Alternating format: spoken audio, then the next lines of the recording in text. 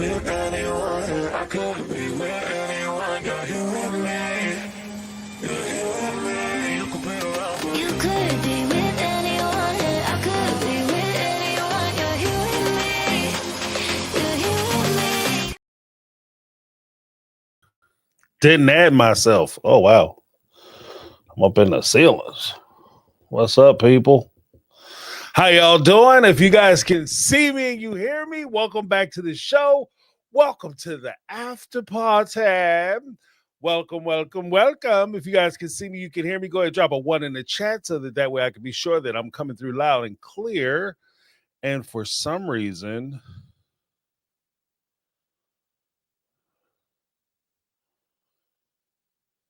oh shit. Yeah, okay, everybody can see me. This is so weird. Oh, guys, we're going to be operating on a little bit of a flippo. Oh, my goodness. Yeah, we're going to have to put this over here so I can see what you guys are saying, because apparently, somebody, I'm being sabotaged on my first day back into the season because my chat is not populating. Holy smokes. Okay. All right. A little different. A little something different, guys. We're doing something a little different.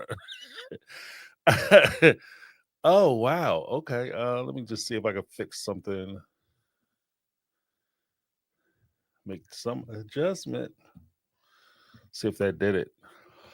And nothing. Okay, but we're going to get through this. All right, guys. First up, yeah, it's jacked up. It was something with the setup, but that's okay. We're gonna get by. I can see. I have a way to see the chat, and I will use that. In fact, I'll just put that over here. All right. Yeah, you know what? I watched tonight's episode. Very underwhelming. It's, I was thinking, yeah, let's get that HBO special. I won't be able to populate it. Oh no. Yeah, right.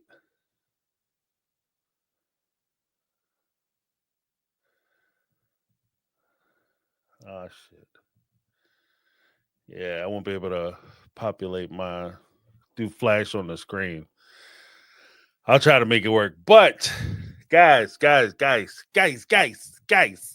tonight's show I thought was a little underwhelming, especially because of the fact that when they took the break, like they were already at a pretty decent pace.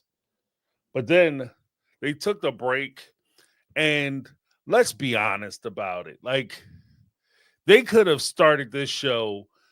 I fully expected, if they were going to try to make this show work, make this show last, that they would hit the ground freaking running. Okay. Like, you got to hit the ground running, because from my understanding, they only have like 4 or 5 episodes that they're actually doing for the regular season. And then they have the 4 tell-all episodes at the end. So you're actually coming out to about like 8, 9 episodes by the time everything is said and done. And I'm going to be honest. I am not. I don't know if they're going to survive, guys. I don't know. Because this season already struggled a lot, as far as I'm concerned. This season struggled a lot. Because it was a lot of, like, basically, like, right off the top of your head, if you really think about it. No, James, there was a lot going on. There was a lot of fine point coloring inside the lines, fleshing out issues that have already been presented and talked about. But if you really think about it, what did we learn in season 19 that we didn't know prior to season 19? Or let me be more specific. What did they present that was new in season 19? Like, sure, we talked about like how the money was spent. We talked about Coyote Pass. We talked about the breakup a little more and how the breakup shook out and how they're kind of dividing things a little bit more. But even with like Christine and and the things that she has going on, like they're talking about the land that Janelle just bought. All this stuff has already been talked about. So it's not even the new stuff is like old stuff. And this is just because they're so far in the past with everything and they're trying to catch up. They're in such a hurried position where they're trying to catch up. Everything they're covering is stuff that we've already talked about. It's stuff that we've already been presented with. And frankly, because that is the case, it begs the question, if we've already talked about it, we've already discussed it, we've already seen it, why are we watching the show? Like this is the weird part of where I think Sister Wives is as a show. They're actually transitioning from a television show to simply news blurbs. And what I mean by that is that People Magazine, Starcasm, or some rando YouTuber, myself included, rando YouTuber, uh, will come out with a story reporting on something that happened in the Sister Wife universe, and we'll present it like, oh, guys, fresh off the presses, Janelle just built a house on the new land in North Carolina. She didn't, but when she does. And a year and a half later, we'll watch Sister Wives on TLC, and they'll be and Janelle be sitting around talking about, yeah, I'm thinking about building a house on my new land in North Carolina. And they'll do it in such a way that we'll be like, yeah, of course, I've seen the pictures of the house, and that's just not a way for you to do a reality show. There used to be a time when they would do reality shows and the NDAs and stuff were so strict and so direct that not only could you not talk about it, because that's what they always say when they go on these shows. I can't talk about it because I have an NDA. I can't talk about it because my NDA, my nada. Can't talk about it. They do that now as a way to sell the show. You have to see it on the show because we'll be filming it and we'll be showing it on the show. Mary did a lot of that on Tamron Hall's show. Oh, I can't talk about Coyote Pass. You'll have to see it on the show. Gino and Jasmine from 90 Day Fiance, they're having their argument. You guys got to watch the tell-all because that'll reveal everything. So you got to watch the show. It's a commercial, right? And to a point, that's what the company wants you to do. But at the same time, they used to put the stuff out so that they were actually the company, or the production company was actually breaking the news. So they would present something and then the fan base would start talking about it, and they would ask the person who's on the show about it. And the person on the show would say, oh yeah, that is happening. And if you want more details, you have to watch the show. But the story itself broke on the show. Now the story breaks like months, if not a year before we see it on the screen. And then when we do see it on the screen, if I'm going to be completely honest, it's actually very anticlimactic. Like I'm happy Janelle got the land. I think it's awesome that Janelle got her land and she was able to secure the property for herself. And I think it's going to be fantastic for her and her daughter and her son-in-law to own the property. I am interested in seeing how they progress, but I want to see how they progress on the show. Not necessarily hear somebody on YouTube or Sarcasm talk about the issue, talk about how they feel about it. And this is, again, I'm including myself in this. I don't think I'm like those people. How we talk about it and we express ourselves on it, give our thoughts on it, give, our dissertations on what we think it means. And then, like I said, 6 months to a year later, we see them start to do the very thing that we've already explored every which way but the Sunday. Like, it's just anticlimactic, and it just doesn't make the show worth watching.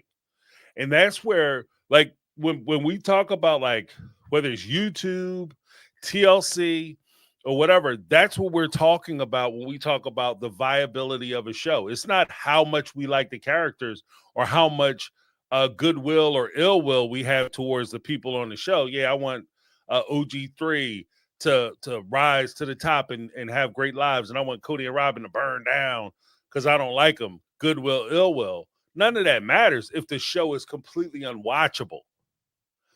And I think that the viewership on the show will start to decrease, especially if, like, why am I sitting here watching the show, waiting 6 months to a year to watch a refresh of something I already knew because I subscribe to a YouTube channel and they give me all the fresh tea, all the new dirt.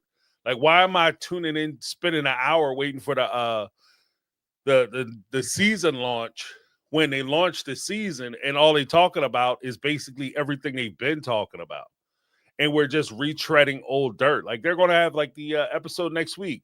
They're going to stand on County Pass, and we all know that they just sold County Pass for $1.5 million, right? And how much each of them received 25% of said property. They sold the property for $125 million, divided 4 ways. They came out to like $300,000 a piece. We all know this already. So to watch them sit there and talk about, I might have to get a lawyer. I don't know if I can trust Cody. I don't know if this is going to happen. I don't know if we're going to be able to sell the land, if I'm going to actually get my cut. We already know what the cut is. We know what the breakdown is. So it's anticlimactic. And that's where I think that the show itself is going to struggle. I think that once the show starts really struggling, I think that the ratings are going to dip. Once the ratings dip, this show is not long for this world. Like, I'm telling you, like, they will cancel this damn show. And there's there's some things that I noticed that actually I started getting some video ideas. So I will be dropping videos this week talking about a lot of what we saw and where I think the projection of where they're trying to go on this particular episode based on the pacing that they set. We'll be dropping videos about that. I just want to get my research in and make sure that I do a complete video on it, or I would bring it up tonight. But I'm telling you, it's just I'm just not super enthused. Like, the one thing that I will say, even with Mary coming out against Robin, we kind of saw that on the previews, but then Mary showed up to Tamron Hall's show and basically said that, like, she confirmed it. Her and Robin didn't really have a strong relationship, that they weren't really good friends, and it was kind of played up for the TV show, right? And for me, that is twofold, because it's not just the fact that Tamron Hall came out and they had the disagreement, or she said that, we weren't really getting along that good. Oh my stars, they weren't getting along that good. They weren't good friends.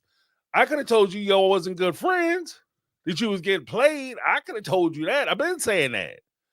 So when she said it, I was more shocked that Mary acknowledges that that's what was going on, that they struggled with their relationship, and this is something that was played up for the cameras, the closeness between Mary and Robin.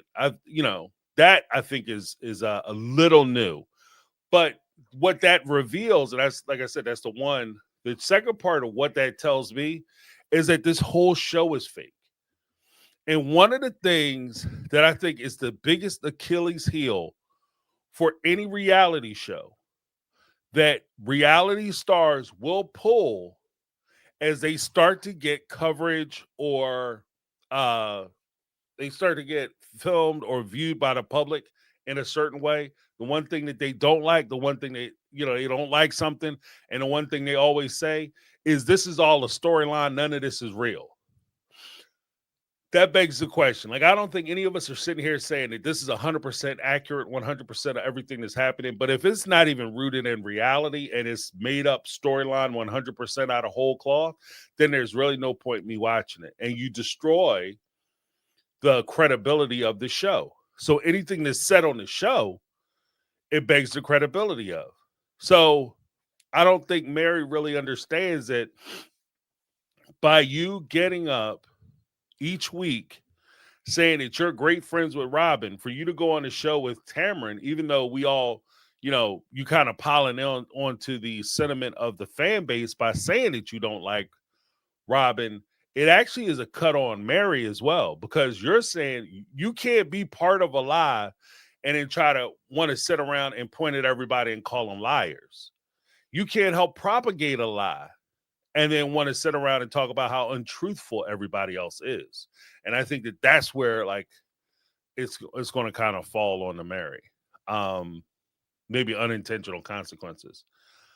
Uh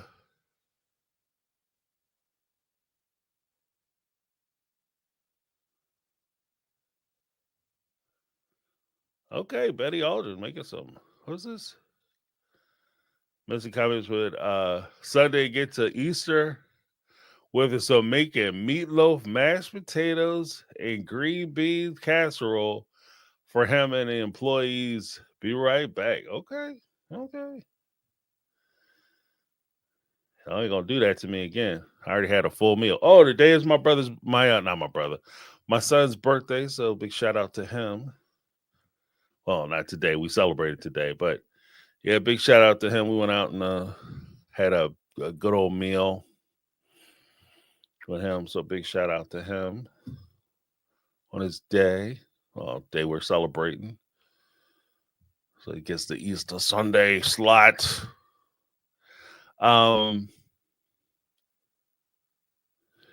Yeah. So, but yeah, happy Easter to those who celebrate. It's awesome. Today is a good day for everybody to be celebrating and spending time with your family. And like I said, it's a great time for you to break bread with folks that maybe you don't get to see all the time. I did think it was interesting listening to them talk to them little girls about like what was going on. Can we talk for a second, guys? Guys, something bothered me when we were sitting there watching it. A couple things. Everything with Cody and Robin tend to bother me. Like they are the can't do right. Yeah, you understand what I mean? Like they're those folks who, no matter how much they try to express themselves, what they try to say, or how they try to frame it, it always comes out jacked up and wrong. You understand what I mean? Like it was like watching them, I was like, holy shit. Like, especially when Cody was sitting there talking to the young lady after her baptism, which was weird as hell. And Cody actually, what he said during the course of this little interview montage is exactly why churches don't let other people who are not part of that faith baptize into their faith. Exactly what Cody said he did. Cody said that when he went for the baptism, because Cody got invited to come down and do the baptism, and maybe this is part of the newfangled, like new age church stuff. I don't know, but I'll go to a more old school religion. I'm a Catholic, so I went to I grew up Catholic. I went to Catholic school. I grew up Catholic, and because I went to parochial school and baptized into Catholicism, but my grandparents are Baptist. And I'm going to tell you now, if you are not a member of said church in those faiths, my experience, you don't get baptized by somebody who is not a member of said church. So, not member, believer, part of the faith, however you want to phrase it. Maybe that's member is not the correct phraseology. If you're not part of that religion, you don't get to baptize somebody in the name of that religion. So for Cody, he gets this young lady into the baptismal tub or whatever, and he goes to dunk her, and he says that he leans in, and it's like super mysterious. I lean into her, and I whisper the AUB baptismal prayer. Like, you can't do that. That's the most disrespectful shit ever. That's disrespectful. That's disrespect. You can't. If you get baptized as a Jew, you don't. It would be inappropriate for me to come in there and lean in, or I don't know if they get baptized like that, but it'd be inappropriate for me to lean in and start doing the Catholic stuff, like, oh, let me do the Our Father with you real quick. Let's go back and say confession. Like, that's not something you do. You don't get to bring your sacraments into another faith. It's disrespectful. Especially, like I said, if the people, like, if you get more to the like the spiritual end, I'm trying to keep this very light. You can see I'm struggling, but if you get to the spiritual end of it, the reason why a lot of faiths.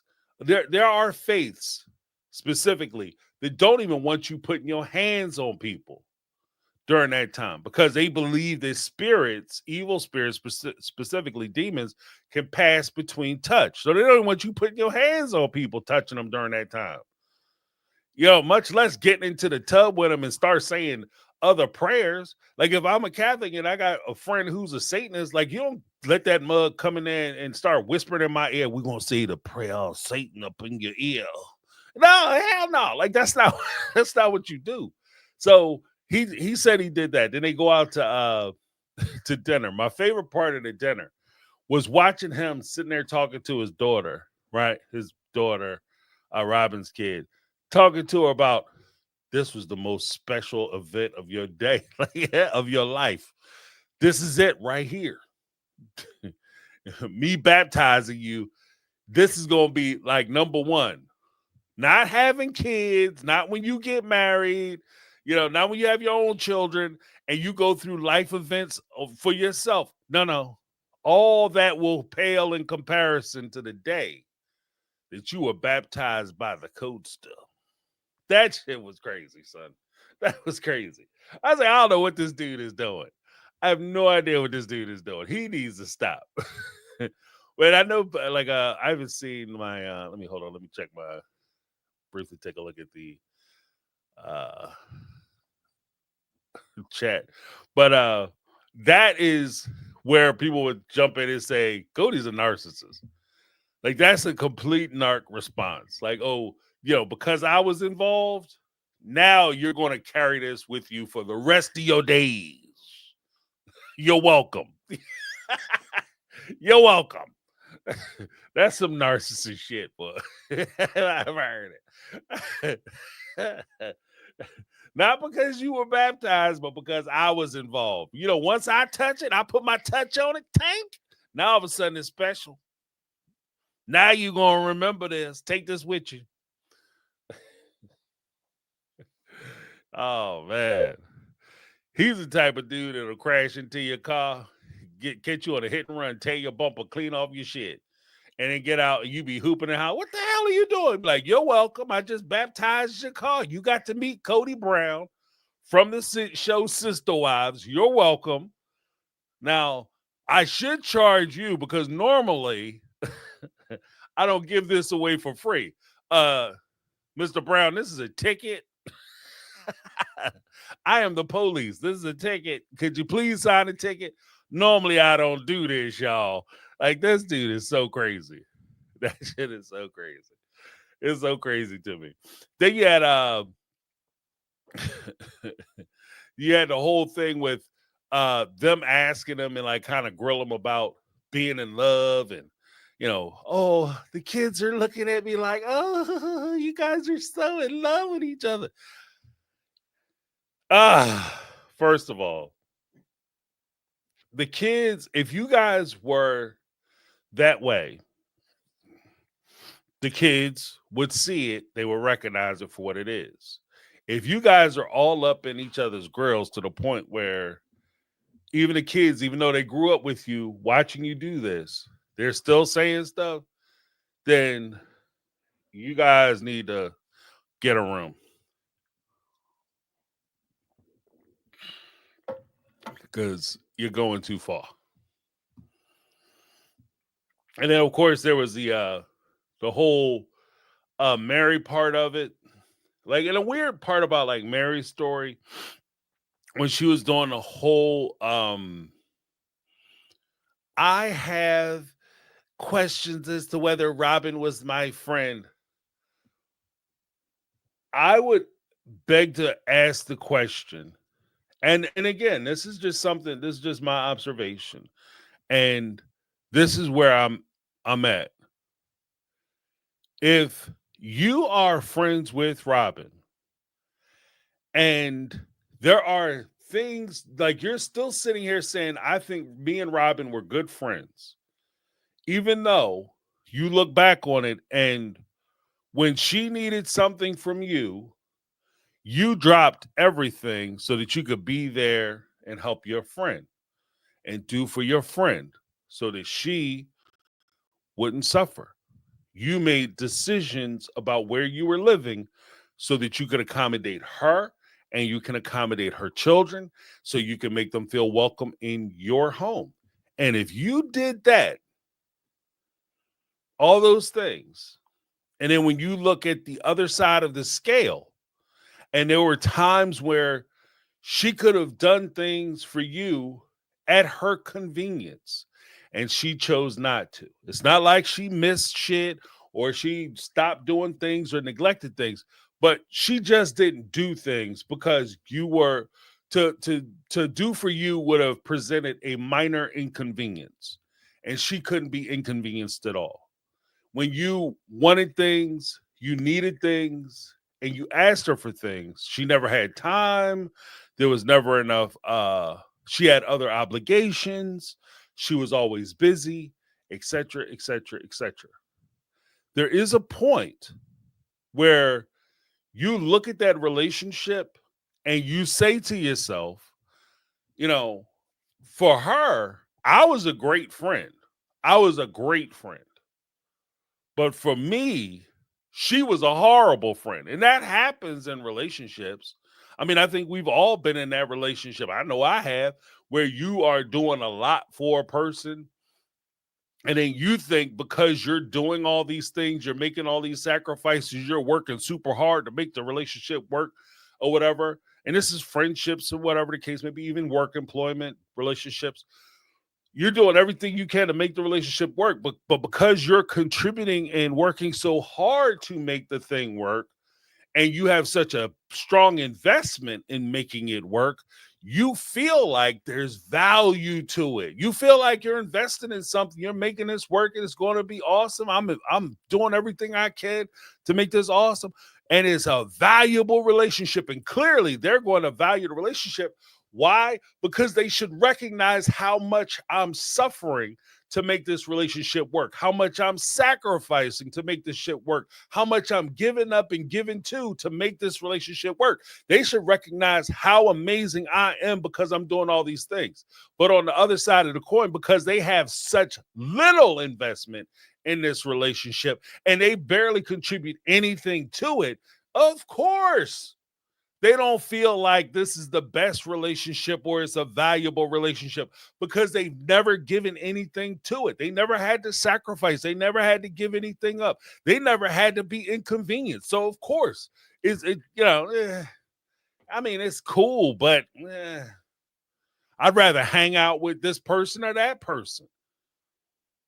And that's where I think that Mary, like, I got to get that feeling that that's where Mary is confused because she gave up so much for Robin to be in her situation and in her life and then eventually into her family that she doesn't recognize that none of your sacrifices being dick all to a person who didn't give anything up. The person who received everything by gift or by inheritance, they don't value it the same way somebody who worked for that shit does. Just, one to grow on. Like, that's just the way it works. If you work for something, if you have natural talent and you always win, then you don't really appreciate when you win. But if you spend a lot of time struggling, losing, every time you get 1 foot ahead, you feel like you 2 steps behind. You look over at your peers and it seems like they're doing so much better than you, and you're still fighting and struggling and clawing and scrapping, and everything you get, you work for. When you start achieving things, when you start to be success, you appreciate that success way more than a person who just happened to be born into it. The person who just, well, how did you get your first house? Oh, I can't tell you. Like, I had to save this. I had to go without that. I ate ramen noodles for a whole year. Hell, I wasn't even eating ramen noodles. That was like on a luxury going out date night. I was eating and then this other person, they just inherited a house because their mama said, you know what, you're 18 now, so let me give you a house. What you hear in that situation, because I've seen that situation before. I've talked to those folks before. What you tend to hear is, well, I don't like where I live. Oh, why don't you just buy another house? You know how much I had to give up and sacrifice to get this? You know, I got it. A lot of prayers, a lot of blessings, oh, a lot of hard work. And things just fell into place for me. It was so beautiful, so lucky. It's, oh man, it was amazing. No, you just paid for it. You just bought it. What are you talking about? Because they don't know, you know? And I don't think in this particular relationship between Mary and Robin, I don't think she really knows how much or can appreciate what Mary gave up to have Robin in the family, in the house, and try to be Robin's friend. When she, especially when you're sitting there and you transpose it like one to one with, or compare it one to one with Christine's position, where she talked about, like, you know, how she felt because she was the jealous one. You know, not throwing those shots, just is what it is. You know, she was more aware of her jealousy and spoke more on it. But the reality of it is that you're sitting there and you're watching a fully functional relationship. You're watching Cody and Robin try to hide how much they love each other when they think you're not watching, him reaching over there, gripping up on her butt. You watching that and you see it. And you know he ain't doing it for you. But you have to sit there and pretend like everything is copacetic, everything is fair, and everything is equal and even, so that you can keep and maintain the friendship, so that you don't hurt her feelings and you make her feel good. But she doesn't recognize that because it's easy. When she sat there and talked about how easy it was for the women to go back and talk to Cody, oh, you guys just have to talk to him. Stop being assholes and just sit down and talk to him. Yeah, it's easy for you because that's something that you have. That's something that you were given. You're given the opportunity to be able to go back, sit down, and have a conversation with them and say what you want to say the way you want to say it. These other women don't have that opportunity, because if they say one thing that rubs him the wrong way, that he doesn't like, they are cut off. There is a substantive difference between Robin's relationship with Cody and any one of the other wives with Cody. There's a difference between Robin's kids' relationships with Cody and any one of the other wives' relationships, kids with Cody. That's just the way it works. So when I hear Mary talking about it, like, at some point, you know, I don't blame her. I'm not criticizing her for investing in a relationship with Robin. I'm not even calling her stupid or none of that other stuff. What I am saying is that you did the right thing for the wrong people. There's nothing wrong with being loyal. There's nothing wrong with making sacrifices for your friends and doing things for your friends or your loved one. It's just that you have to do it for the right people. That's kind of the trick. You know, you got to do it for the right folks. You have to do it. You have to contribute and be involved with people who are worthy of your sacrifices, not people who just come in and they just ride it out. Like, that's what I see. Like, I think that, you know, in Robin's, I don't even know if you call it defense, but just the observation of how Robin even approached it. You know, Robin, she came in, and because Cody was so enamored with her, she was able to come in and she could make certain demands, observations, or do or not do things. And whatever she did was accepted by the person in her mind whose opinion was the only opinion that mattered. It didn't matter that Mary was offended or Christine or Janelle was offended. It only mattered if Cody was offended. And because that's the case, yeah, I'll go with you. And I don't go, oh, well, Cody's not mad. As long as I do something for him. Come over to your house. It'd be so great to have this. Like, Mary bought a whole, like, she rented a whole house. I don't say she bought a house, but she rented a whole house with a backyard playground. And her child was in college. Actually, I think it was in grad school when by the time she got to out there, rented that big ass house by herself. She rented that big ass home with the full intention that Robin and her kids were gonna come over and play. And she's like, she said they only made it over there a handful of times. Robin, of course, she blames COVID. COVID, we couldn't go over there because of the sickness the whole year. I was sitting there watching the kids, making sure they were being homeschooled, taking care of them. Wait, Robin, didn't you have a nanny? I thought the nanny came by and made everybody sick when y'all got together. That was after the year-long lockdown, right? Am I wrong? So how are you doing the homework, Robin? That don't even make no sense. Maybe I'm mistaken. Maybe there's something wrong with me. And this is part of where I was talking about people being dishonest. Y'all can't even keep your damn story straight. This shit don't even make no sense. I'm sorry. My apologies. I was paying attention.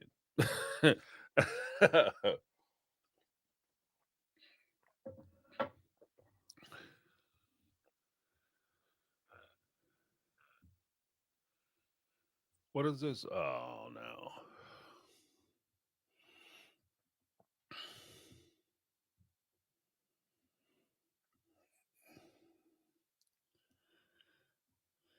All right.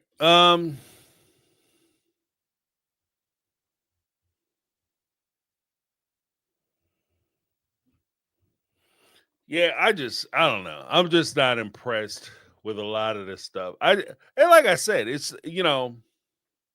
on one degree, I could say, Robin was a terrible person for coming in, busting up the family, doing the things she wanted to do, la da da, bop bop bop bop. But at the same time, they're gonna do what they're gonna do. And when they brought her into the family, even though she grew up in a polygamist uh situation with her mom. Hey, Cindy from Oz, what's going on? Alexander PF, I see you up in the house. Um, Even though she grew up in that situation, truth be told, she wasn't prepared for it. Like she didn't grow up in the type of relationship that the Browns had, or the type of polygamy that the Browns were practicing. She was ill equipped. So when she came in, she just came in with her mentality and she disrupted the family because she just did what she did. She just did what she thought she should do, and that just disrupted the family. It kind of is what it is. So,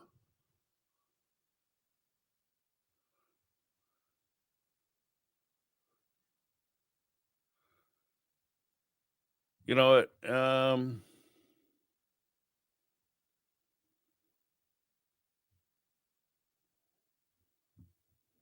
Yeah, I don't know. I'm just not impressed.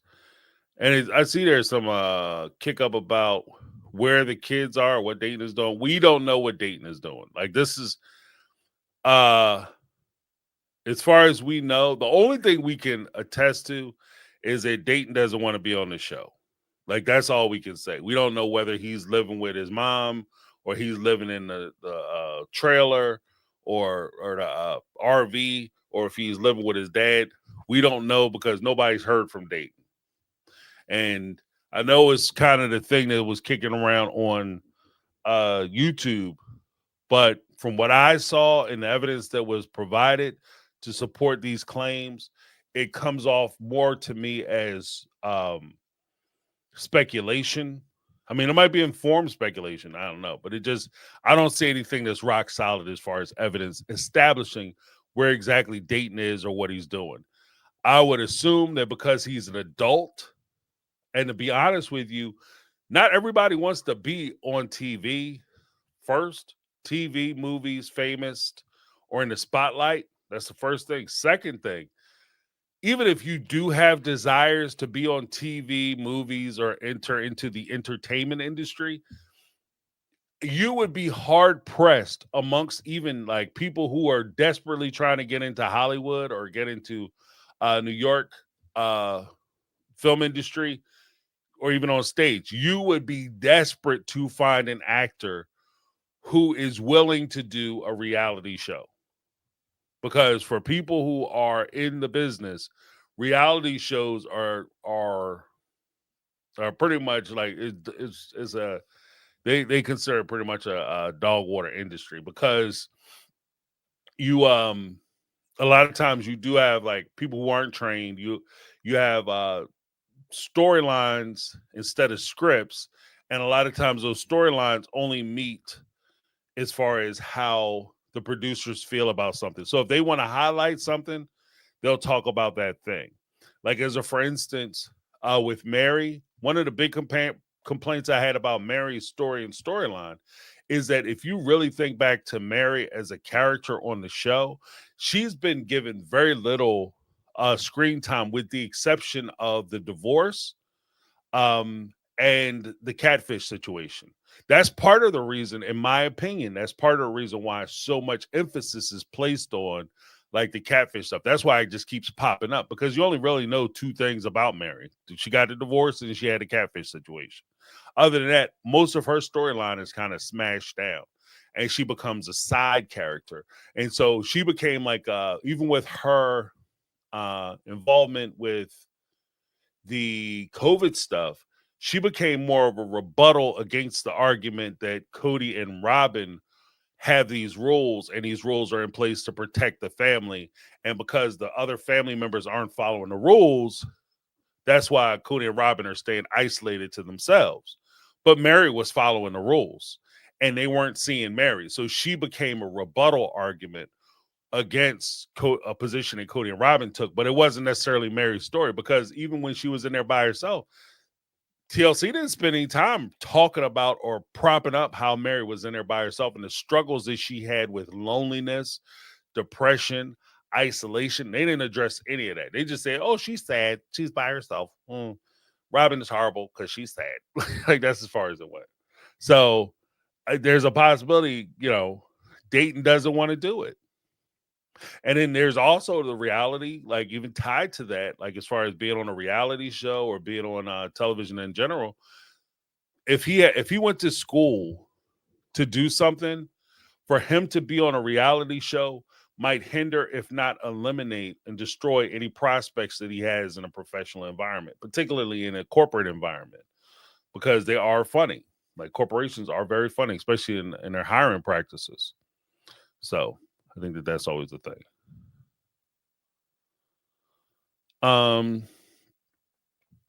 Yeah, but the other thing, and then I'll open up the phone lines.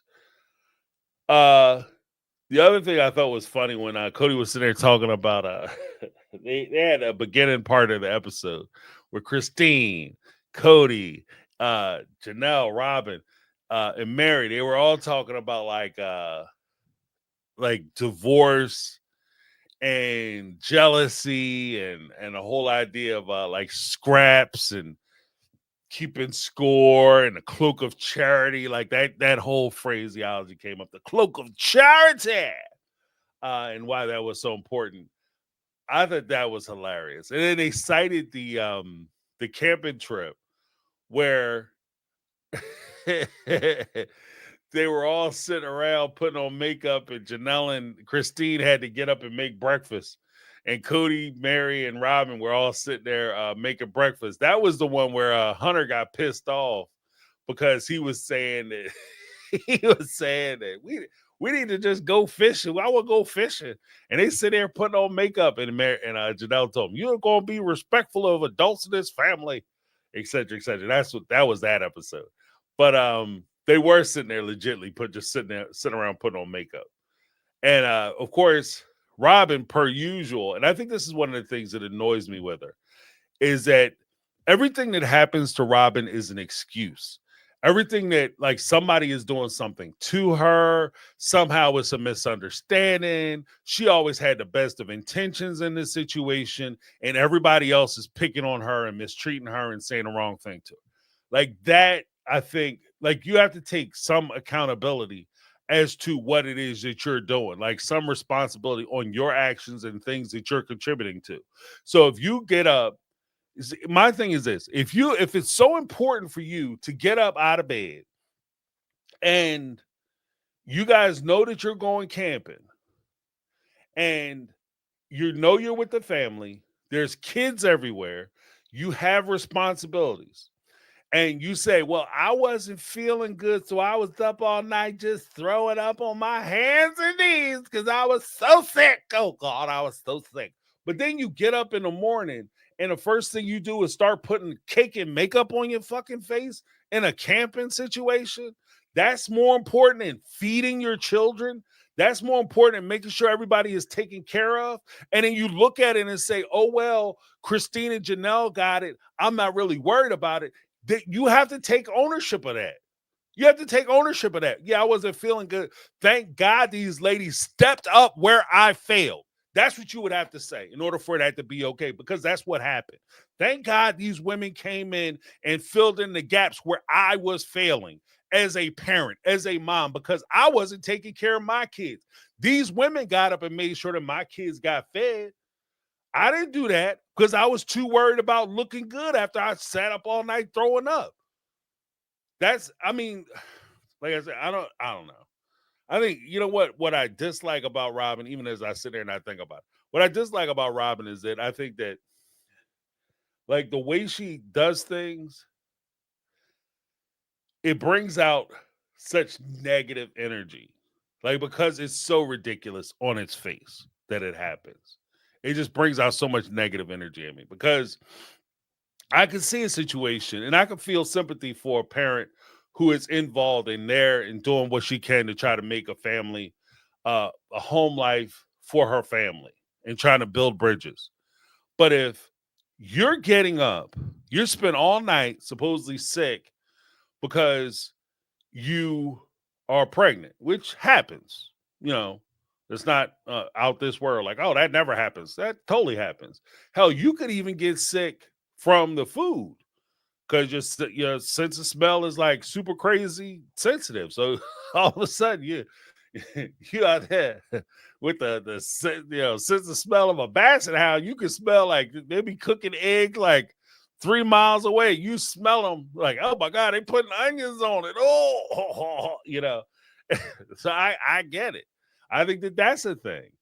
But if that is what happened and you weren't feeling well, and from what I saw on the video, it didn't look like she was feeling ill, or she wasn't feeling well, because she was over there laughing and giggling. Cody sitting there kick back, chatting with her.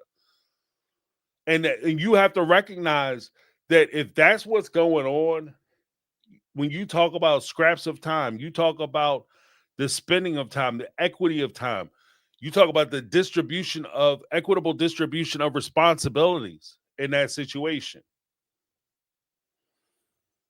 that you are being unfair. And for you to sit there and pretend like, oh no, because I was sick, Christine had a newborn at that time, but she was still Christine had a newborn and she was suffering from postpartum depression, but she was still expected to get up and take care of her kids and her family.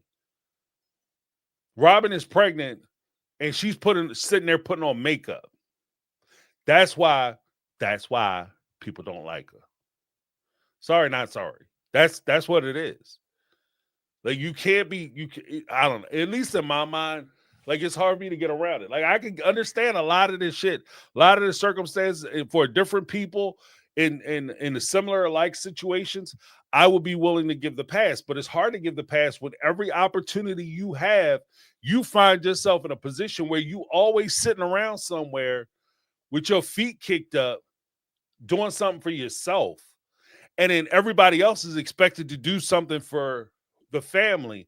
And the moment they want to step off and do something for themselves, then you're being selfish. You're being jealous. You ought to be ashamed of yourself. Why are you thinking of only yourself and not considering the family? If somebody wants to come in here and argue with me about how Robin was always considering the family, this would be an example of her not considering the family and putting the family first and putting herself above everybody else. You can't have it both fucking ways. That's the rules. You can't have it both ways. You can't sit here and say on one end that she's always looking out for the family, always considering the family, always doing right by the family, but then at the same time sit there and say, oh, well, when she was sitting there and she was pregnant, she had to take care of herself and look after herself. Either she's doing one or the other. Now, is there a situation where you could squeeze in and say that you can balance both? Absolutely. But at the same time, don't sit here and pretend like you were the greatest martyr who ever walked the face of the planet on this scorched earth. And then these other people were always brutalizing you and mistreating you, because at the end of the day, these women got up and were taking care of your damn kids. They were taking care of feeding your children. They were filling in your responsibilities. while you were sitting there trying to get pretty. So to sit around a campfire, I don't know. Camping is different, I guess, for everybody. I don't know. I don't know. In my mind, yeah, right. When he's in my mind, um,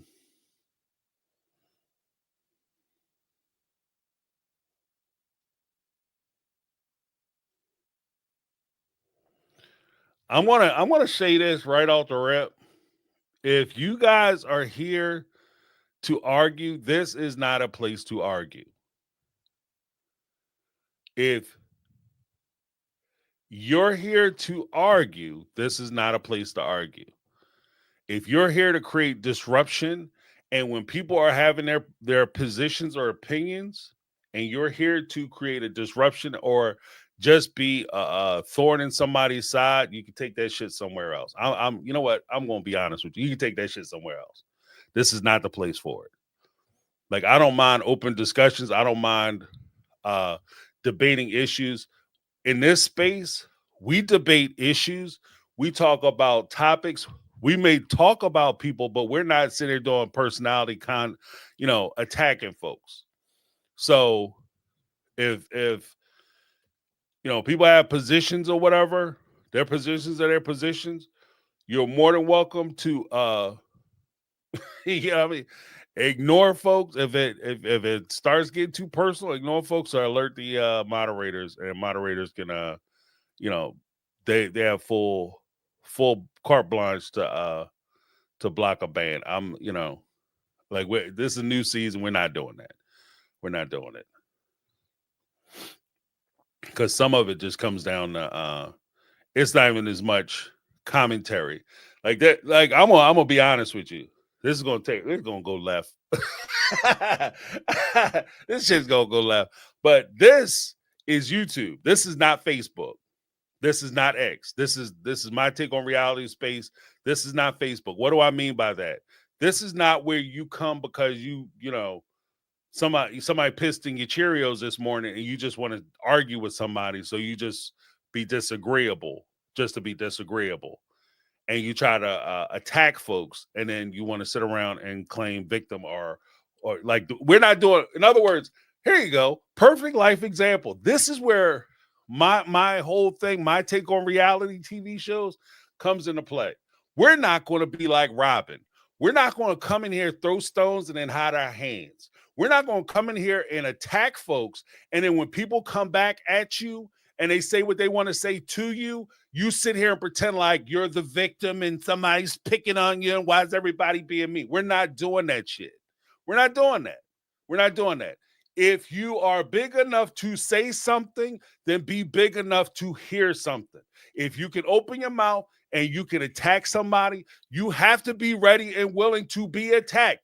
You can't, like, I'm tired of this high school. This is not even high school, this kindergarten shit where you think you can walk up, slap the shit out of somebody, and that other kid is just supposed to sit there and take it because your mommy told you was special. No, people have their opinions, and everybody's entitled to their opinions. And we watch a TV show. We watch a TV show. So I'm not going to sit here and pretend like I'm an authority, nor is any other YouTuber. I will go on fucking record right now. There's not one YouTuber, television personality, ET reporter, anybody, tell-all reporter who has a key into what's actually going on in these people's lives. You know why? Because when people do fucked up shit, they don't record themselves doing stupid shit. When Cody, like some of the stuff that Cody has done on camera, part of the reason which makes it so reprehensible, some of the things that he says, what makes it so reprehensible is that he stands there and says it on camera. And he's okay with saying it in public, knowing that there's a guy standing there with a freaking camera on his shoulder, and he says this stuff. Or he gets dressed up, gets up, takes a shower, washes his hair, does the cranky crank shit, goes to the studio, drives his ass to the studio, sit on a couch, and sits there in a studio after he goes through hair, makeup, wardrobe, hits Crafty 3 or 4 times, and then waits. They do lighting, they check sound, he waits, He goes, sits in the dressing room for a little while, reads a paper. Then maybe an hour, 2 hours later, he comes out, does the interview. And then he sits there and says some crazy stuff. If he's saying things that he thinks makes him sound smart or makes sense while he's sitting on the couch, I can only imagine what he's saying in private. I can only imagine what he's talking about or how he's treating people when the cameras aren't rolling. If he gets up and he says, "This'll make me look good," and he goes to the to the production company, he does that stuff, and it looks and sounds horrible. The fact that you thought it made you look good is scary to me. So that's where I'm at. That's where I'm at. So at the end of the day, this is like on the channel. What I'm about is this. We can share ideas. I'll talk about reality shows as a means and method so that we can have a bigger conversation. I've said this from day fucking one. So don't act like this is something new. This is something, I'm not reprimanding you guys, but I'm just saying, I'm animated. This is something I've been saying since day one. Day one, when I started my channel. I started my channel with the precept that the reason why I talk about reality shows is not reality shows for reality show's sake. I'm not a gossip person. I don't sit around and talk about what Cody and Robin, did you see what they was doing? A haunted child? That's not what I'm doing.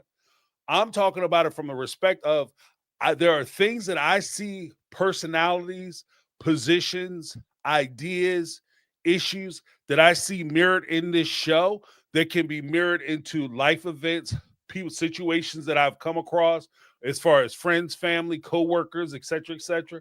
And I say, wow, that's something that is very similar to something I've seen. And I can draw a comparison between the two. And I like to talk about those things because not just for you guys per se. Like I do like giving to the audience members. I like to give to the people who watch the show. But at the same time, I take a lot of this stuff and so that I can have a better understanding of my situations, my relationships, and people I come in contact with, as well as issues which I may come across. I like to think about shit before shit happens so that way when it happens, I already kind of know where I am and because I've thought about it before. I don't like to be surprised. So I like to think about it a little bit ahead of time and this gives me the opportunity to do it. What would I do in that situation? How would I react? How would I react if I saw my daughter or my son in this type of situation? How would I react? What would be some things that I would tell them? I'm not going to sit here and pretend like because I talk to my kids about relationships that the people that they're going to encounter and come in contact with are going to be the result of people having the same conversations with their paramours, their coworkers, or friends, family, or people they come in contact, my kids come in contact with. I'm trying to prepare myself and prepare my family so that when they come into these kind of conversations or these kind of relationships, they know or at least have some roadmap or some semblance of a roadmap on how to react, how to consider, what to think about, things of that nature. That's why I do this. Then I don't do this because I want to sit here and get into a long drawn out conversation or argument and use personal attacks, calling people all kinds of names because they disagree with an observation that I have about a TV show. Because at the end of the day, as Barry has pointed out so recently on Tamron Hall's show, we really don't know what's going on because they're all lying. They're lying. They're lying. And I understand why they're lying because nobody, like I said, nobody's going to get up there and be like, yeah, I'm a total asshole. And this is what I do. Like they're going to get up and they're going to tell, oh no. And I'm not even saying the situations are necessarily a lie. Like the situations can be all the way real. It's just that how they approach it and how they deal with it may not be the most genuine or honest responses. So with all that, what's this? Lone Wolf? James, do you think Cody and Robin are abusing her daughters by making them play into the scenes this season? I can't imagine they want to be on camera like this. You know what? I think that it's unfortunate. But the one comparison, again, reality into real life. in real life situations or experiences, one of the things that we see, especially on like shows like Quiet on the Set or that documentary about the Nickelodeon stuff, child stars. When you have child stars, that's a lot of pressure on children. It's unnecessary because a lot of these kids are taking care of their family and they are responsible for taking care of their family. So when stuff happens, like for instance, um, Cody and Robin go back and be like, well, we don't really want to talk about our wedding or our marriage because if we do, things may go bad. And it'll be it could be kind of jacked up if we go back and actually tell people what's happening in our relationships. So we need a distraction. We need a storyline. We need to fill in the gaps. So we have something that we're talking about, but we're not necessarily talking about our relationship. So they volunteer the kids in and they could get baptized or do something that's really like the baptism thing, weird as hell, especially the way they did it. Cody trying to make like zhuzh it up to where it's a big deal. And I think to be honest with you, that's what makes it weird. That's what makes the baptism thing weird. Is the fact that Cody plays it up so much that like it's such a big deal. These kids are adults.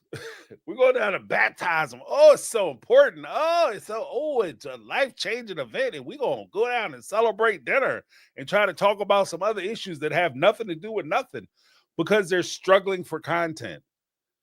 And I think that that's the biggest problem that this show has is that Cody and Robin don't want to be on it. Like they don't want to do the reality show, but they want to be on a reality show. And to your question, I think that the easiest way for them to do it without really impacting or compromising themselves is to throw their kids out there.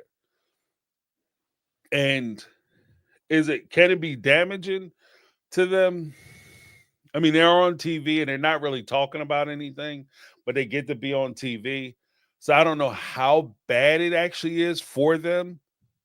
But this also might be a reason as to why Dayton doesn't do it because he doesn't want to, he would be the easy one for them to kind of pick on. Like, and that's one of the things that like a lot of like none of us are really talking about. Maybe the reason why Dayton didn't do it or isn't on the show is because they had such a jacked up storyline for him to do that he said he didn't want to do it. I don't want to participate. I'm not going to go in there and say that. Dayton, wouldn't it be interesting if we say that you're struggling with pornography? You know what I mean? Corn. If you have corn struggles, then that would be super interesting. And we could tap into a younger audience and we could I'm not doing that. Dating what? It's just a blow up doll. You know what I mean? Like, no, I'm not doing. You know what I mean? As a young man, I wouldn't do that either. So we don't know what they're trying to do, but that would be crazy damaging because that could hit towards him and who he is, or if he's having other struggles. Like I think that would be bad if they're pulling their kids in the struggle and they're trying to put their struggles on to camera. Then I think that that's terrible. I think that's terrible. I wouldn't recommend this. Like I've had some opportunities, uh, and I've talked to people about their kids going into uh the business, as it were. Um, and one of the things that I've always said with regard to young people in acting, it could be a great thing, especially if it's something that they really want to do and they're excited about doing, they want to put in the work. It could be awesome.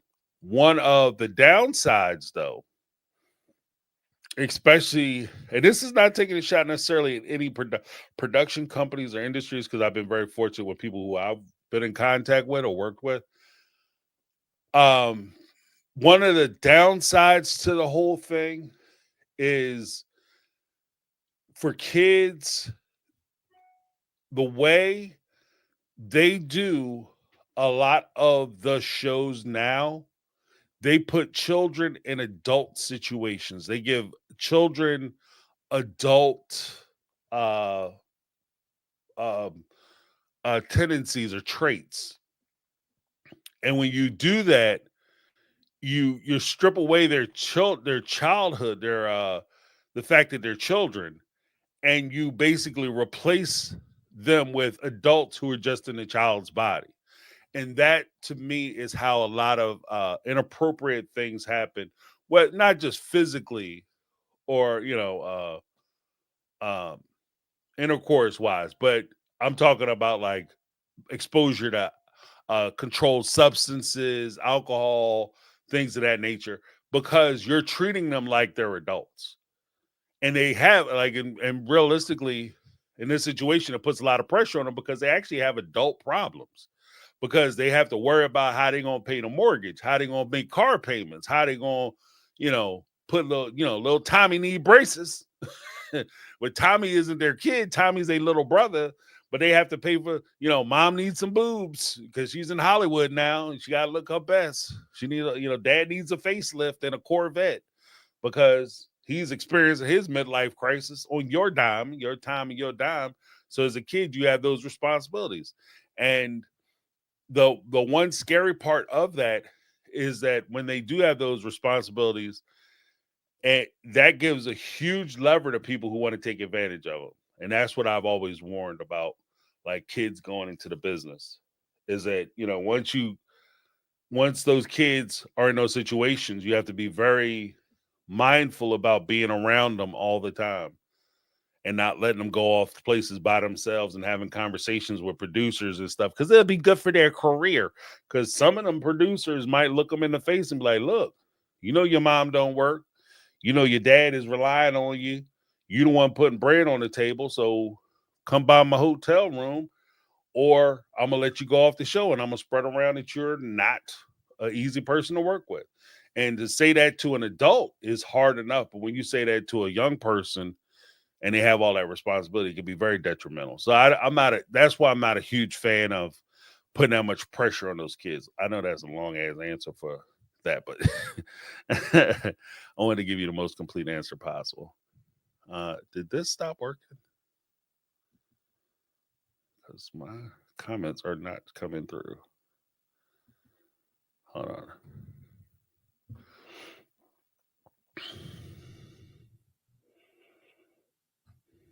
All right.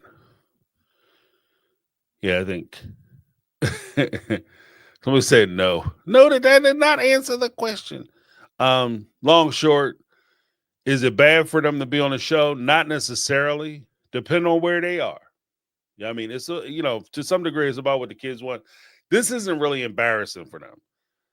If anything, they might think it's cute. Like her kids kind of they, especially the oldest one. I think that she thinks it's cute that she's actually getting kind of a predominant. She's being pushed forward as like the star of the show. Because from what I understand, she has like some ambitions to be in like the entertainment industry. So this might be exposure. That's what oh man, that's one of the things you always hear, like actors, comedians, dancers, singers, especially when they first start out. Instead of somebody trying to pay you to do a show, a lot of times the thing that you'll hear is, man, if you do this show, we can't pay you, but it'd be exposure. Like that's how they trade it off. Like it'd be exposure. Like, man, this is like, there might be like 50 people in the audience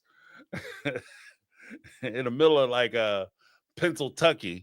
Like that, nobody is here who's gonna, oh my gosh, that guy's amazing. Let me take him to Broadway, Oh, this woman, oh, the way she played the guitar, I'm gonna put her in the next big rock band, the female version of Metallica. Like that's not happening. So the exposure stuff is this a way for them to get you to do shows for free. But I can see especially somebody, if you're struggling and you're trying to make it happen, when people tell you that things are exposure, you're looking for that type of exposure. So you're willing to sign off on a lot of this stuff. There is a point where if you are crazy talented, what I would warn against, like if you're crazy talented, exposure only matters if you're being exposed to the right people. One, two, if you are going to like if you're that talented and you've already been on the show and you've done the show already for she's been doing it like the oldest child been doing the show for 15 years now, you can't get much more exposure than that. Like don't let them do you, girl. Don't let them do you. Okay.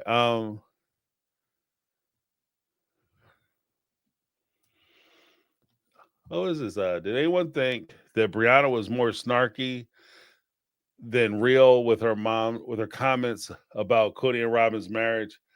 Yeah, I think that that goes against Brianna's type that they've been trying to push her on the couch. They try to make her seem like a real sensitive person, but I don't think she is. Like I think that's more Brianna's personality than it. I think that was like maybe the first time we've actually seen like a glimmer of what her personality is.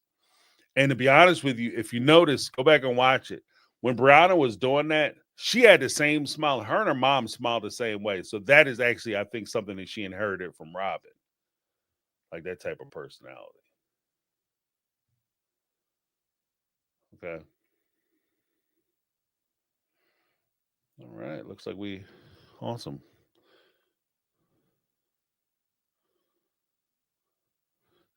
Yeah. But let me drop this in. Can't believe they screwed me. They screwed me.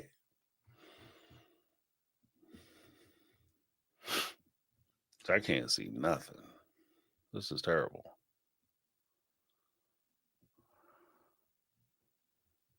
Oh wait. Oh, I almost did it. I almost canceled myself. Well, shut the stream down by mistake. That would have been terrible. Yeah, I'm like tonight's show was really not that it wasn't that crazy to me. Like I think that the like what as YouTubers, we'll do our jobs. I'm gonna give you guys a little inside baseball because that's just what I do. You know, I don't give a shit. I'm gonna just call it like I see it. Um, what's gonna happen this week? Like I and a lot of the YouTubers are going to push some ideas, some things that we noticed about it.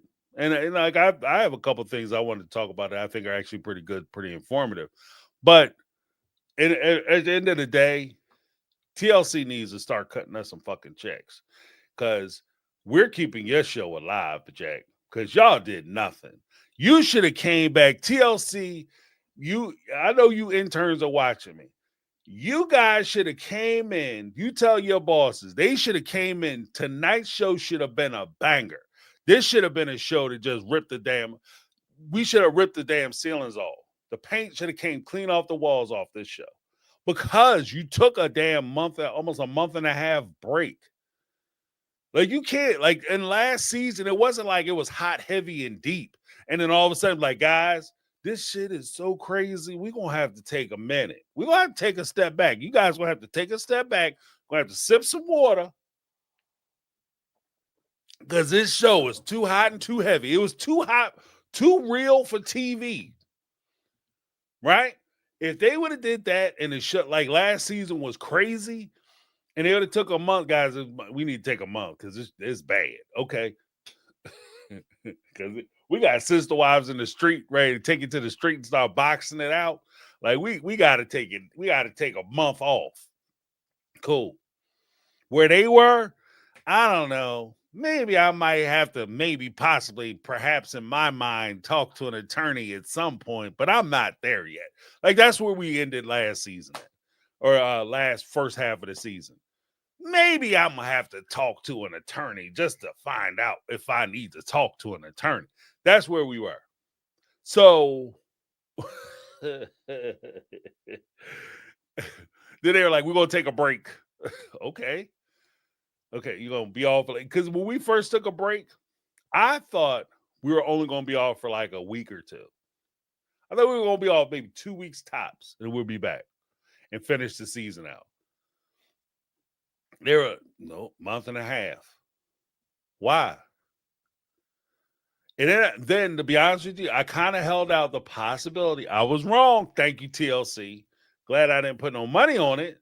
I held out the possibility that the second half, like, okay, that first half was kind of slow.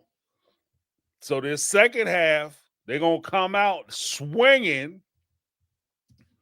And they decided they was going to give us a little bit of a break because that first half was going to be so lame because they knew that second half, ooh, it's going to knock your socks off, Jack. And then tonight, you know, I'm underwhelmed. I'm underwhelmed. Like, I thought there was some good stuff in it, like some good filler. Again, it's filler because it's filling in topics, issues, and discussions we've had before, but it's not new information. Like, we've learned nothing. Season 19, we've learned nothing about this family, how they live, what's going on with them. We see stuff that we've already talked about that clearly I can get from Starcasm or The Sun or whatever. You know, I don't need to watch. Like, this is one of the problems. This is not must-see TV. And this is where kind of rubber meets the road on quality production and shows that are going to last. Like, this show has been on for so long that I think they've kind of grown themselves accustomed to the idea that they're always going to be on the show. Like, these guys think they're like legitly, and you know, I'm not trying to be mean. I'm just saying it is what it is. Like, the people who are on the show, the OG3, Robin, Cody, they think they're celebrities. Like, you think you're a legit celebrity. And there are celebrities who found this out the hard way. When I was a kid, wait, what's the guy's name? Before I go to the thing.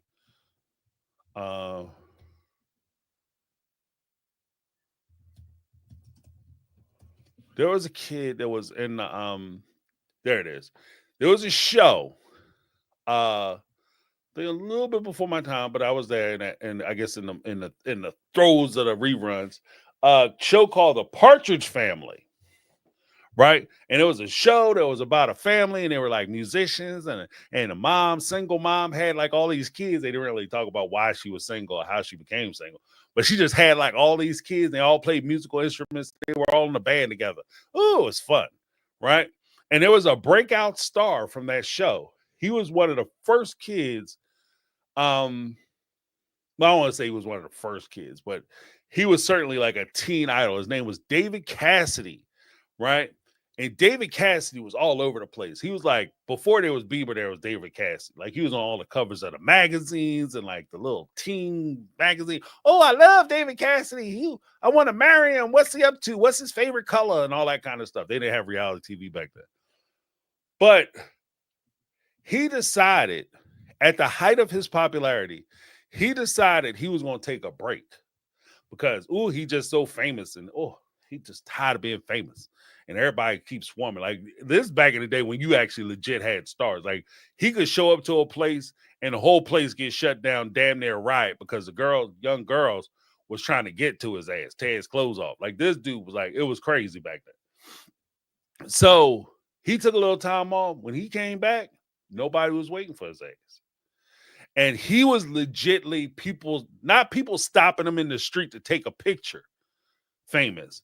I'm talking about he would show up to a hotel and they would have to lie and say that he's not there so the women and the kids don't come in and tear the hotel up because they want to get to him and see him famous.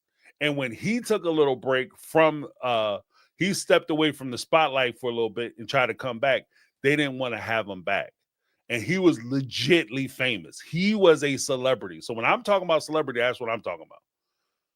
When you see like these folks, you guys are nowhere near that famous. You are like, I'm gonna put it this way. I'm running my show, right? And by YouTube standards, I think I'm doing okay. But I'm not knocking it out the park, right? Like, I would probably have a lot more people if I did like politics or something ridiculous like that. Certainly if I was in there bashing folks the whole time. They seem to do really well. But, you know, And part of the reason why is because I talk about a show that, although they have a strong, devoted fan base, they do not have a crazy wide fan base. I don't think anybody really does anymore because of cable. Like now, because of cable, you know, everybody can watch something different. Everybody can be a fan of something different. Back when I was a young man or a young person, everybody watched pretty much the same show. So if they had like what, they had maybe what 6, 7 channels on a TV, 8 channels, something like that, 9. But they very few, and I guess about 12. But when push them down to shove, not all of them were for kids. So all the kids basically watched the same thing. All the adults, there was like one big show that everybody would flock and watch, and they would talk about that show at the water cooler. And if you wanted to be cool and be a part of the conversation, you had to watch the show. So you had a lot of people who did it. Now, Game of Thrones. There are people who've never seen Game of Thrones. I think I've never watched a complete episode of Game of Thrones. My brother loved that show. Breaking Bad, I watched that show from soup to nuts. And Sons of Anarchy, Dexter, soup to nuts, soup to nuts, soup to nuts. I know people have never seen an episode of those shows. So you don't have, like, even for like scripted people, you don't have famous peoples or celebrity anymore. And so Janelle and Mary, OG3, they're in the same generation I'm in. And there was a time where if you appeared on TV, you were famous and you were a celebrity. That time is not now. The times have changed. So it's not enough for them just to get on TV and keep telling us the same old storylines, rehashed storylines, safety stuff. Oh, I bought a house, Airbnb. That's great. What does that mean? I don't know, because we're not going to talk about it ever again. I bought land. Yeah, I know. That's great. Tell me about it. Some of the struggles that you have with the land and all that. Yeah, I'm never going to talk about it again. But I'm going to talk about this Coyote Pass that I've been talking about for the last I guess about 6, 7 years now, 6 years. And we're going to keep talking about that like it's new. Like you're not famous enough. So there's that. But let me get to the phone lines, get you guys in. Let me see. Ba-da-ba-ba-bo. Diddly-doo. All right. There we go. What is? Oh, before I get too far, there we go. Before I get too far into it, Teen Magazine, yeah, right. Betty Aldridge. that was the publication, Teen Magazine. That was like one of the first ones. It was like Teen Magazine, like 3 or 4 of them. He was at all of them towards like young ladies. At the time, they were marketed towards young women, and they would have like pictures of the people, pop stars, famous people. But he was like one of the first ones because he was like there, like somebody that they could actually date. Like a rock star they could actually date, as opposed to like a 30, 40-year-old grown ass man, a drug-addled Ozzy Osbourne. Let me just. Oh, that's right, because my thing doesn't work. We had a super chat. I can't call it up on the screen because my system isn't cooperating. But Brittany Not Brittany gave a $4.99 super chat. Said Cody and Robin think they're David Ruffin when they're really Otis. Ain't nobody coming to see y'all. Yeah, nobody's coming to see them. Nobody's coming to see them. But I think that they think they're going to make it. I think that they think that this is the one. Like, I'm going to make it. I'm famous. And everybody's going to tune in. That's why we could talk about some kids that ain't nobody seen in forever and pretend like it's important. It's going to be important for the people to see them. But let me give Brittany Not Brittany a little something.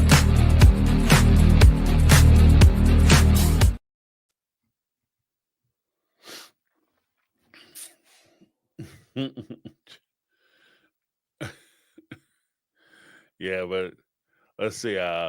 Brittany, not Brittany, come to the stage. Brittany, what's going on?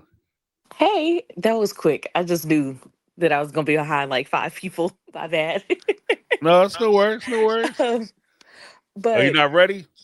I'm ready. Yeah, I just got 2 points. 2 points. Okay. So I thought it was kind of hilarious when Cody and Robin were talking about, the soulmates thing, and they're just like, yeah, we only said that the one time. And Cody was like, yeah, I never said that, did I? I never said it. And Robin was just like, yeah, I only said it that one time. And then Janelle immediately was like, yeah, I thought it was weird that they said it all the time to each other. Like, that shit was crazy. Mm. Yeah, all of a sudden And I that was like, limited dang, memory. she aired y'all all the way out Right. completely. And then the next thing, Robin needs to take a break from paying for them dolls and pay someone to take that shopping cart off the website, because they really Mm. rolled by the fact that she said that multiple times people will buy things or attempt to buy things through the website, and she just you just gonna leave it up there. Take Right. the website. Why is the website even up at this point if you have no intention in selling anything on it and you're not going to fulfill orders? Take the website down. I don't. wh- what are you do? Are you refunding this money? Because that's another thing. She never said that she refunded the money, Right. and neither Right. did That's what I Mary. heard. So I Yeah. was like, oh, so you just kept that money, and what was that supposed to be a donation? Are they getting a Yeah. tax write off for give you that money? Because Well, you're giving to a person who's on television and is famous and is right. making your life better because they came in contact with you. Ugh, Clearly. Clearly right. that's Right. Again, thinking that we're David Ruffin when we're really right. Otis. Like, proving my point. Yeah, I because I had heard that, and that's one of the first things I thought of too, is that okay, if you know that people are still trying to buy things that you are no longer in the market of selling, Mm-hmm. then you owe it to those people to immediately refund them their money. And then two, shut the site down. There's no reason why you have, like, if you found out, say there was a run on Sister Wife Closet Crap Mm-hmm. in January, there's no reason why you're sitting in April going into May talking about, oh, yeah, people are still making orders. That should have been shut down in February. You know what I mean? Yes, It should have been completely shut down. If you had to go in there and rip cords out the wall, that's what you need to do. Start making phone calls. And exactly. all you And have to then go ahead. Go ahead. uh, I was just going to say, and technically, all you would have to do is just go to the site and put Mm-hmm. on the site down for maintenance, down for repairs, closed Mm-hmm. down, working on the new products, be back soon, whatever. Like you can put messages on Anything. the site. Right. Anything. You can disable the button for the shopping cart. Hmm. Like, it's not, it's just all of it is really simple, and it really wouldn't cost you more than like pay somebody $100 to Right. do them three little clicks, and then it's gone.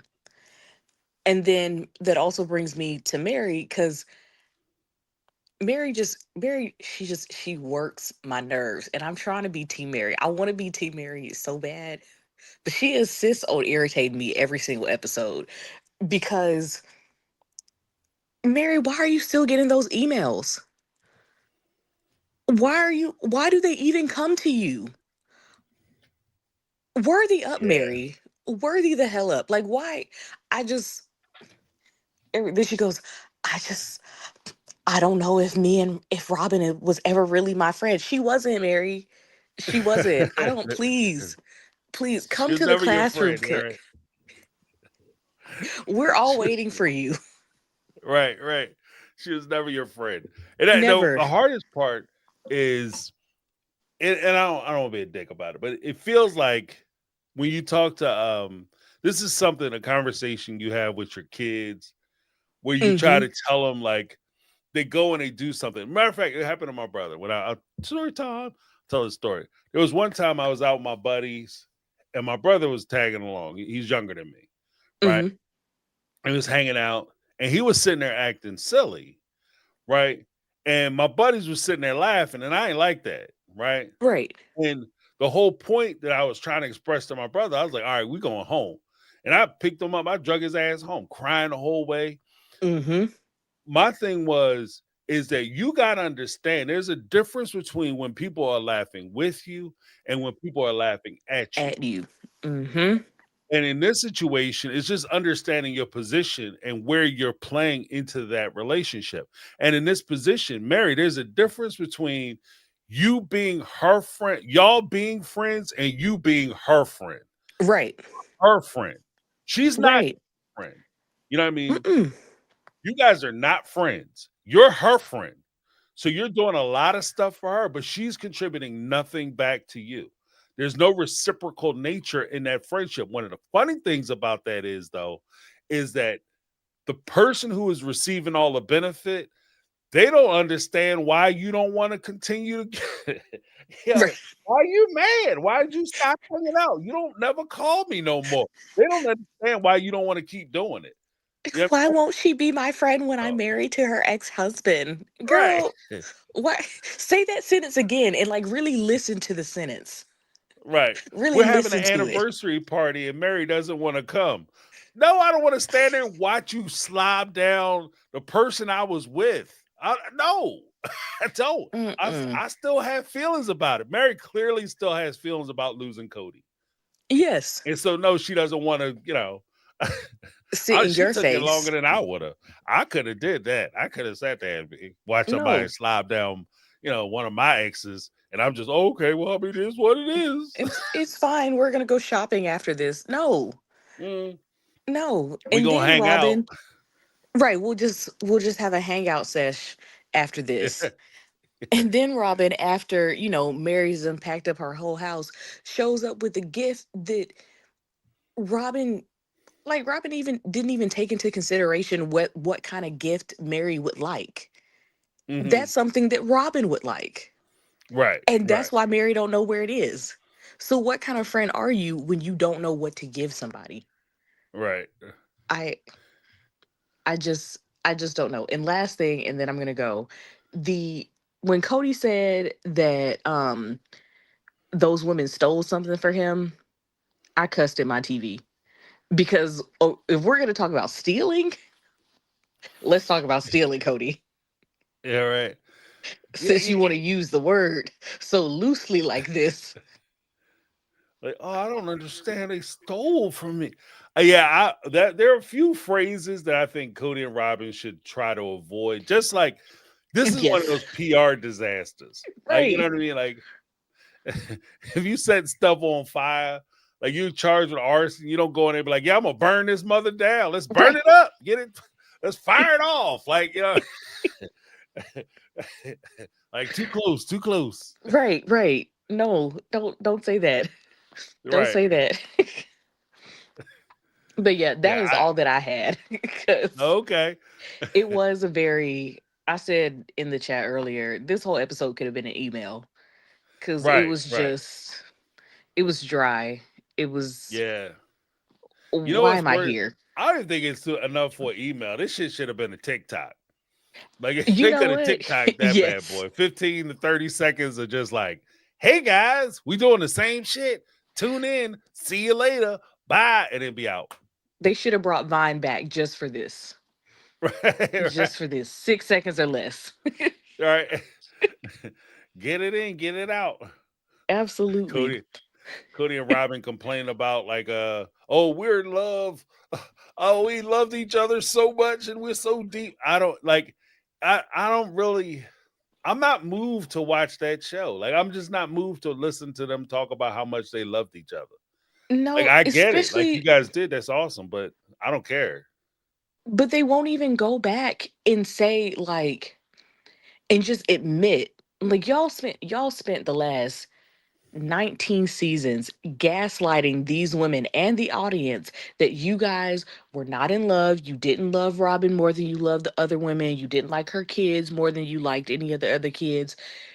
You sat there and said that year after year Mm, after year after year after year. You have to address that. Like them trying to go like, oh, like, I just, I just love her. It's kind of like, we, we have to talk about this. You have to talk about this. And that's why they need to bring Tamron Hall back, because Right. she, even if she can't get them to talk, she can at least get some good footage of them being pissed off about not wanting to talk. Right. Right. Well, because what I like about Tamron is that, one, actually, I learned more on Tamron Hall's show than I have in the last 5 seasons. And that's Same. jacked up. You know, A mess. that's jacked up. But what I liked about Tamron is that Tamron does the logical follow up of questions. Mm-hmm. So she just doesn't ask the question and let them ramble on or prattle on about what they want to tell you. She Mm-hmm. actually will say, "Okay, that's what you gave me. I asked you this. That's what you gave me back. Now let me ask you specifically about this Right. thing you said." And Mm-hmm. that, to me, it makes the most sense. That Yes. makes the most sense. And The she's way not they do gonna, it now is just yeah, and she's not gonna let them be vague. Because Mary was trying to be like, Mhm. oh yeah, some people, and Tamara was just like, it's just three of y'all. So Right, right. who is it gonna be? You gotta name We can names. narrow that down. Like, Right. Like, okay. was it you? Okay, that's one. So now there's two left. Like, come on, let's Right. do this. Holler Exactly. some names out. Don't be shy now. You done said it. Like, you already Exactly. in it. So, And you came on my show. So mhm, we're not on your show. You're in my house. So right. you're gonna answer my questions. But And that's, but yeah. and I think that that's one of the things that, that's what I was talking about, like a celebrity. Like, you Mm-hmm. get to the feel like I think they've hit the point where they've decided that they're no longer going to participate because they're celebrities, and I think that that takes away from the experience. Because Mm-hmm. the part of the reason, like, let's be honest, and this is like, and again, I don't want to be I'm not being a dick. I'm just saying what it is. People watch reality shows Mm-hmm. because you're normal people in normal situations. They don't watch reality shows because you're a celebrity trying to pretend to be normal. Right. And there's a very subtle difference. I mean, they do have that show. It's called The Kardashians. You Mm-hmm. know, and if you're not watching the Kardashians, Sister Wives is not the Kardashians. Like, No. you guys are not in the same sphere. So you guys are basically normal, everyday Joe the plumber type people who we expect to see. You're blue collar people. And so Mm-hmm. we expect to see blue collar responses, blue collar attitudes, blue collar truisms. Like, to go Mm-hmm. in and pretend like you don't understand how things work, you can't be a person who's working your whole life and not understand certain things. It's just not, it's just not feasible. No. You can't do that, and you can't, if the audience is essentially paying your bills, we are the reason why you live in that McMansion. You Hmm. can't not answer questions about the things that you say on the show that got you that McMansion. I'm Right. I'm sorry. Like, you Suki, I'm gonna cut you up. No. No, then don't get paid. Right. Right. Don't get paid. I'm not Done. gonna Great. answer though. It'd be crazy. Now, granted, here's my thing. Here's my thing when it comes to that, because I know that's gonna be an issue when it happens for the tell Mhm. all. Suki, I'm not gonna respond to that. I'm asking you a question. Like, she did ask a question where, if he was, say, sitting in a Starbucks and Suki just walked up and started asking about his previous sex life, that would be an issue. Inappropriate. Yes. Right. If you were at work, you would be sitting in HR. If Mhm. you did that shit, like, Exactly. you would be sitting You in can't do HR that. for sure. Right. But if you said this, the reason why it's a question is because it's something you tried to use on the show to put down one of your other wives. Mhm. And so you presented it as an issue. She's following up with the issue that you presented. You're the one that Right. made it an issue. And now you want to sit here and pretend like, oh my God, I can't believe you want to talk about such a private thing. You're the one that was talking about it. What are It you wasn't talking private about? when you said it. Right, right. In You put it on 4K. Front Street. So you Like, can't in be 4K. mad that you open the door and I walk through it. And I think Exactly. that that's where Suki's at. You know what I Mhm. mean? So I hope she fires back, because they didn't show or intentionally they didn't show her response. I'm hoping she fires his ass up. I If I she doubt it, but doesn't, I hope she I does. just if if that's the first like tell all episode that they do, if they do multiple ones, if she doesn't respond, I'm be honest, I'm not gonna watch the rest of the tell alls. I'll come here and listen to you tell me about what happened in the tell alls because I'm just not. No, I could be sleep. So Right, right, we'll right, skip it. Yeah. right. Which is, and it's also a thing too, where you would think that if you're going to put the fan base in a situation where you limit our ability, because when they first started this, it would hit Discovery or whatever. It wasn't even like you didn't have to go to a specialty channel to pay for it. Right.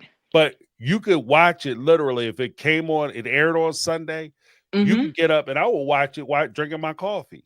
Yeah. I'll get up in the morning and watch it in the morning, right?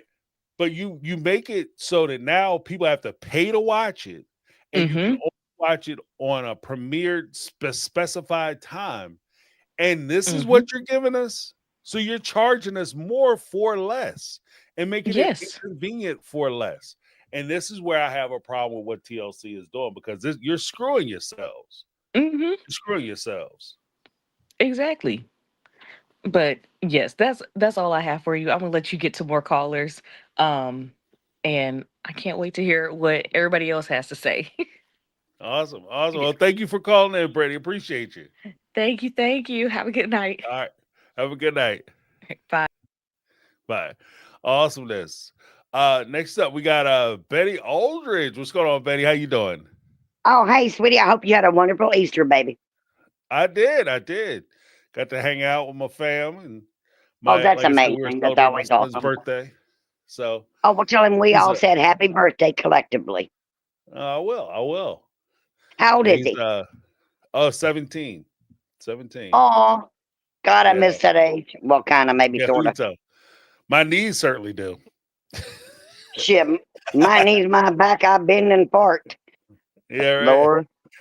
Well, I done had my 420 thing, so I might say something I shouldn't, and if I do, just stop me. Now, I Okay. was going to start out with two things, but then I wanted to say one more thing that Brittany hit on.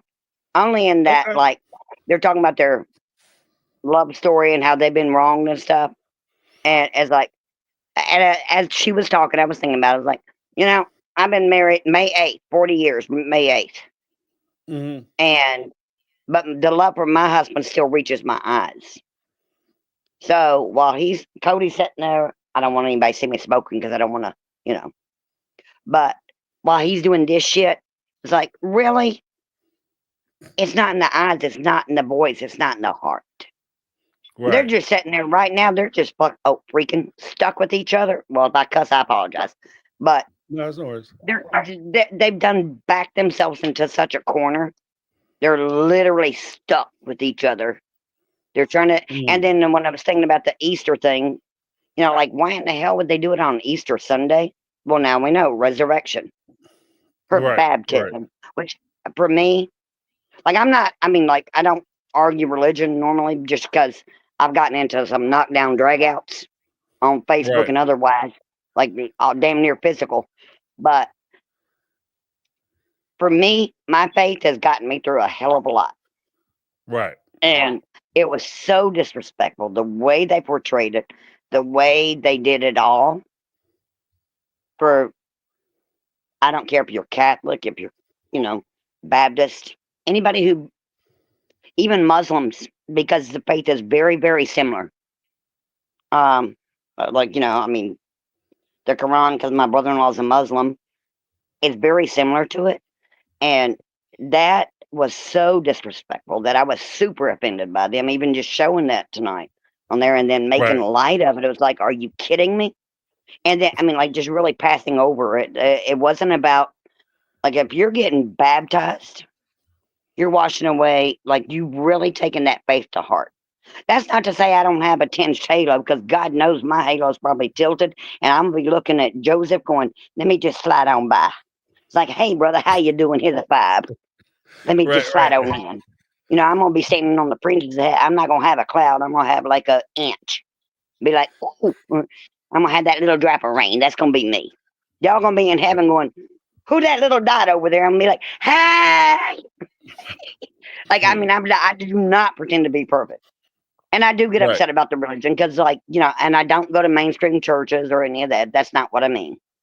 Because I've gotten into knockdown dragouts with people, like because I have a lot of friends who are um LB, whatever all them initials are, because Oh, this now I can't keep up with them. Shit. But I mean, I do not believe God put somebody here and said, "Bam, I'm gonna make you this way. You can't love anybody, but you gonna suffer in silence." Like, I mean, that's just me personally. right. So I've got Right. people who like. I mean, I'm not going into a religious thing because people get pissed off at me. But that's what I'm saying. I get knocked down dragons with that because, like, no, in my faith, I mean, I can't believe God would make somebody that way and then just say, "Oh no, I'm gonna make you this way," and then you just stuck. Right. Like Right. I mean, your community is like super diverse. My family is extremely diverse. We are the Rainbow Coalition. Mm, We the United Nations. But and then the other one was, I mean, like the main thing was the religion.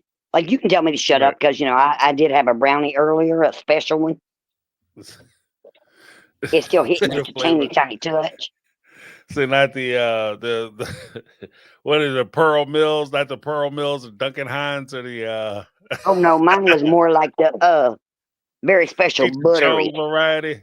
Cheech and Mine's Chong, more the yeah, mine's more the Cheech and Chongies, you know. yeah. But so I just if I say something that's out of line, you are more than welcome to say, "Ma'am, get back in line." So because I am not ashamed of it, girl. At my age, it helps me get up and my knees still go pop crackle. I don't care, and I That's all I right. It mean like happens. but that just really it was so offensive to me, Hmm. and I don't know if it was offensive to you or not. It just and then I do not believe. I mean, we've all talked several times about how you can if I'm getting off wind, you can say hush, like I won't Okay, be offended at all. But like the girls, a lot of us have said that like maybe they've been like being what's that word? Good God, blah, blah, blah. Like they're being treated like babies, basically. oh, infantilized. That's the one I'm looking for, but I kept wanting Right. to say internalized, and I'm like, that's not the one. But uh, I don't really believe they are. Like, I Mm. mean, at their age, what are they, 22, 23? Yeah, yeah, I think they're in their 20s. I know they're in their early 20s. You cannot tell me they do not have Instagram, YouTube, X. I mean, they've got all that. Yeah, clearly their information's out there. And even just the little snippets we've seen when they were shown actually being snarky, like when they were being so mean to Savannah. I think it's Hmm. just something that they're portraying and that they've learned to use as a coping mechanism. I don't believe for a minute that they're innocent. Either one of those girls, that No, they're no. innocent, that they're babies, and that they just you know they can't make a decision with their parents. No, they've learned very quickly that they have to stay in good places. So Well, because I sorry, think that the one thing with that is sorry, my I husband keeps trying to call me. no, there's no He worries. probably wants some strawberry dream cake I made. The one thing that I think is happening is that you do have young ladies who will play the innocent role, like because Robin for a long time, even on the show, she played the Little Miss Innocent. I don't know what's going on, Josh G. Willikers, why Yeah, whole suit of armor. But at the same time, she was doing a lot of things where clearly she wasn't as naive as she pretended to be. And I think that the young ladies are hush. kind of doing the same thing, where they pretending to Yeah. be like super naive and they don't know what's going on. But I wouldn't be surprised to find out they have like a whole lot of stuff going on. I'm not going to say a bunch of wild stuff about Oh, it, I but know what I you wouldn't mean. be surprised they have a lot of wild stuff going on. Oh yeah, they Two-part are treatment. not as naive. They're not as innocent. And that little house on the prairie, Bo, which would be great if that was something that she did all the time and was just part of like how she dressed normally. But please, that big ass bow in the Mm. back of her head. My daughter was 10 years old and would have popped me in the head if I tried to put that shit in her head. Right. Chauncey Well, Marie, hush. Sorry. no, it's fine. I think that you have like one of the things that I will say that, like I said, a lot of the interaction that they had tonight was a little more revealing to me. I think that the one daughter, Aurora, I Yeah. think she at least presents more akin to how Robin is. Like she understands that like presentation is important. So she puts forth like a certain image, but you can see like with the smiles and the like the kind of way she cuts her eyes and stuff, there's a lot more going on there than just like her just kind of stumbling through life. And She's the I one can who made the see little comment about a foot wash. right. That's what I'm saying. Like I can see it in Robin's response to her. Robin met her where she was. So it's not even like Aurora was saying something and she was being sneaky or slick, and her mom has no idea what's going on. Because there are kids who will put on that, like I went to Catholic school as a child. And you have the kids who put on the oh, I'm so saintly and so holy, but they the nastiest ones in the place. You know, like they super duper freaks. But Yep. they'll you be thinking they the most innocent person. Like if you talk to their parents or the friends of their parents, they're the most innocent thing walking. But they are like you don't want them eating off your plates and silverware at your house because they crazy, right? And that happens. But there are parents who like the image, but know full well that their kid isn't about that life, and they're okay with Yeah. it. And I think Robin is okay with her kids not being, as long as they don't embarrass her, as long as they don't, they don't get caught up with nothing, as long as it doesn't come out that this is what they're into. I think she's fine with it. Yeah. I think that would be why at that table, Saul and Ari, you didn't hear a Mm, peep out of them. Like nothing. right. And to me, that's sad. It's like, if you go to come to my table, we got 5 different conversations going on. And it's like, uh, I mean, and we're laughing and we're loud. Some people may not appreciate it, but I mean, hi, if you want Mm, to be loud and just like today, I mean, for Easter, we cooked out the first half of the meal. I mean, I had friends over and we did grilled burgers and chicken and pork chops and all that fun stuff.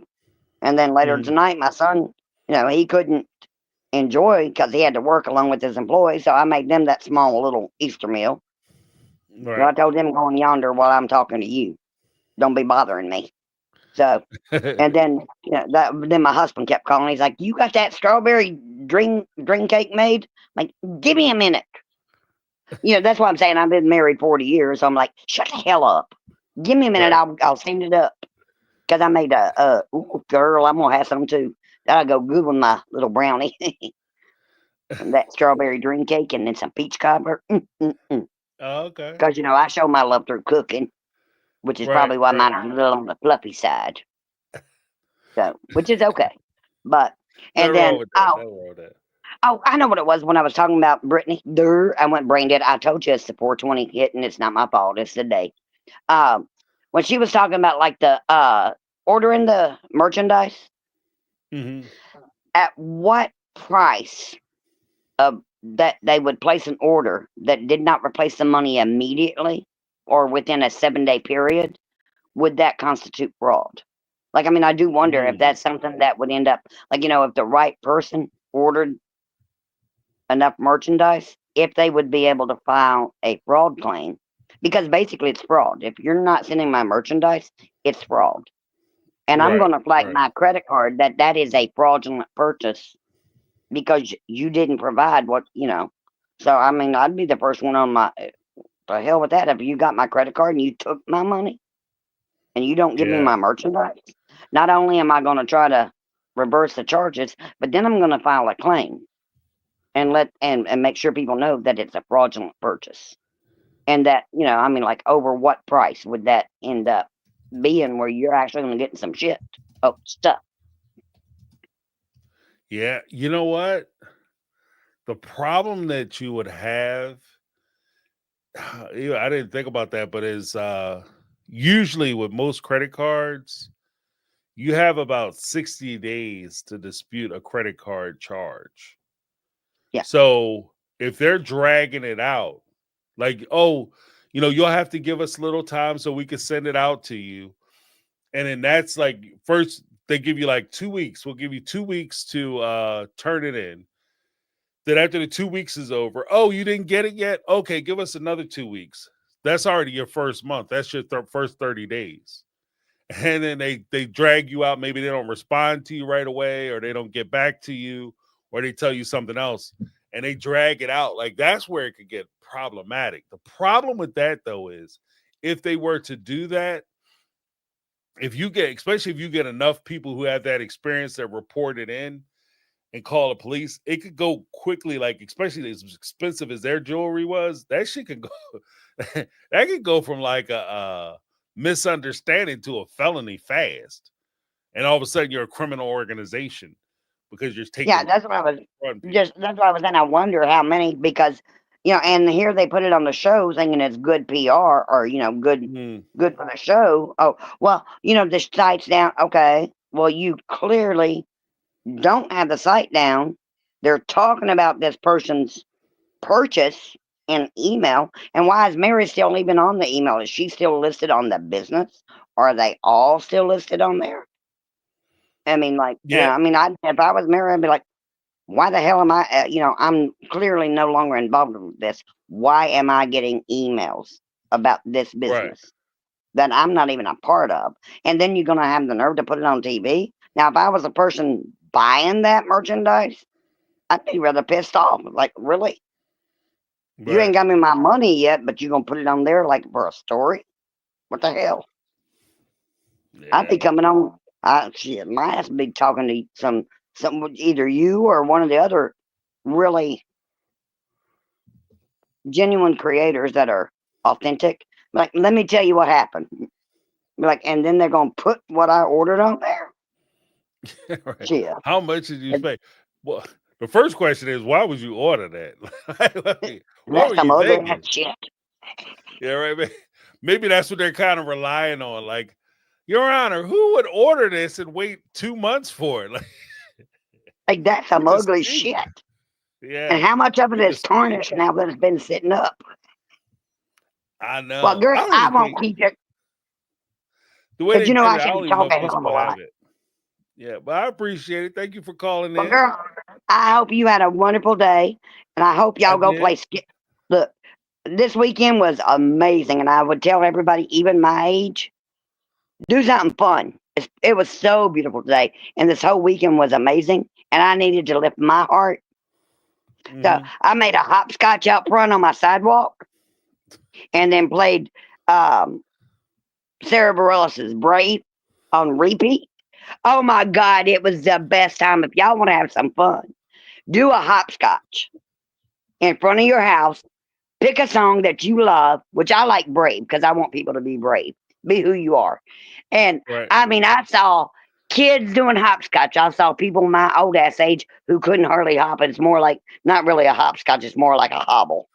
But Right. uh, I did a hopscotch. I mean, I even had people with dogs doing hopscotch and playing the song, Okay. and out there just doing this. It was the best time ever. We had Okay. so much fun. So when you need to lift your spirit, it's about giving to somebody else. And sometimes you can find your own spirit just lighten so much. So that's Good I advice. know I'm old, but sometimes you just need to remind that girl, when you felt down and out and alone, you're not. Do something silly, do something fun. Go out there. Hell, I put on some headphones. I dance on my front porch all the time. I'm like, and they're like, what the hell are you doing? I'm like, I'm doing the cha cha slide. Well, now it's more like the ching chong. You know, my cha cha went ching ching. I creak and croak, but I still have some fun. There you Well, go. I There you love go. you, and That's I what's need to up. shut up. So All right. Well, I hope thank you you for have the calling in. best day ever, and thank you for doing this, sweetheart. No worries. No worries. Have a great time. Enjoy yourself. Oh, girl, I'm fixing to finish my drink I couldn't do on camera. All right. All right, bye, sweetie. I'll let you get to it. Have a good All one. right. Folks are having fun. That's what it's about. That's what it's about. Happy 4th to those who celebrate and partake, I guess. That's awesome. And like she said, make sure you put I might not put a hopscotch down because they might be that might be my last known address when ambulance get here. Like, why the hell was he trying to hopscotch? It was more like hop kablooey laid out in the lawn. Yeah, Christy, what's going on? Welcome to the Hey, show. Jane. Thanks. How you doing? Doing well, doing well.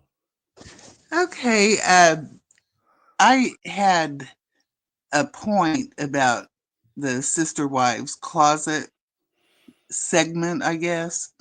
Hmm. I am just wondering why that would be included in the show. My guess is that was possibly a way for Mary to get a little dig in at Robin, showing her shady business dealings and also making the statement if somehow my name or email address or anything is associated with this site, I stepped away from it a long time ago and it's not my responsibility. It's all on Robin. Right, right. I Yeah, I just can see thought that. that was kind of funny. And Mary and Jen's conversation was really funny when Jen was being sarcastic about, well, when Robin brought you that wonderful gift. So they've talked about it and made fun of it behind the scenes. Her junk journal. Right. Yeah, Yeah, I thought that. that thing was ridiculous. Like who was it? Brittany, not Brittany, said it because I said the same thing. When she gave her that, that's not something that Mary was going to treasure because it wasn't for Mary. It was, if anything, I just thought it was something that she put on uh so that she could come on to the show. And it was a way for her to get included in the episode. Like, but I don't think there was any sincerity there or any real uh genuine love for her to get it. Oh no, So my guess is it was just something that she picked from her hoard of shopping that she had and thought, okay, I need to bring her something. Oh yeah, here we go. We'll get her this, and stuck it in a gift bag and headed on over. But I no, it was just so funny though because you could tell from that conversation. I would love to have heard the behind scenes conversations Jen and Mary have had about that junk journal. And then the other thing is, I don't know if anybody else noticed this, but when Janelle and Christine and everybody had gotten to North Carolina and they were in at Maddie's house, when they were talking about Cody, Maddie always referred to him as, well, Cody Brown, not dad or whatever, but when they were talking about him, he was Cody Brown. yeah, So yeah. that's another thing behind the scenes where Cody Brown, that's just the name for the stupid stuff he does. Hmm. But she was calling it's obviously become a habit. I thought that was kind of funny. Yeah. And I know you don't think this episode was all that great. I think my standards have lowered after watching so many episodes of this season because some of them have just been mind-numbingly boring and just Right.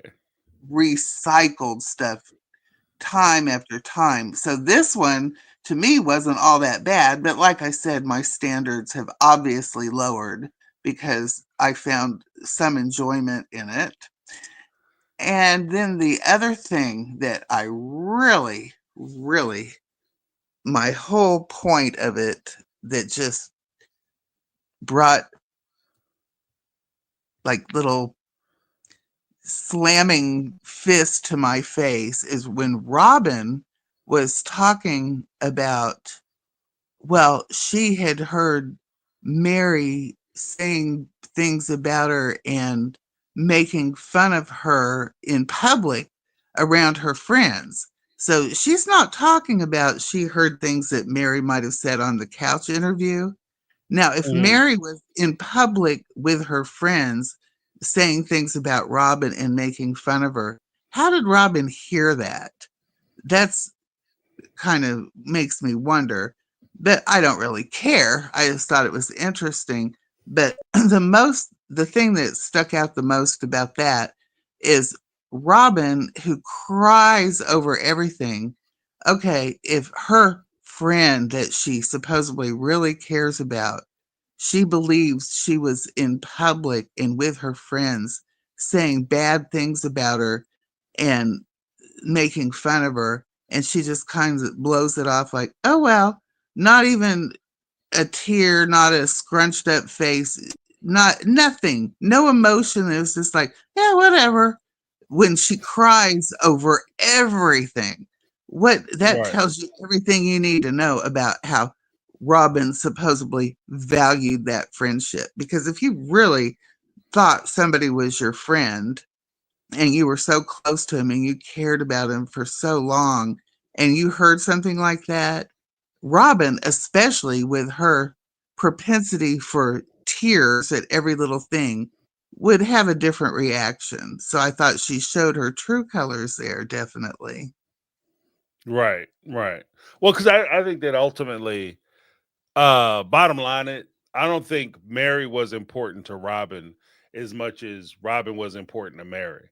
And I think Right. that, like, when push comes down to shove, like you said, when she found that out, especially Miss, we could all talk it out. I need to get to the bottom of the truth.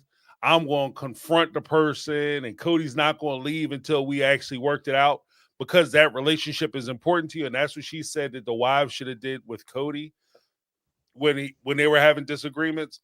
Why wouldn't that same compassion or concern transfer to your friend? If I'm having an issue with my friend and I think that my friend is out talking slick about me behind my back, then I would confront my friend. I mean, if they're my friend and I genuinely care about the relationship and I actually want to find out what's happening, one, two, is it that she's because Mary, when she was saying negative things, she very well may have been referring to when Jen was talking about Robin's situation with the whole covenant. You know, we had the sacred covenant, and Right. in the look back, she said something. Mary didn't say anything. Like the whole thing was Jen was saying a lot of stuff every time up until tonight. Tonight was the first time that Mary actually ever came out and said anything about Robin, full stop. Every other Right. time, other people around her might have been questioning how loyal Robin was. But every time to that point, Mary has always defended Robin to the point Exactly. where it made her look foolish. Like, you know what I mean? Hmm. Like, Yeah. again, I'm not trying to be a jerk about it, but Mary was looking silly defending Robin half the time because she would go to the mat. No, that's my friend. You guys keep saying that she's using me, but she's not using me. That's my friend. You don't know what you talk about. She's my friend. She's a good person. She's really trying to make the relationships work. She really cared. She always did that to her own detriment. So for Robin to come out now and say, oh, yeah, I heard she was out there laughing with her friends when that's not what happened. That just tells me that you're just trying to make yourself look more like a victim. Again, this goes back to what I was saying earlier. You're trying to cast stones, put your hands in your pocket, and act like you didn't do nothing. And you're the big victim, and everybody's picking on you. And that's where, Right. Well, I'm sorry, I didn't mean to interrupt you, but no, no, go ahead. that's my point, because Robin's always crying when she supposedly is victimized. But this Mhm. time, she didn't even try to pretend to cry over it. And if she were actually hurt by that, genuinely, especially when she cries over much less, she would have had some emotion, but she was just like, oh, yeah, that's what she did. That's what she did. Oh, wow, kind of Yeah. attitude. And it's like, oh, Well, that come was on, Robin. Of all the times you pretended to cry, this would have been better than most of your attempts to look upset about something. This one would have done you more justice in trying to in prove the how what a attempt. sensitive little flower you are. Right. Well, because with that, I think I had more of a feeling like she was trying to act like she was pissed off because Mary had betrayed her. And when I say that she's pissed off because Mary had betrayed her, at the time, we also have to keep in mind, because this is part of the reason why I think that them being so far behind is detrimental to the audience. Because at the time, if you recall, there was a point where Cody had said they're still having to struggle over Cowdy Pass. And if you recall, there was a point where Cody said, yeah, I'm not going to screw them over because I really thought about it. But the only reason I didn't screw them over is because of my kind, gentle new wife who doesn't want me to do it. Right. And what I kind of got the feeling of it was with Mary doing it, it's not so much that my feelings are hurt that you're doing it, even I'm gonna pretend that my feelings are hurt, but I'm going to feign outrage so that way I'm justified in doing the thing that I wanted to do the whole time. Do you understand which is get Yeah. Cowdy Pass? Like if I wanted to get Cowdy Pass, then now I'm justified in going after Cowdy Pass because Right. you were talking trash about me behind my back and you hurt my feelings. Yeah, Yeah. that's why I'm Okay. screwing you over. You know what I mean? Okay. Yeah, I didn't really think of that angle, but still, if a genuine person that has non-psychotic emotions would, if that were like one of your really close friends, and even if, of course, if you thought or heard they were talking about you, making fun of you or whatever, yeah, that would make you mad, but it would also Yeah. hurt. It would hurt No, you. yeah. That would be the Yeah. No, for sure. primary. That would be the primary emotion. Even if Right. you're mad, you're still I mean, a lot of women, especially, if you're mad and you're emotionally hurt, you're still going to kind of cry. That's a pretty common reaction. But Robin didn't even do a face scrunch. She was just kind of like, oh, well, Yeah. I guess if that's the way it is, that's the way it is. And then I see your point because that's probably what she was thinking, but she forgot to put on, oh, I've been wounded. I need to show how hurt I am and how mean everybody is to me when I'm the only one that tried to keep the family together. And I've always been the one that's had your back, Mary, and that kind of thing. Right. But yeah, Well, I it think was a that what you're different talking Robin. about, well, I think what you're talking about is that is would require a certain level of skill with regard to being an actor because Yeah, you're providing depth of character, right? And if you're not used to providing depth of character, you don't realize that if you're portraying a particular person or a particular character, you can have two competing emotions at the same time. You can be angry and exactly. sad. You can be Yes, furious and like deeply hurt. But if you're exactly. a character actor, you're only focused on the one objective that you're trying to accomplish in the scene, which is she's trying to show how angry she is. So she forgot all about being sad about the situation. So she's Right. She-Ra. Remember, she's She-Ra. Yeah, And of course. that's what she was presenting. Yeah.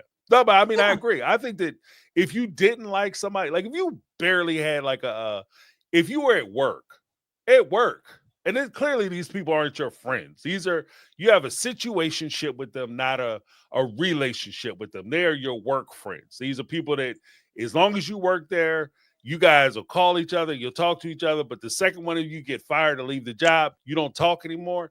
If you found out one of those people was running around behind your back talking shit and laughing at you, it would hurt your feelings.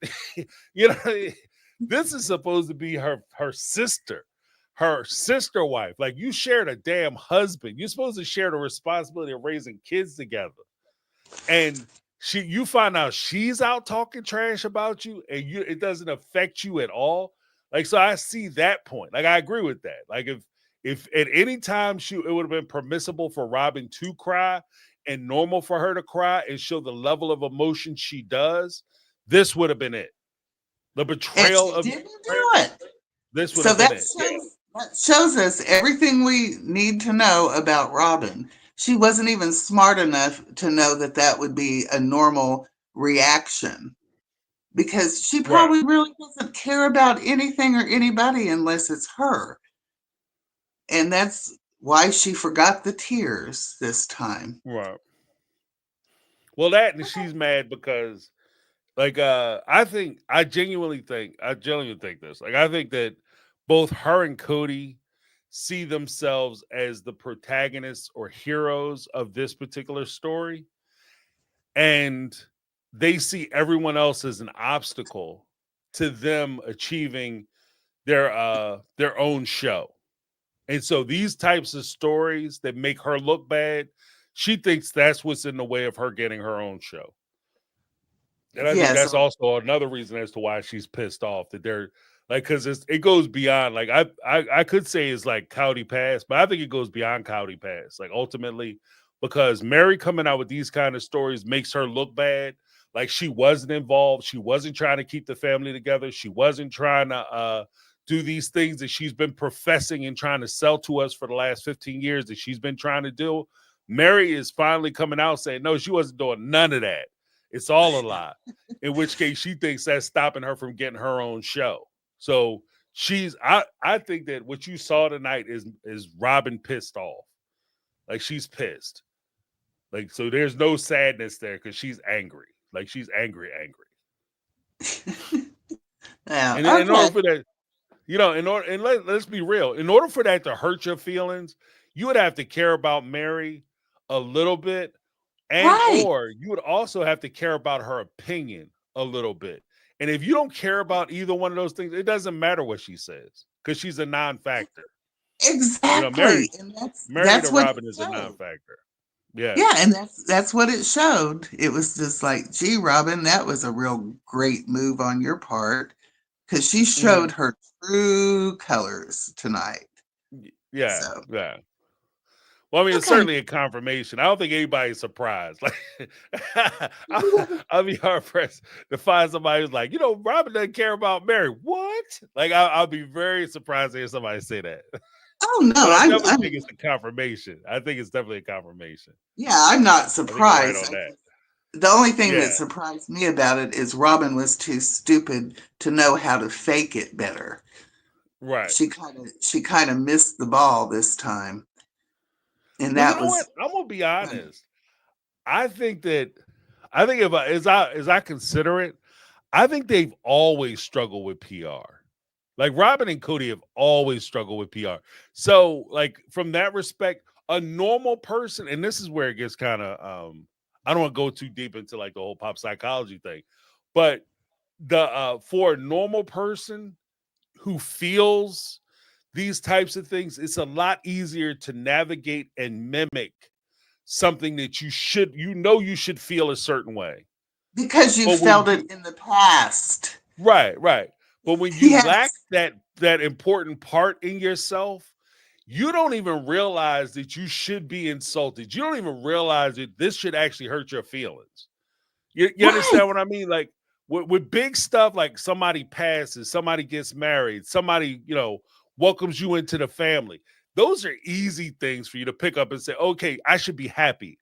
I should cry. I should, you know what I mean? But when it's something Right. as nuanced as this, and this isn't even the crazy part, this isn't even super nuanced, but with something a little more nuanced as this, I think she struggles because either she genuinely just doesn't care about Mary at all, or she's missing parts, or both. I You think know. it's both. Both. Mm. But I just thought that was interesting. That I think that's why I enjoyed the episode because that was the first time I'd ever seen Robin kind of show her true. I mean, she's shown her true colors, but I mean when her reactions, and it wasn't a normal reaction if the circumstances were as we've been led to believe by Robin. So I Right. just thought that was really, really telling. That's just Right. Well, because to add on to that, I think that we've always kind of knew she had it in her, but you know what? There's a point where you could be sitting there with somebody, and I was talking to somebody who was legitly a legitly a psychopath, like psychopathic, not just like in a fun, like, oh, he's a psycho. I mean, like genuinely a psychopath. Yeah. And when you have like that conversation, there is a point where something was said during the course of the conversation, and they said the response they had, you genuinely understood what you like. I genuinely understood what I was dealing with Right. at that point. Like they are completely, they're vapid inside. Yeah. And you Just the realize, void. like, right. You just, but it's at that moment, like you always kind of play the idea, like, oh, they're kind of out there. But you realize at that moment was when it was a reality of how actually dangerous they were. Like Mm-hmm. you are legitly dangerous. And when you come across like somebody like I'm not saying Robin's a psychopath, but don't sue my ass. But when you come across somebody and you say, wow, Robin's like a backstabber, Robin's a mean person, Robin's dishonest. But then you come across something like this where you're actually seeing her play out the idea that something happened and she's genuinely mad about it. And she's not only mad, but it seems vengeful in nature. Like you said, wow, okay, this is not just her, oh, I'm hurt because I'm a victim, but you see like the bitterness, you see the anger, you see the like how deep it actually runs. And that's something that she had. I will say that that's something that we haven't seen on the show, because normally she pads everything with, I'm a victim, I'm being mistreated, they did this wrong, I'm going, they did this to me, and I'm going to stand up for myself because they were so mean to me, and I'm not a punk, so I'm gonna stand. But what you don't see is, oh, they did this thing that I don't like, and now I'm gonna get some get back. And that's a whole different thing. I hope that makes sense. But to me, it's a little different. Okay. Well, that's all. Well, all that I wanted to cover. I didn't mean to go on so long, but it just. No, I appreciate it. It's definitely, I think that it's you make a really good point, because now note to self, Robin, if I want to give you some notes on your performance this evening, tonight would have been the night to cry. You cried about Exactly. everything. You cried about every Yes. damn thing. Oh, the kids were wearing dresses. Oh, my son, he put on his old pants. Oh, but betrayed by a friend, nothing. Exactly. Yeah. That, And that's that's why where, it, that's why I think it made such a big impact because, like I said, everything makes her cry. But the one thing that should have, even if she's right. mad at the same time, not even a thought of a tear or a fake tear or a scrunched face or any of her other dramatics that she usually puts on when she's supposedly victimized. So good Mhm. going, Robin. Yeah, right. That's why you. Okay. That's why you the crowd favorite. That's right there. That's why you the fan favorite, because you keep it real, Rob. Okay, James. Well, I'll let you go All and right, get on to others, but I appreciate your time and you have a good night. you as well. Thank you so much for calling in, Christy. Appreciate you. Bye bye. Bye. Yeah, she made a good point, though. That is a good point. Because tonight would have been dropping the ball, Robbie. You dropping the bag, girlfriend.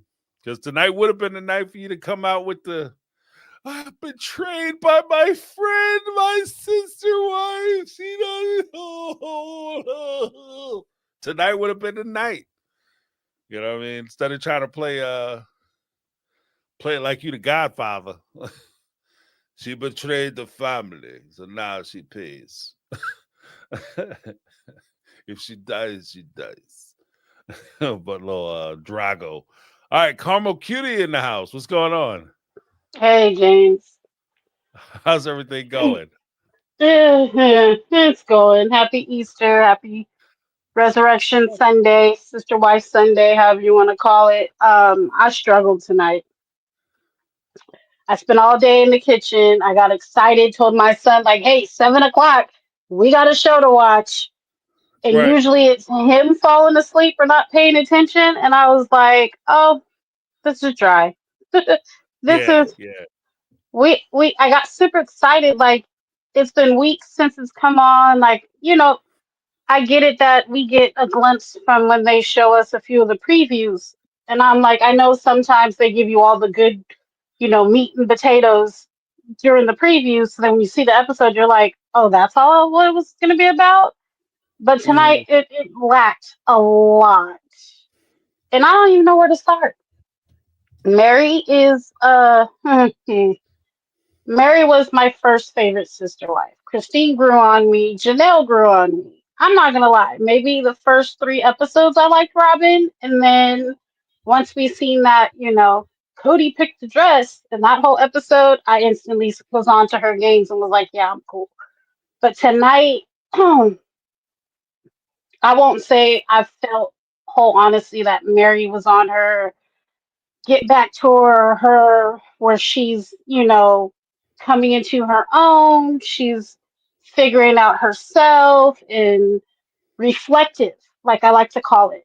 When I know you've been married for a while, but if you can Mhm. think back to before you had your wife and you were just dating, for some, they can jump from relationship to relationship and never reflect on what went wrong. And I feel like Mary is now at a point because, like she said, I'm a year out from my divorce. No, baby, you're 11 years out from your divorce. But mentally, for Yeah. her, she's reflective of now that door is permanently closed, spiritually, legally, everything else. And I'll give that to her. I won't Mhm. hold her head over it. But I still feel like she's still sipping some of that Cody and Robin Kool Aid because it doesn't take you watching the show to realize Robin was never your friend, boo boo. She wanted your life, she got your life, and then she treated you like shit as she got your life. And the fact that out of your own mouth, like none of us knew you were calling and texting her during the vid to see the kids, and it was like she wasn't responding back. Mary let that be known on the show. So if you've Mhm. known this for yourself outside of the cameras, why still put on the cloak of charity for the cameras? And I get it. She's not trying to be on the bitter baby mama team. She's not trying to be the bitter ex-wife club. But at this point, how are you telling and teaching people to worthy up and you're not even doing it yourself? Right. It's Right. pointless. I'm sorry, it's pointless. And at this point, it's annoying. Like you're in your 50s, boo. Come on. You got a lot of less years ahead of you than you do behind you. And at this point, like, be real with yourself. I tell a lot of my girlfriends that you can lie to me all day long, but be real with yourself. And I don't feel like Mary's being real with herself. Like, she not. Yeah, because when the lights go out, all you got left is you, Pretty you in the much dark. You know. her and her But dog, right? right, yeah, right. But see, the thing is that like when you're trying to give that charity, the funny thing to me, and again, I don't know, I keep saying that I don't want to be a jerk, but I'm gonna be a Be a jerk. jerk. The, Be the, a jerk. the funny thing to me is we tend to, and I'm not, and I'll say we because I've done this too. Like I'm not above it.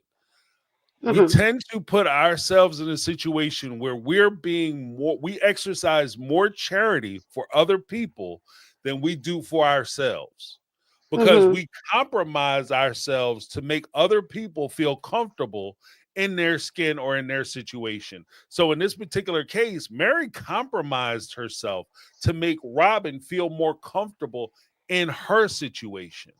You understand what Hmm. I mean? And that's not fair to Mary, and it Nope. drags Mary all the way out. So again, I agree with 100% what you're saying with regard to like Mary taking Robin into consideration, doing things for Robin and trying to cover for Robin and make excuses for Robin. And it's okay that Robin and Cody treat me this way because blah blah blah, and they're good people.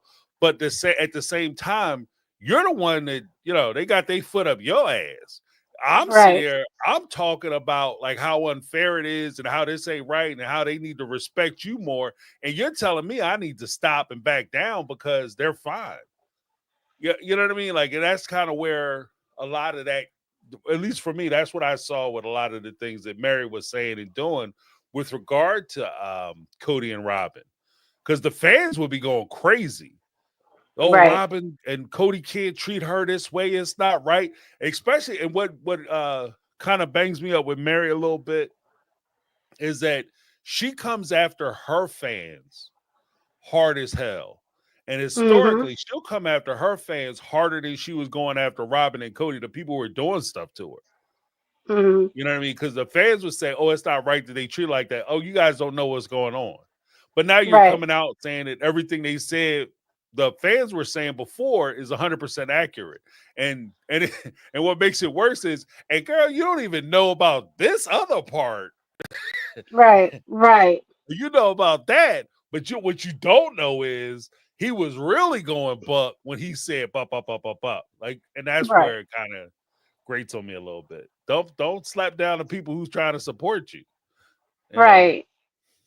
Who would be the suckers to pay the money for your Worthy Up conference that they don't know what they're right, going to? right. Let me stop. Let me stop. I said I was gonna be nice tonight. I said I was gonna be nice. So, No, I'm right but there with you. I got you. I could also flip and play devil's advocate to my own comment because I think deep down inside, Mary still wants a relationship with the children. And she knows Mhm. she can't go 100% hard in the paint on Robin and Cody because they're going to cut that cord. And once Oh that yeah, cord is cut, she'll never have a relationship with those kids again. So right. that's in my head what I can see why she's kind of tiptoeing around and saying, well, we'll have to have conversations. And I'm sure Robin's not going to like the conversations that we need to have.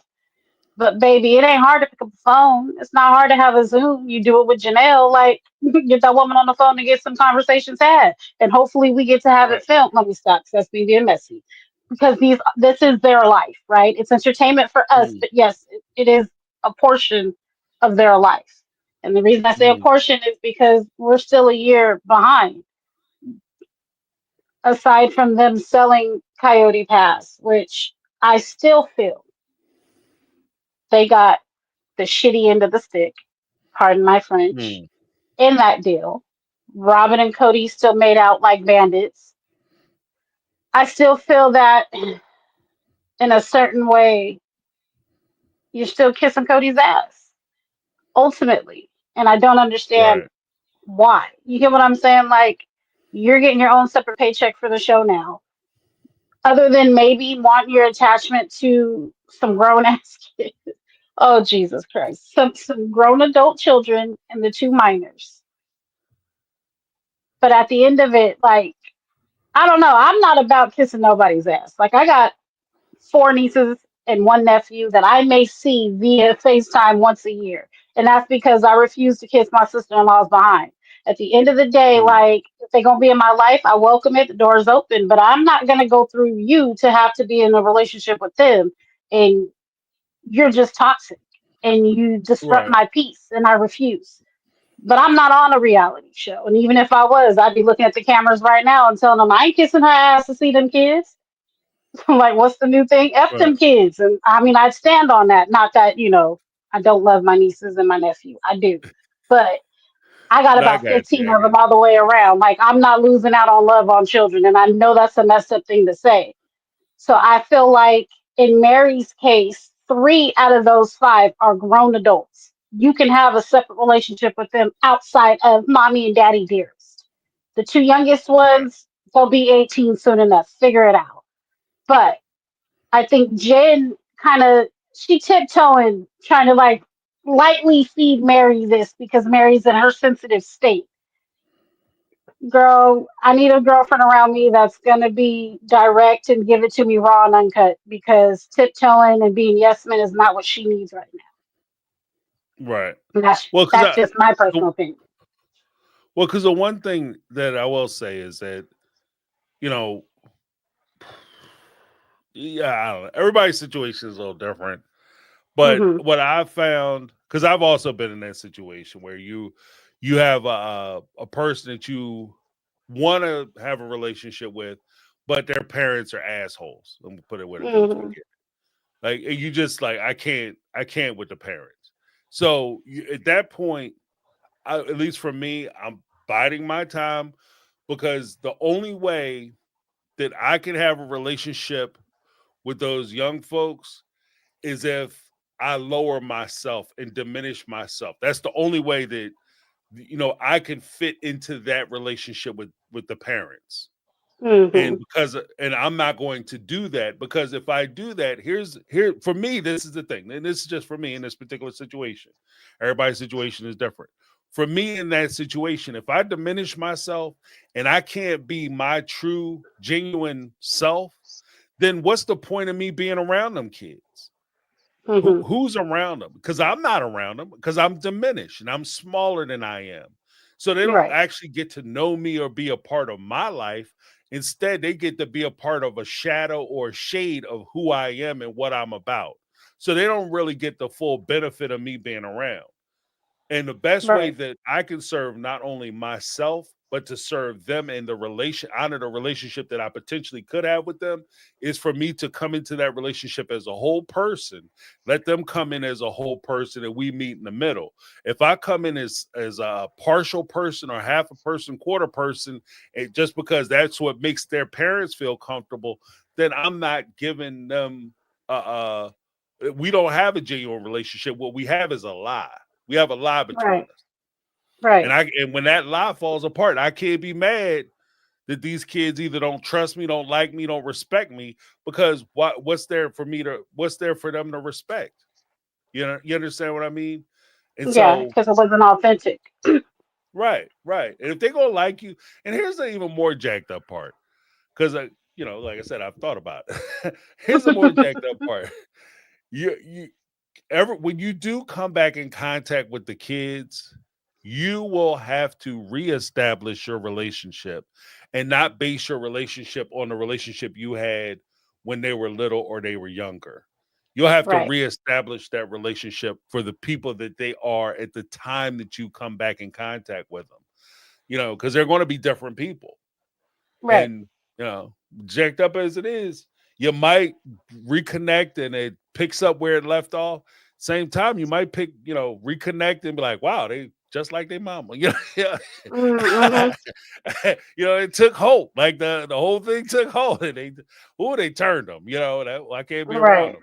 So you also have to do that constant evaluation. But I say that with all the relationships, not just with that particular relationship. Look, be honest with yourself. And I think that that's where Mary needed to be.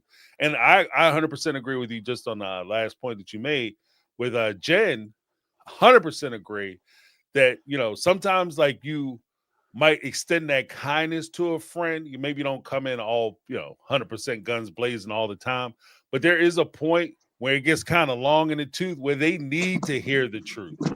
They don't need, like, you're not helping them by soft shoeing it. And well, maybe they'll, you spend enough time with Cody and hang out Robin long enough, they'll actually come around and change their mind. Sometimes you got to tell them, like, look, he is not coming back.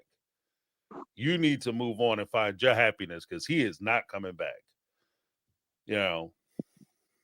And this ain't good for you. I'm tired of watching you cry all the time. So,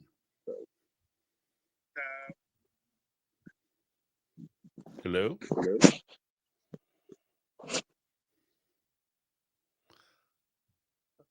Uh-oh. I think we just got disconnected. That's okay. Karma Cutie's coming in, ladies and gentlemen. Had both the moderators come through, dropping a little love for us. Oh, we have, before I go on to Jenny Jet, we have Audrey Bringinger. Sorry, I can't pull it up onto the screen because my whole thing been codified. $4.99 super chat. Robin had me ready to fight. Robin had me ready to fight in the last episode. Oh, she ready to go out and box up in them streets. The gaslighting about the other wives had to stay. Oh, wait, hold on. Let me pull this over so I can see it. Just hidden. The gaslighting about the other wives had to say, plus the way she brainwashed her kids is so insane. Yeah, and that's the thing. Like, you can't really, because she is the keeper of the tribe, if you will, with her kids. Like, there's not a whole lot you can do. Like, because I know, like, something happens, she'll go back and she'll tell her kids her version, and that turns the kids. And so that's just a hard, like, and that's another thing that I would say, like with Mary. struggling to try to be a part of the kids' lives. These kids have heard some stories about your ass. Bet your bottom dollar. They heard some things. All right. And it's probably not going to be cute. Hold on a second. Hey, Caramel Cuties, what's going on? Sorry, my daughter called and it kicked me out of the live. I apologize. No, no worries. No worries. Normally it doesn't happen. She's been out on her little spring fest. She's got 2 weeks to graduation, so she was just checking in. Oh, But okay. my apologies. No worries. No worries. Um, I don't necessarily know where you left off with what you were saying, but I threw off my chain of thought. The fact that my child is pretty much around the same age is Aurora, and I don't know what it's like to raise old, overly sensitive, overly coddled kids, and to Mhm. see that they hyped up her baptism. One, I thought we'd be able to fully see it and not just by pictures, but I get it. Maybe they couldn't film at the church. It is what it is. But Right. to know Right. how much they amped it up, and she said what, all of 3 lines when they asked her questions about it.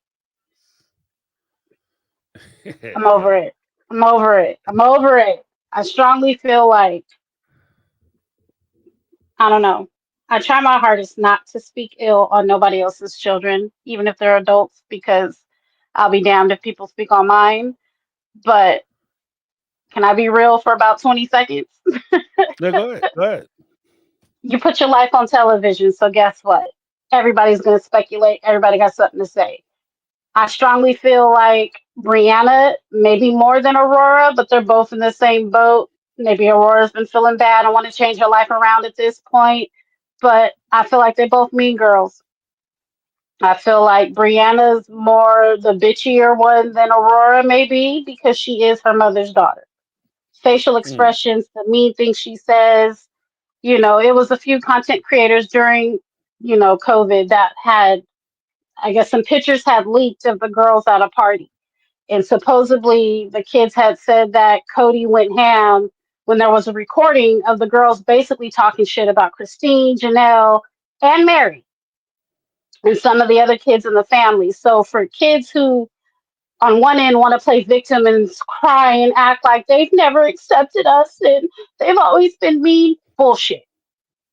Y'all some little Mm. evil heifers. Nobody probably even wants to fool with you. You treated Savannah like crap at school. That's why she tried to stay away from you. Like, I strongly feel how Robin presented herself as her representative for the cameras to make everybody believe she's just this wonderful person and wanted polygamy and tried her hardest to mix the families together. I feel like her kids are probably the same as her. Well, I won't say Dayton because he seems like he's a sweet kid, but the girls, if I knew the girls in Flagstaff, I'd probably have a few mugshots because I probably would have been fighting. Just saying. But I feel like they're Regina George all over again. Like they're truly mean girls, and it's it's not it's not a good look. You know what I mean? And I get that they do Right. try to revamp their images and try to act like they're victims and they're on the bad end of the stick when it comes to everybody else. But other than maybe Peyton and Garrison doing what siblings do and teasing them, I only saw everybody else bending and trying to accept these kids, but never saw them bending and accepting anybody else. Right. And I mean, I feel that also falls back on Robin. Like the whole point of, well, I had Mary's back even when everybody else was talking about her and ignoring her. Well, boo boo, how did you have her back when you was ignoring her too? Cause When she she was was. sitting at home by herself through a freaking pandemic that, for those who survived it, you know what I'm saying? Like, I know a lot of people that are still dealing with depression, that are still having PTSD because they were locked in their house. And hell, I started even having panic attacks because we were an active family. My kids played sports. We were never home all weekend long. Then to be stuck quarantined and can't really leave the house unless it's just going to the grocery store, it was a lot. And Mm. but I also had my children to quarantine as well as another family. We kind of quarantined together, whereas Mary was completely by herself. abiding by these ridiculous rules, and they still didn't let her come around. Right. So I felt like, they played in her face this whole time, and it sucks because it seemed, I mean, I don't know. I don't know Mary from a can of paint from other than what we see on TV. And from what I've seen, it seems like she was trying through her attitude, through whatever her place was in the beginning, because she was the legal wife and now Robin is. It seemed like she was trying. And that's where my opinion for tonight goes. No, that's fair. Fair play. Fair play. Yeah, I'm not feeling the girls though. And I feel like the more they put them on camera every time, it further irks the living hell out of me. Right. Right. Well, I mean, I think in fair play, like the truth of the matter is that there is a appeal that people who do well on reality shows have. Hmm. It's not necessarily star quality, but they do have an appeal. And not everybody has it. That's why not Right, everybody could be a reality TV person. right, And I with Robin's kids, honestly, I don't know whether it's a difference between they are genuinely bad people, or it very, very well could be they just don't come off well on camera. Like it's not like doing cameras is not easy. Hey, it's not an right, easy thing, and not everybody can do it. In reality TV, not everybody can do it. And the kids, they may want to push them into a reality TV stardom situation, but the ones they have, Brianna and Aurora, I just don't see it. And I'm not trying to, again, not trying to be an ass, but I mm, just don't see it. Like I don't see them being like a show. If they came out with a show and said we're going to do a spinoff with Aurora and Brianna, they're going to go to college and we're going to film them their day to day. I wouldn't watch that show. It would be terrible. yeah, I wouldn't You watch know what it I mean? either. Because they're not interested to watch on TV. They're just not interested. So I wouldn't even watch a spinoff with just Cody and Robin by themselves. right, right. Well, I mean, that potentially could be a that potentially could be a train wreck. That'd be a dumpster fire to it. I'm trying to out like out Cody and Robin each other. That could be a dumpster fire. Out But with narcissist Brianna one and another. Aurora, yeah, yeah, it would be bad for a different reason. But Hmm. with Brianna and Aurora, I just think the show would be boring. Like, because I like Yeah. their sense of humor just isn't really clicking with me. Uh, Hmm. like a lot of their personality quirks and stuff just doesn't really. It's not endearing. So, and again, I don't want to be an asshole about it because they could be lovely young ladies. I don't know, but it doesn't translate well to camera or to film or video. Yeah, no. I mean, I've worked with kids for a lot of years, and you pick up a vibe when Hmm. people are just genuinely good people. Let's just say that. And I don't Right. get that vibe from what I see on TV from these young ladies. I don't. Even as kids, like I don't remember what season it was, but when Cody's brothers had came into town, and he was gonna have a night out, and he also took Logan to go out with him, and Yeah. they Yeah. as soon as the men walked through the door, the first one to greet him was Aurora, and I'm yelling at the TV like, "Go sit your ass down." Then I realized, like, oh, she can't hear me. Every other scene, it's either Aurora or Brianna sitting on Cody's lap, and I think at one point we had tried to see, like, right after they moved in the house, Savannah was trying to get close to Cody, but couldn't because Robin's girls were always there. And at times I wanted to be like, can you just move? Like, move. You're always just in Mm. the way. Just move. But I guess as they got older, it manifested into something else, something different. But I thought maybe when they were younger, it could be, an abandonment thing because their bio dad wasn't around, or, they needed that male figure around more often than not. And then the more I thought about it, it could have just been Robin pushing them kids to be all up in Cody's face and all around Cody, and the same on his end because, her home was the safe space for him versus the other three wives' homes. But Right. now, the older they get, it just they still seem like they have the same tendencies they did as little girls as grown women. And at what Mm, point do you grow the hell up? But I also get it because it's hard. You know, I play devil's advocate when I watch the show with myself because I've had friends. You know, I've been out of my parents' home since 13, but I've had friends who still live at home. They're not married and they still have to abide by their parents' rules. So when they're right. at home, they're completely different than when they're at work or when they're out and about hanging out with friends. And it's the oddest thing to see. You know what I mean? Because Mm, they're wild and crazy in the streets, but when they get home, you would never know that that was the same person at the club last night turning up on the bar. So right. I can understand why they are overly coddled at home and under Cody and Robin's thumb the way they are. But eventually, y'all gonna have to grow up and get out into the real world.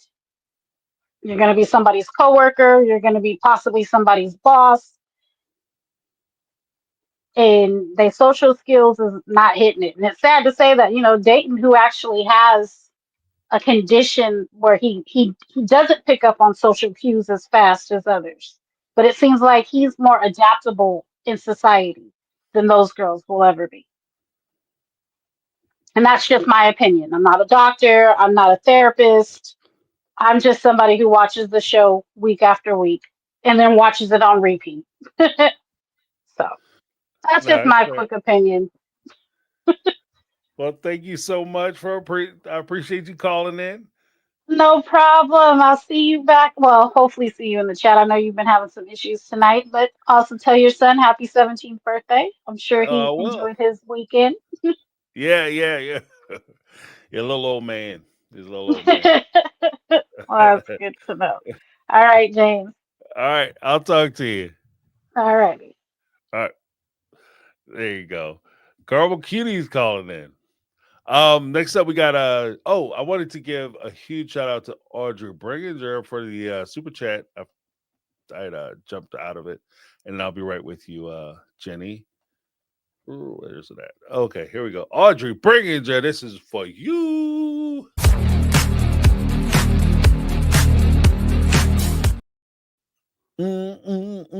Jenny Jet, what's going on? Hello. Yes, Happy Easter, James. thank you, thank Happy you. Easter, everybody. Hello. So, yes. So what's on your mind, Jenny? Okay. Wow. I don't know. I can't keep up with everybody. Like I had a thought of this and a thought of that. No. I think it's easy to start with Caramel Cutie. Um, where she left off with Brianna and Aurora, because I have my opinions with that. Hello. Yeah. No, go ahead. Sorry, it's because before I could hear myself, and then now I can't. So it's weird. Okay. Anyway, yeah, Brianna, she definitely does have that. She like not conceited entitlement. Well, they both do, but Brianna doesn't show any shame of it. She, I guess, depending on how she's supposed to act, or in the confessionals, or when they're sitting in the talking heads. Hmm. But Aurora is always a people pleaser. Yeah, I can see that. Yeah, because she does. Aurora, I think, plays to. Brianna comes off more like she's begging her way into the relationship with Cody and Robin, whereas Aurora does seem like she's more aware of I her think, situations. yeah, I think she's the one that they know that, look, just do this or that, not so much giving her the direction of like what to say. And Brianna, I think she's more like a rebel, like, okay, I'll do this, but then like without knowing, she just comes off like her true self is like not giving a fuck, like how she said when they were trying to, back in season 17 or 16, 17, when they were trying to buy a house, and they were sitting right before Aurora had her little panic episode. Hmm. Brianna's so nonchalant, like, well, this is your guys' problem. You guys are the adults. Aurora wouldn't say something like that because Right. she's playing the part. These kids just have, especially them two, they feel like they have this entitlement. Dayton, he was like the firstborn, so he was just by what, I don't know how many years older than Aurora, but he already, being the oldest one, he already has a more experience with other exposure, maybe more time with his biological dad, that this new relationship wasn't like phasing him. It was just like, okay, I live with my mom, whatever. But the other two, they were so young, like they were like more easier to not manipulate. I hate to say that as a mom, but try to make them blend with the Browns, right? Mm-hmm. And then the other two, Solomon and Ariella, they're too young to know all of that. These guys are like after, even though Solomon is very close to Truly, but they just know another world. Like they have different stages. These kids, I guess, I don't know, like, but I feel like, yeah, that these two girls, like they're just, yeah, it wouldn't, they're not genuine in on camera. They're like Robin. Like we need to be not better, but just also not be 100% true. Right. Right. Well, because I think that they kind of take hints or at least guidance from their parents in the respect that, like, both Cody and Robin have an image to uphold, and I think that they are trying to use the daughters to uphold that image, and the daughters are very aware of how they're supposed to come off on camera. So I think that they're struggling with it because the part of the struggle could just be that's not who you are, or you're so cognizant of how you're supposed to act that even if you are that way, you're trying to make sure you come across that way, which makes you seem less genuine. So I mean, I do think they struggle with it. I do think that that's the struggle that they have. Yeah, because they really do have Robin's like cry, like the right before I'm gonna cry. I don't know, like the last time we saw these girls, wasn't Aurora talking to them about the baptism? Right. Like right before she's gonna ask, Cody, like she pauses and makes that like I'm about to cry look, and it's just those are definitely. And how long did it have? We know this based on what we see on the show, Right. right?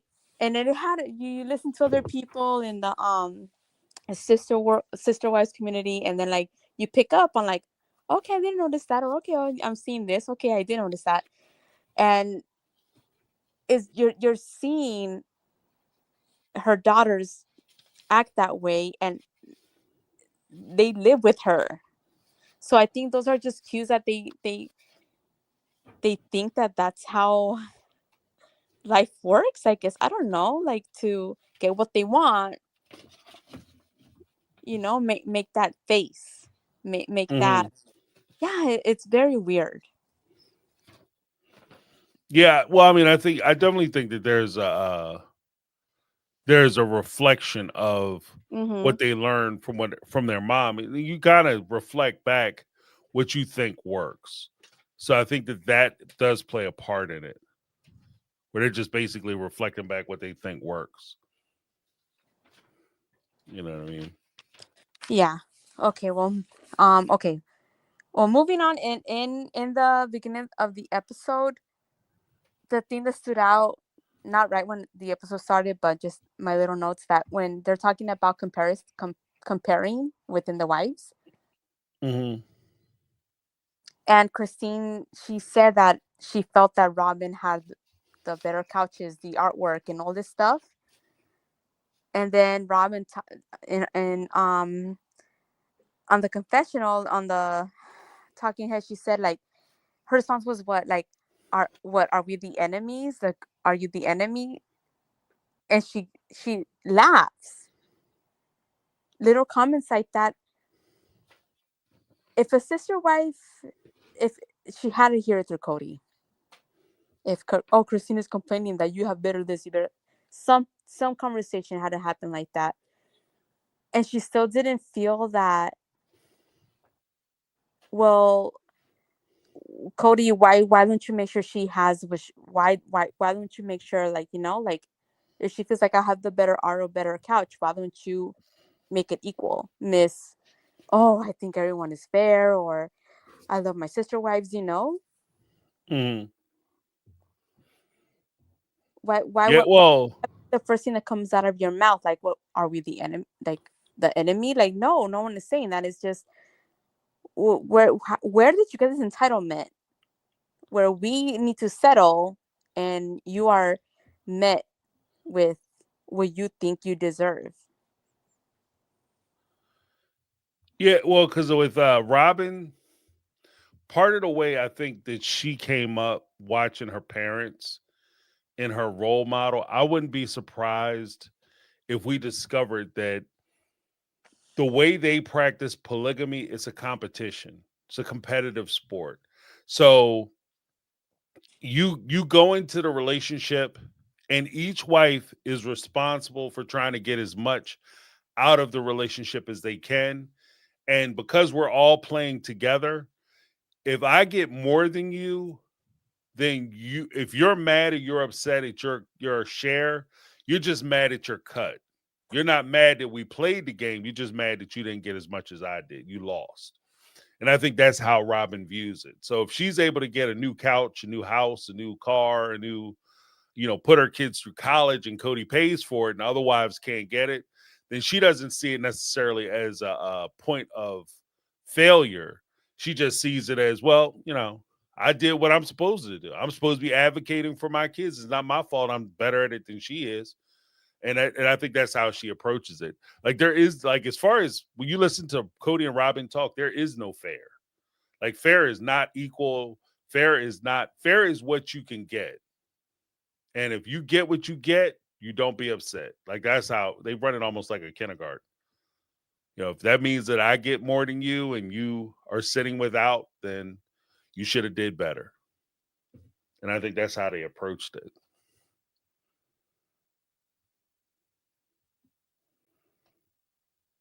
Hello? Hello?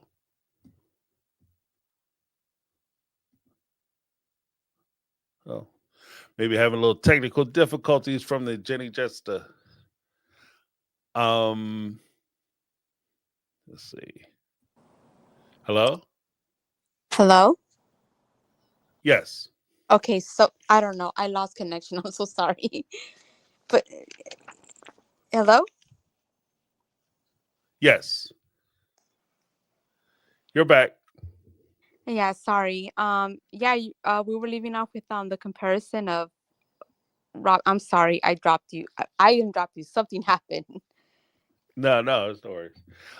Yeah, I was just saying that I think that when Robin approaches it, she doesn't approach the idea of fairness the way most people, like, when we hear fairness, like, we hear like the sister wives and equality. Most of us apply our morals to the situation, and I don't think that it's necessarily applicable for them. So they don't see it the same way we do. Like, I think that when Robin came up and she was watching her mom, they competed for their place. They competed for their for resources. So if a wife was able to get more resources from their husband, that was not because they were doing the wrong thing. They were doing exactly what they were supposed to be doing. And so I think when Robin gets more stuff, she sees it as, that's what I'm supposed to be doing. You just mad because you're not doing playing the game the way I am, or you're not as good at it as I am. See, and that's the messed up part, because we didn't start at the same time, you know? Like Hmm. if both of us are trying to get married with this guy, and like, yeah, no shit, I'm gonna try. But once you come in after 3 wives and how many 13 kids before, and then you bring yours and get knocked up later, you still, that's where I have the most issue with this person. In the whole reality TV realm, she's the one that I just can't, because she felt genuinely that she deserved, if not equal, more than these 3 women, like that were married to Cody for how long, and gave kids to him Hmm. and dealt with all his crap. Right. And like you said, Cody, he saw, like, what he saw in Robin was this person with the TV show, so he's a whole nother Cody. And then he's getting, this young thing or whatever. But she was okay with that. Like, I hate Cody, on, like, I do. I just think that obviously, he set the standard and he allowed Robin's behavior, but for her to be okay with taking more, if not, the necessity that she had to do for her kids, and neglecting the other kids, Right. and letting Cody be okay with that. That's where I have my Well, problem with it, with her. right, right. No, I mean, I agree with that. Like, I don't have any issue with it.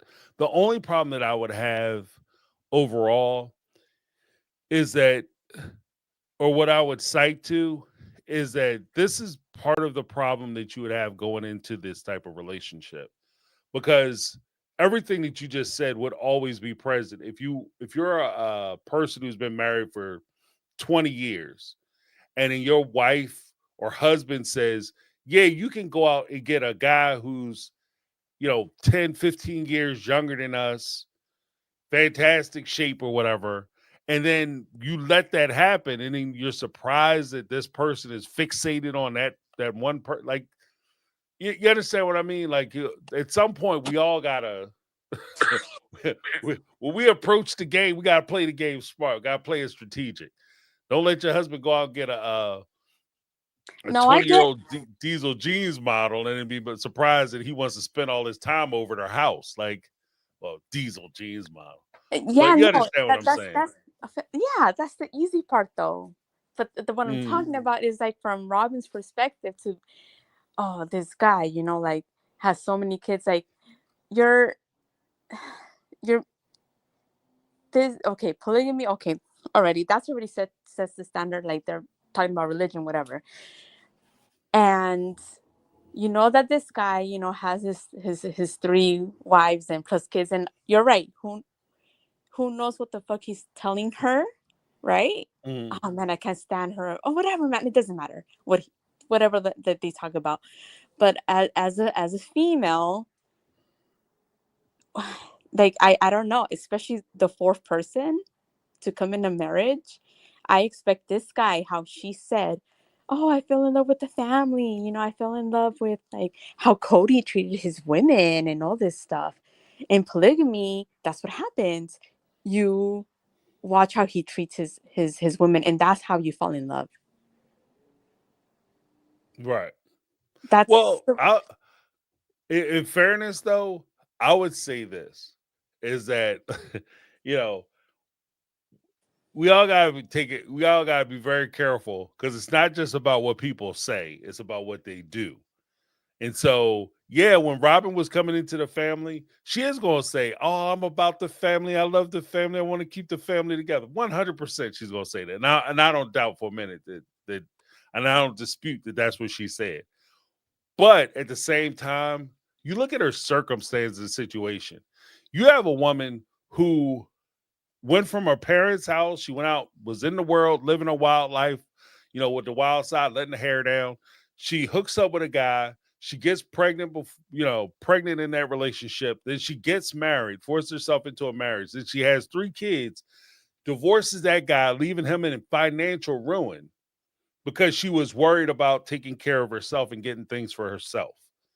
Then that's the person that you choose to bring into your family, and everybody is sitting around surprised that that person is obsessed with money and taking care of themselves. She already ruined the whole dude. Like, you understand what I mean? Like this is what we dealing with.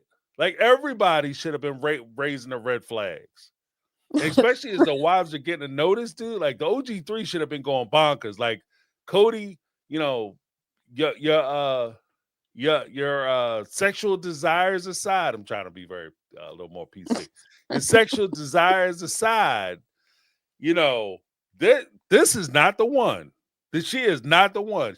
Maybe she look good, maybe she do things to you. That's all fine and good.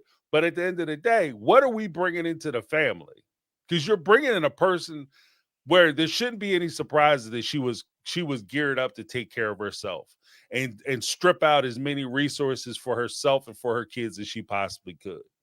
That's all. You know what I mean? That's where I'm kind of coming at it from.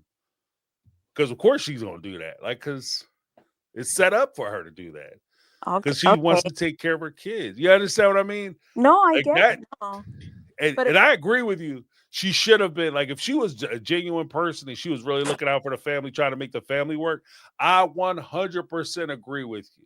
If then there are decisions and things that she could have done to keep, I've said it, they could keep the family together 100%. But looking at how she did it, she was about Robin. Oh And yeah, Robin was it still is. trying to get Robin. She was taking care of Robin.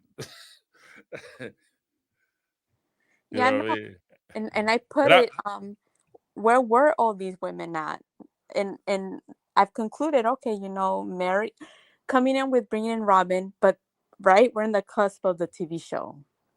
So I think what happened, if you know what, Cody, we'll film or whatever, your show is interesting, but what would happen when you bring another wife? Mhm. That's more interesting. Like, bring in what happens. And maybe he already had her, and I don't know. Who knows how that came about? But for sure there was a discussion about it, right? With the OG3. And I Right. think Mary was like, whatever it takes to keep you, Cody. Janelle was like, I don't care. Like, I need some financial help over here. And then Christine was like, no way. Nope, I don't want it. I'm the third wife. I don't want this to happen. But I mean, money talks. And I think, right, they said that they rule as a democracy. So what? Mary, Janelle, and Cody were on board, and Christine wasn't. Yeah. Well, I don't know. Because it sounds like, to be honest with you, the way things are kind of coming apart now, it Mm-hmm. sounds like it was a Cody decision. Like Janelle might have been neither here nor there, but it sounds like it was a Mm-hmm. Cody decision. Like, we're bringing her on, and even though the other women might be upset and might not like it, too bad, so sad. She's gonna be here, so just get used to it. And this is what's Gonna happening. be Like here, that's and she's gonna make y'all broke. yeah. She's coming in. She's gonna do what she's gonna do, and y'all gonna smile about it. And you're gonna But love her. again, for Mm-hmm. me, like I think it concretes a lot of what I'm saying, just from the fact that Robin has zero regrets, zero she doesn't feel bad about what she did at all. Like, you don't see that at all. Like, everything is justified. Like, I got what I got because I deserved it. I'm a good person and I deserved it. I Yeah. budgeted my money. What did she say? I budgeted my money better. I don't know what you was doing with your money, but I was budgeting my money. Like, she has zero regrets about strip mining this family out. And that's shame on her. But we gotta be smart too. We gotta be smart. Yeah. Well, yeah, and then last thing with Mary and the friendship is just, again, I just feel like Mary just whatever. If being close to Cody meant being close to Robin, then okay. And for her to say today, well, in the episode, that people will buy from the website and she'll be the one dealing, or at least being messaged about, hey, I bought something, what happened, blah, blah, blah. And that she'll just Hmm. send it to Robin. I wouldn't even take it to that point. I'll just forward. I wouldn't even send it to her personally. I'll just send it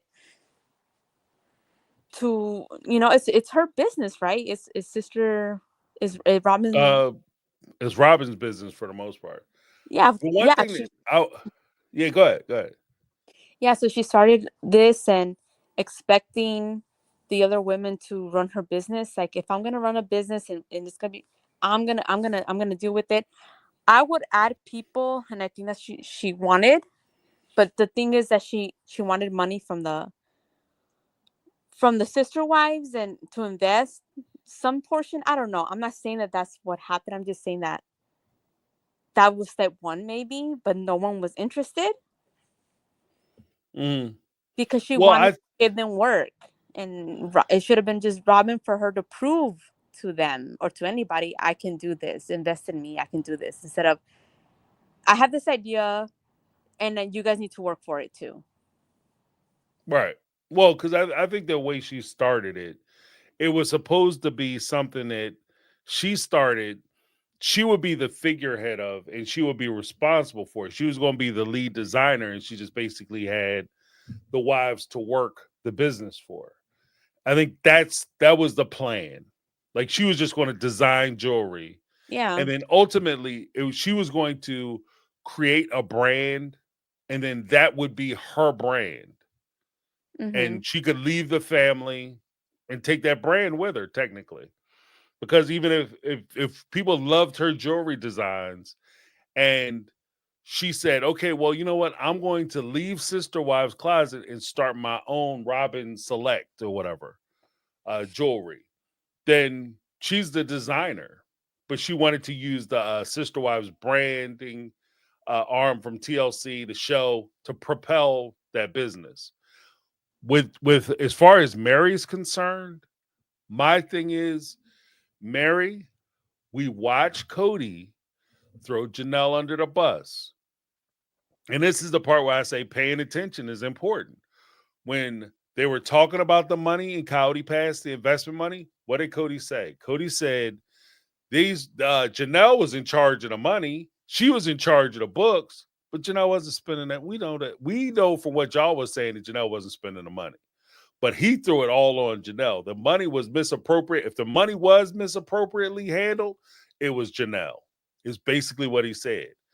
Robin has set up a similar situation, mirrored situation with Mary in Sister Wives Closet, where if Robin is receiving money from Sister Wives Closet because people are still ordering stuff, and Mary's name is listed as the contact person, a person still running the site, then I can fully see a situation where Robin turns around and says, oh, I had nothing to do with that. That was Mary.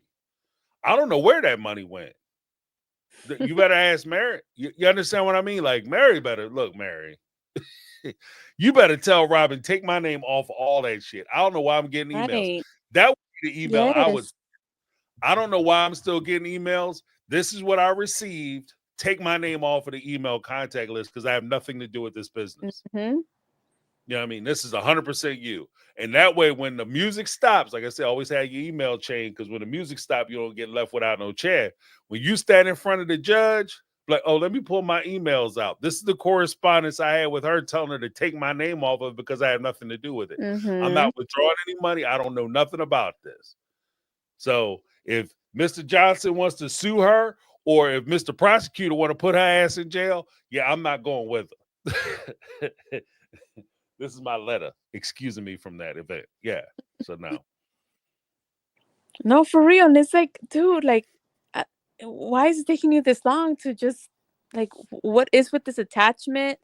Or as much as Mary likes to say that, oh, that basically she speaks up. Like, she says, because out of honesty, like what they show on camera, yes, Christine, she does talk, but in like, she always like tries to make it funny. And then Mhm. she just disconnects. And Mary is just, I say what I said and I did it. Okay, why don't you show that if you really are like confrontational or speak up or whatever? Why not tell Robin, I've been telling your ass I don't want nothing to do with this shit. Like, just cut it. Like, Mhm. or, put a different email or whatever. Like, the fact that Mary is dealing, and I say, maybe she just doesn't even like deal with it. It's just like maybe she was doing it out there. Yeah, she needs whatever she needs to do. She needs to get herself off that. You need to disassociate yourself with the whole experience, especially if you don't have anything to do with it. Then don't have anything to do with it. Like don't sit there and play the game with, oh, maybe I am. I don't want to insult anybody. I'll just keep getting the emails and I'm tied into the business. If you're not a part of the business, especially when people are making orders and they're paying for things and they're sending you money and putting money into your bank account and you're not providing the thing that they're paying for, they have a word for that. What is it called? Oh yeah, that's right. It's theft. That's what they call it. That's called theft. If you take something that doesn't belong to you and you promise to give them something in exchange for that thing, you're stealing. So you get yourself in trouble. But yeah, that was Jenny Jet. Thank you so much for calling in, Jenny. She got disconnected, looks like. But we're gonna keep it rolling with Rebecca. Rebecca, what's going on? Hi. Can How you are hear me? you? I'm doing well. Yes, How are I you? can. Happy Easter. Happy Easter. So I've been watching you for a long time. But first time caller, so I'm very excited to do this. I have Okay, so many awesome. thoughts. Yeah, I have so many thoughts and it's so disjointed just like the episode. um this was such a disappointment, this episode. I know we're sometime in February of last year. So Garrison died, Big G died March 5th. So I felt like this episode should have been so much more than it was. It focused way too much on Robin and her family, and not enough on the Mhm. people that we actually care about, and who they know that we care about, because they did that survey where we were all like, we don't care about Robin and her people. Right. And something I noticed, because I've been rewatching, because I mean this pause felt like it went on for like forever. But from very early on, Robin always said, I want to give my kids this family, but she never talked about what she would give the family. Like she's Right. always a taker. Like she takes and she thinks she's entitled to like whatever she's going to be taking or getting, um to the detriment of these kids, and that's probably why none of the kids like her. Mhm. Well, you know what, in response to that, because I think that's a really good point, but I think that also in addition to that, I want to say in response, but in addition to that, I think there's a point too where as parents, the OG3 were committed to the Brown family, Mm-hmm. whereas their kids don't necessarily have that same level of commitment per se to just being a part of the family. I want to be in this family. I'm going to do what's necessary for me to be in this family. The kids may be looking at the relationships for what they actually are. And they're reacting to Robin and Cody for what they're actually doing, not just for the fact that they want to be a part of the relationship.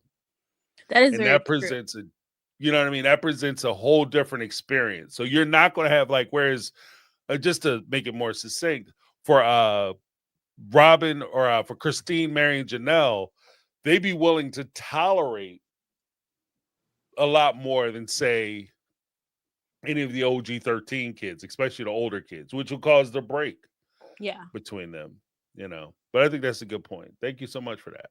no No, problem. continue, please.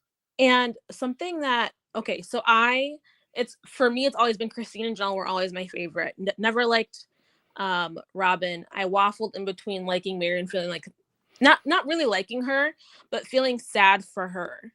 Mm. And then that led to me being like, well, I want you to win. So like, can you please stop doing what you're doing?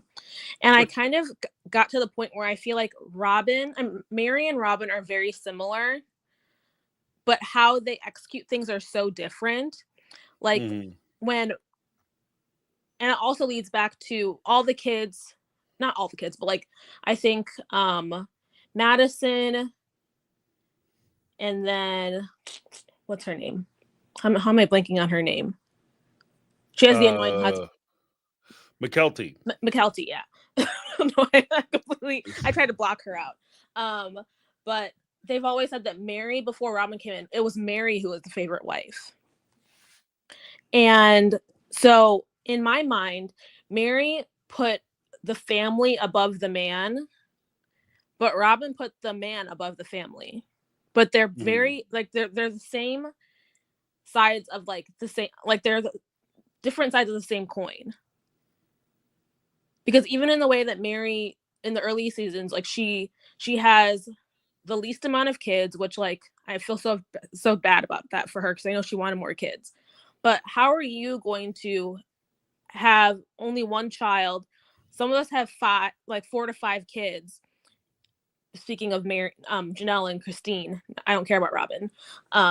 And think that you are entitled to the same amount of money as us. And then not only do you think you have the same amount, that you should get the same amount of money as us when you only have one kid, but you're also going to drop that kid off every morning at Christine's house to have her be another mouth for Christine to feed. And that's why I feel like her and Robin are very similar. Well, I can see that. Well, because I also think that like one of the twisted things of like my impression of like the situation with Mary, I think that Mary didn't make out as well in the situation because she was trying to use Robin. Robin was clearly using Mary when she came into the family, and she was using Mary for cover. But I think that there's also another part of it where Mary was trying to use Robin. It's just that she wasn't successful at it. Yeah, she wasn't. You know what I mean? And so that's the part that hurts, is when you're like, oh man, I'm using you, and you're and it's not working, you know. I know she relied too much on being the first wife. And I do think that we all know that she was manipulated. Now that she finally knows after last season, when she found out that she was the one who introduced Robin and Cody. Like she finally figured that out. And they already knew each other, and they let her just think that, which was wild. I was like, that's why I thought this season they would finally show Mary's reckoning of being like, no, I'm realizing stuff, which they kind of did this episode. But even then we see the interviews post show, and I feel like she still attacks Christine and Janelle more than she attacks Robin and Cody. Right. And I'm like, this makes no sense. Nah, yeah, I can see that. Well, but it's also prior to her getting a reckoning of Cody calling her and her friend witches. Yeah, that was yeah. I was like, this is completely mask off. Yeah, I think that was like the break for Mary. So she's actually coming out talking about Cody more now, and she wishes that she had saw that footage before she shot the tell-all, because she gave him some cover during the tell-all. But at the same time, I'm kind of like, this is where I was saying, like, with talking with Caramel Kitties earlier, who's making good points as well, that this is part of the part that's frustrating with Mary, because like I feel like you have to defend yourself. Like, it's not enough for somebody else to come flying behind you and we got Mary's back. And the whole time you're telling them, no, don't worry about it. Cody, you don't understand my relationship with Cody. He's amazing. And then when he does something to you, then all of a sudden it's, oh yeah, he's a rat bastard and he's a terrible person. Like, that's where it gets kind of, you know what I mean? It gets a little jumbled. And that's where you lose folks, like, in my opinion. Like, I think that's where she's losing people.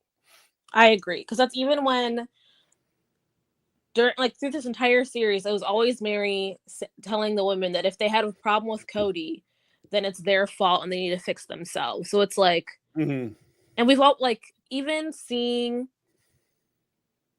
in my mind, I can't even really give her grace. I saying she wasn't able to see him call her friends the B word or see whatever, because how many seasons did we hear him talk about her? Even like at least season 15, when he said, I don't really or season 16.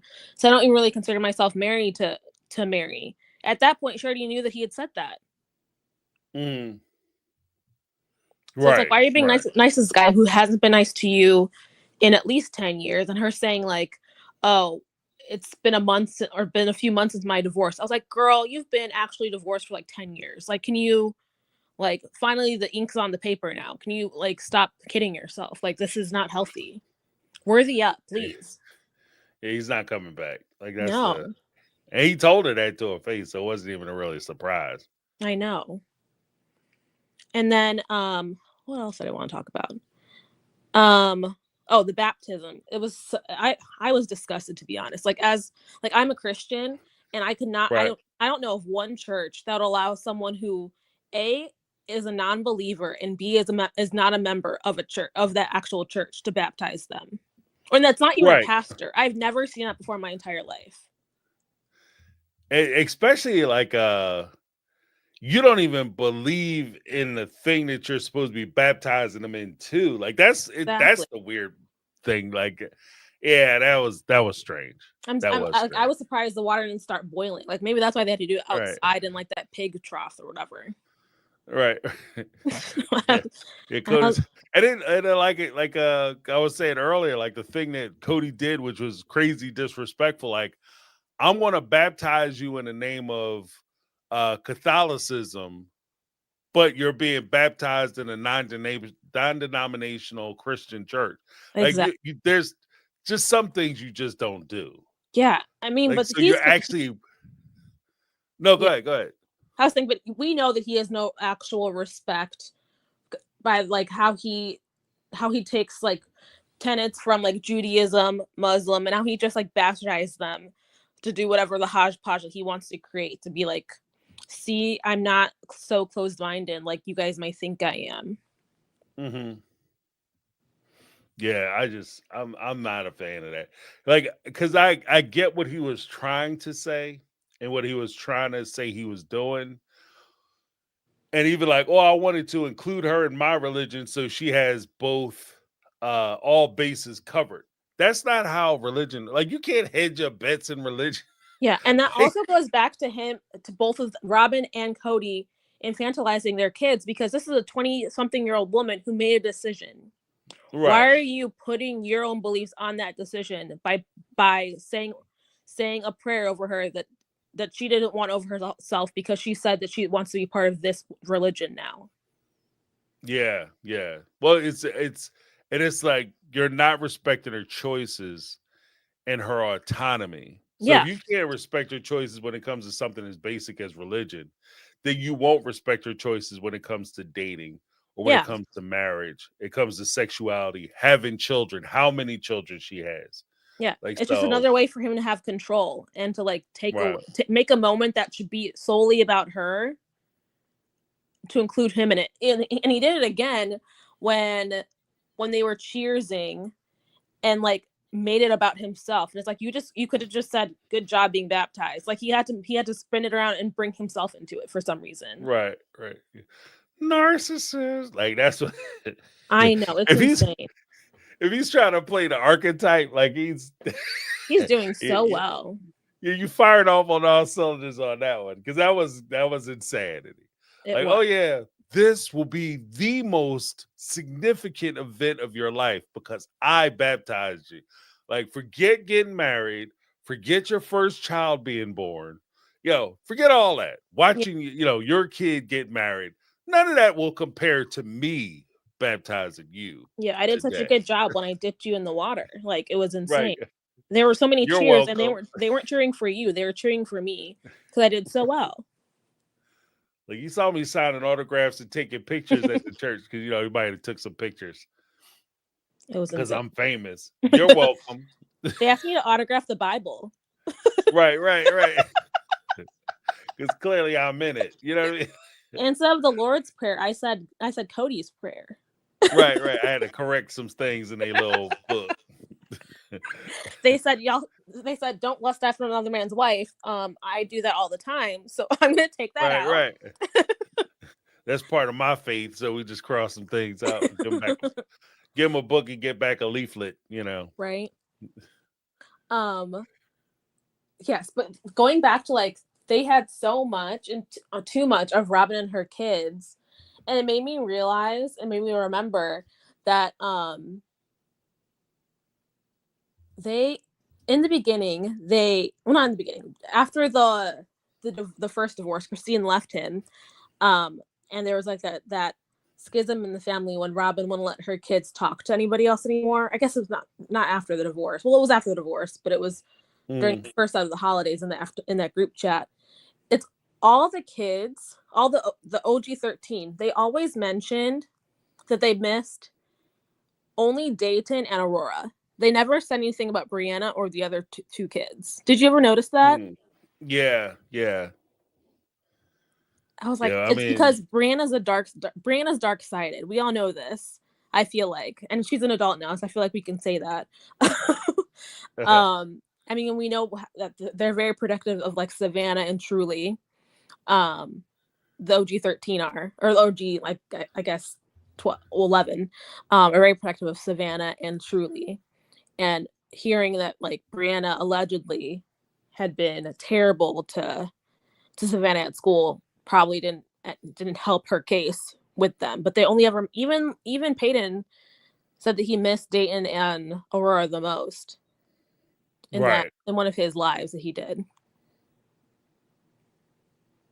Yeah, well, because I think they were also closer in age. Like Brianna is more Gwendolyn's age.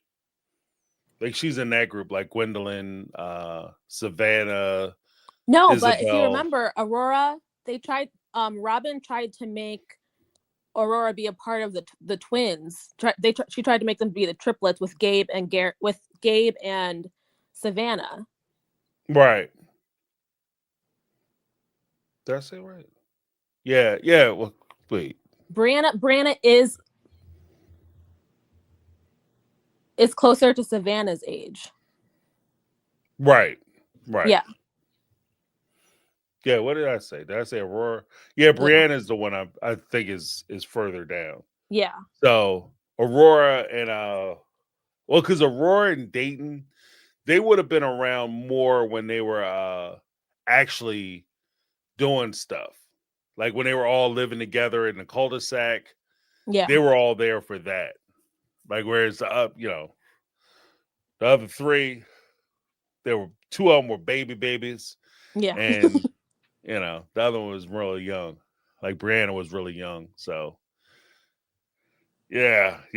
But I think that Brianna also has a personality that's more similar or closer to her mom's personality, which might, put people off, especially if they're dealing with Robin and then having to deal with somebody who's like that they don't have power over Robin's situation, but they certainly would have power over whether they hang out with like the mini me version.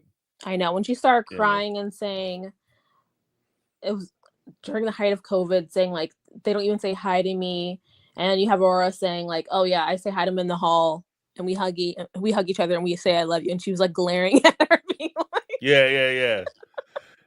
You're not paying attention to what I just said. I know. They're like, that doesn't fit the narrative I just said, so I'm gonna be upset. Right. Right. And then part of me does. Let me know what you think about this. You've been saying that you think that after we only have maybe one more season after this. Part of me feels like, and it would be smart on the producer's side, if this were a way to just inundate us with so much Robin and Cody that it doesn't tank the numbers, but there's such an outcry that they end it after season 20 and they do a spin-off with just the OG 3 and 13. And so they're sabotaging it to get Cody and Robin and her kids out. I could see that. But I also have another I'll be releasing a video about my what I think might be happening from what I'm seeing on the way they're presenting it. Because I think there's a lot of stuff going on that they're trying to push out to very subtly push out to us. Yeah. As the audience. Yeah. I can't wait to watch that, I guess.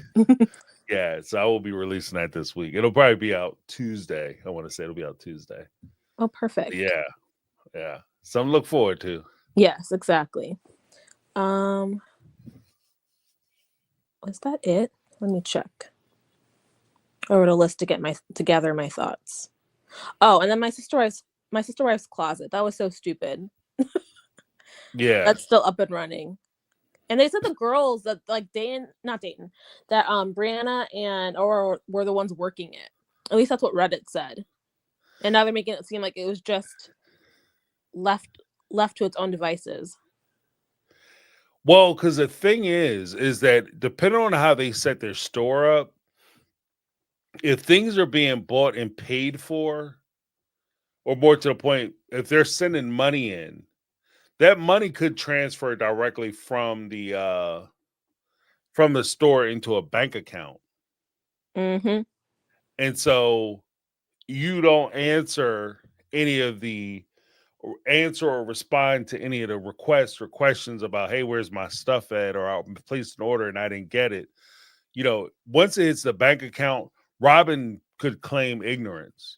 Yep. You know, oh, I had no idea. I wasn't checking because we had already shut the site down. And I thought Mary was the one that was in charge of making sure the site was down. That's why she was receiving emails. I had no idea. And so it's just a matter of Robin putting herself in a position where she never responds to any of the emails. And that might be, I mean, now I'm thinking about it, maybe that's why they were actually reaching out to Mary, because they had been responding, they're like sending in requests saying, hey, I ordered this stuff and I haven't got my stuff back. And they tracked Mary down and sent her an email. I could see So that. Mary's trying to forward it over to Robin, like, hey, by the way, these people saying they ordered stuff and they haven't gotten it back. I don't know why the site is still up. Yeah. Exactly. Yeah. But it all comes off kind of grifty. It It all does. definitely comes off grifty. Yeah, she's a grifter. And hopefully, I mean, I really want to, I want it to go on at least until we get to see Christine's, like the lawsuit. And I think after that, it could literally just be, that's the end of the series. And they go into the spinoff. Because I want the show to end before any of Robin's kids get married, because I don't want the show to pay for their weddings. I want, like, Cody and Robin need to pay for their own weddings. Right. Like, anyone of like the OG 13 want to get married, this is now the time to do it. Right. Run out now. Yeah. Like right now, please. I think that was it, though. Okay, Yeah. well, thank you. Outstanding first call. Hopefully you become a regular. I will for sure. Thank you so much. All right. Thank you for calling in. Have a good night. Too. Bye. Bye. Fantastic call from Rebecca. Let me give Rebecca a little. Awesome. Making good points. Next up, we have Janet. She'll be the last call for the evening. Janet, what's going on? Hey James, can you hear me? Yes, I can. Thank you for being Uh, patient. no problem. I like listening to what everybody had to say. I feel like everybody had some really good, interesting points. I didn't actually see the whole episode because I started watching at like 11:30, and like my Mm, TV, once it's like half hour in, because I was a half hour late starting it, um, like it just cuts off and goes to live TV. So I got up until right up until Christine was getting like ready to like dress up for a Valentine's date or something, and then it cut out. But it was pretty boring anyway. yeah. I don't really feel like I missed too much. But so the thing about watching it tonight that I found was kind of like, I'm trying to think of how to put it. Like the thing that I just don't think that Robin or Cody ever address is that Mm, Robin's the favorite. She's the favorite. You treated her like the favorite from the minute she came into your life. And that never changed. So that means, in my opinion, Robin didn't ever experience like what the other wives would have felt. I don't think. right. No, I think that's a fair assessment. And I would even add to the point of, like, when Robin sits around and complains that the wives aren't treating Cody fair and they don't Yeah, understand and she too is suffering. You don't know what these women have been through. that's right. So for you to say that, oh, they could have easily fixed the problem if they just would have sat down and had a conversation, Yeah, I don't yeah, understand why they gave up. You were never in a position where you could feel like you want to give up. If you wanted to quit, and I would say it this way: if Robin was ever in a situation where she felt like this family wasn't working for her and it wasn't a good fit, and excuse me, bless you you. wanted to, oh, thank you, and you wanted to quit, you were getting the lion's share. You were eating what they used to call Mhm. high on the hog. Yep. You were having, you know what I mean? You were having your pick and you wanted to quit. Imagine how these women who were suffering with the scraps, The how scraps is they right. suffered and why they were talking about quitting. Like you just not trying to meet them where they are. Yeah. So I 100% agree with that. Like I think And that I don't it's buy weird. she didn't know it. Like, because the thing is that, like, if you look at where they lived when they moved to Flagstaff, I know Mary had a nice big house and stuff, and people like to Mhm. bring up the fact that she didn't, like, she only had one child who was in university, whatever. Well, she also paid for that child to go to university. From my understanding, that wasn't from Cody didn't pay for Leon to go to university. I might be wrong, but on top of that, No, Mary no. Mary Yeah, he worked even too. said during the episode that he wasn't gonna pay. He told her Yeah. straight up. He told her during season, was it season 6, episode 11, I think it was. He was like, I'm You not got paying a for you good to go to memory. school. Yeah. Well, because I watched it the other day because that was a sister wives like a presentation Oh, yeah, thing. I yeah. just watched it the other day. Yeah, it was tied into that same episode. He was like, yeah, I had to go over meet with Mary and Let's and look at and not Leon. going to this university, even though you want to go to med school. Like, even though you got into this difficult to get into university, that's too expensive. You got to think of the whole family. And he was Right, always right, like, think of the whole family, think of the whole family when it came to everybody, like I said, except for Robin's kids. Then it wasn't, I didn't hear anything about who's paying right. for their university. Um, Pretty sure that I never heard Robin's not paying for Yeah, well, because it. what he told her was he was like, when you got to think, I have young kids, and I have to make sure Mhm. that when they're ready to enter into college, I'll be 70 some years old. So I have to save up money for them. But meanwhile, you have a daughter who's trying to go to college this year. Like, Right. you talk Right. about, We're I mean, talking about these are now. babies. Like, you got to Yes. figure it out. Like, what are you talking about? And it showed where If the you don't, focus is. Like, that's a good point that right. you brought that up. That's like the focus was always on them. And it's like, well, once upon a time, Leon was a little kid too. Mhm. And like one of your first. And again, I would want to have 18 kids to try to like think about that with. But again, like I think you said last time I was talking to you a couple weeks ago, like you didn't have 18 kids by accident. Like you didn't like Right, right, you like talked up this lifestyle. And like I would say, yeah, since they moved to Flagstaff, if you look at like the McMansion, it like and you watch those episodes, that is like it is like a fairy tale. It's like they're not seeing how big the discrepancy is. You have Janelle in a fucking like RV, and right. like you guys are living in a mansion. It like I just like it like sculptures all through like art, like all this money spent, like all these cars, and you're saying though there's no money for this and there's no money for that unless it's Robin's kids and it's Robin.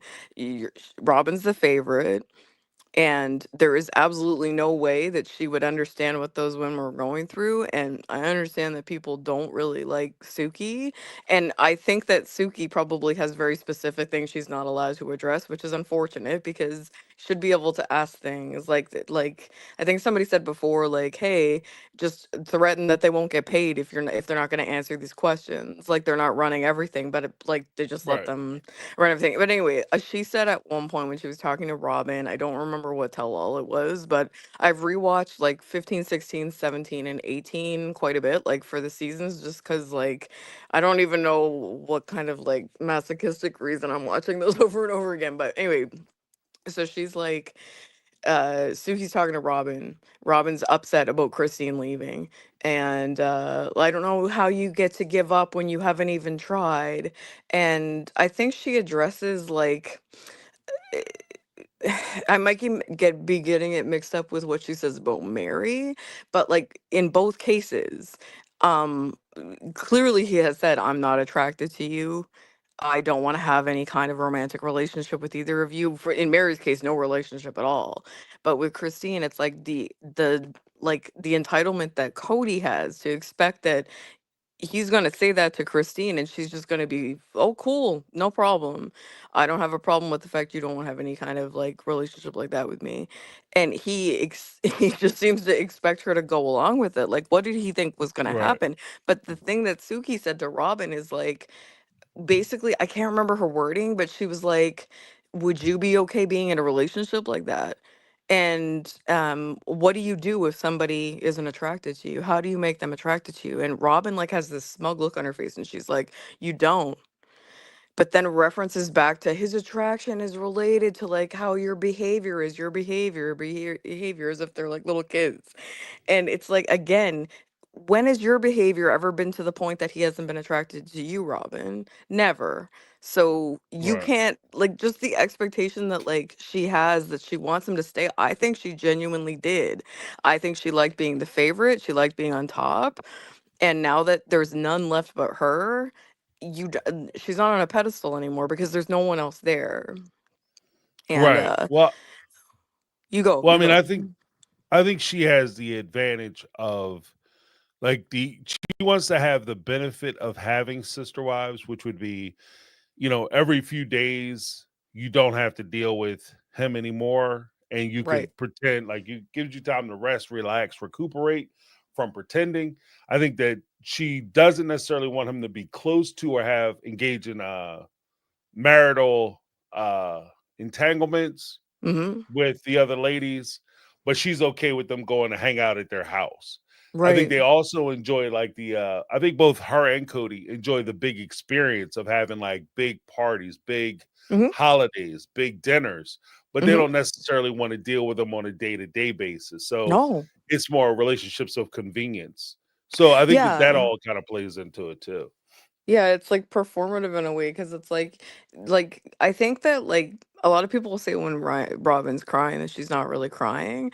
I think a lot of times she's crying, but she's never crying for anybody except herself.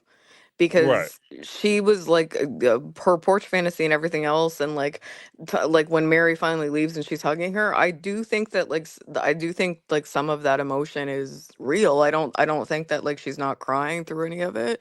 Some people just cry more than others too. I cry all the time, but like it doesn't necessarily mean I'm like so devastated just because I'm crying. But like she might be like easy to cry, and I think she is crying, but she's crying because of what she's losing. It's not for Mhm. Mary. It's not for Christine.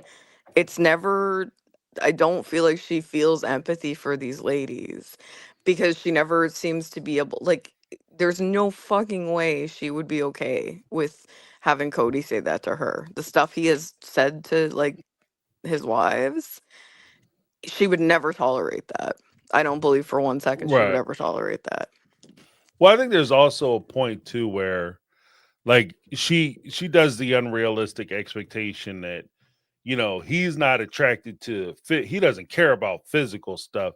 He only cares about how you behave. Your That's not behavior. true. It's not That's a true. lie. No. That's a Mhm. lie. Now, No. I will say this, real talk. Behavior, like how somebody acts, how they conduct themselves, can be very unattractive. Like you could have Absolutely. somebody who is very, very, very good looking and Mhm. they act a certain way. And then based on the way they act, you say, you know what? I'm not feeling this at all. You know, Totally. I've definitely had that experience before, but at the same time, like I did have somebody whom I thought was repulsive, and then they're a nice person, and oh, you know what? They're really friendly. Like that's Yeah. not a thing. That doesn't Right. exist.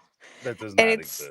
it's not the same rules either because like Christine Mm, specifically says when Robin came into the family that she noticed Robin could question Cody and be more like, she didn't use the word demanding, and I wouldn't either. I just don't know a better word for it right now. But like, she was able to make demands on Cody, and he listened to her, and you can clearly see that. You can clearly see that in the way he interacts with her and the way that he protects her. And I don't know if I've ever heard Cody ever say one time that she did anything wrong, ever. Right. I'm between the two of them, I'm sure he has, but like, just it's so, the favoritism is so blatant that it reminds me of a fairy tale.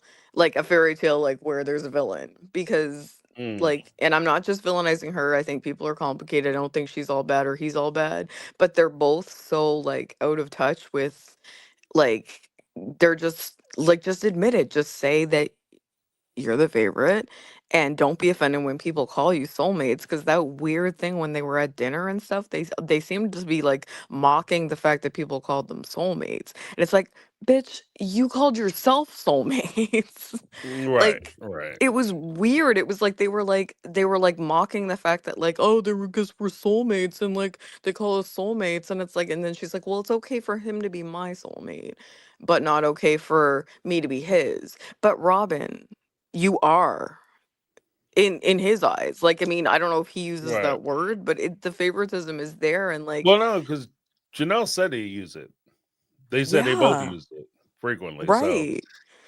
that's just something that they saying because they're trying to play down the fact that they are by them being a soulmate, from a monogamous ear to hear somebody say they're soulmates, that's a Mm-hmm. pairing.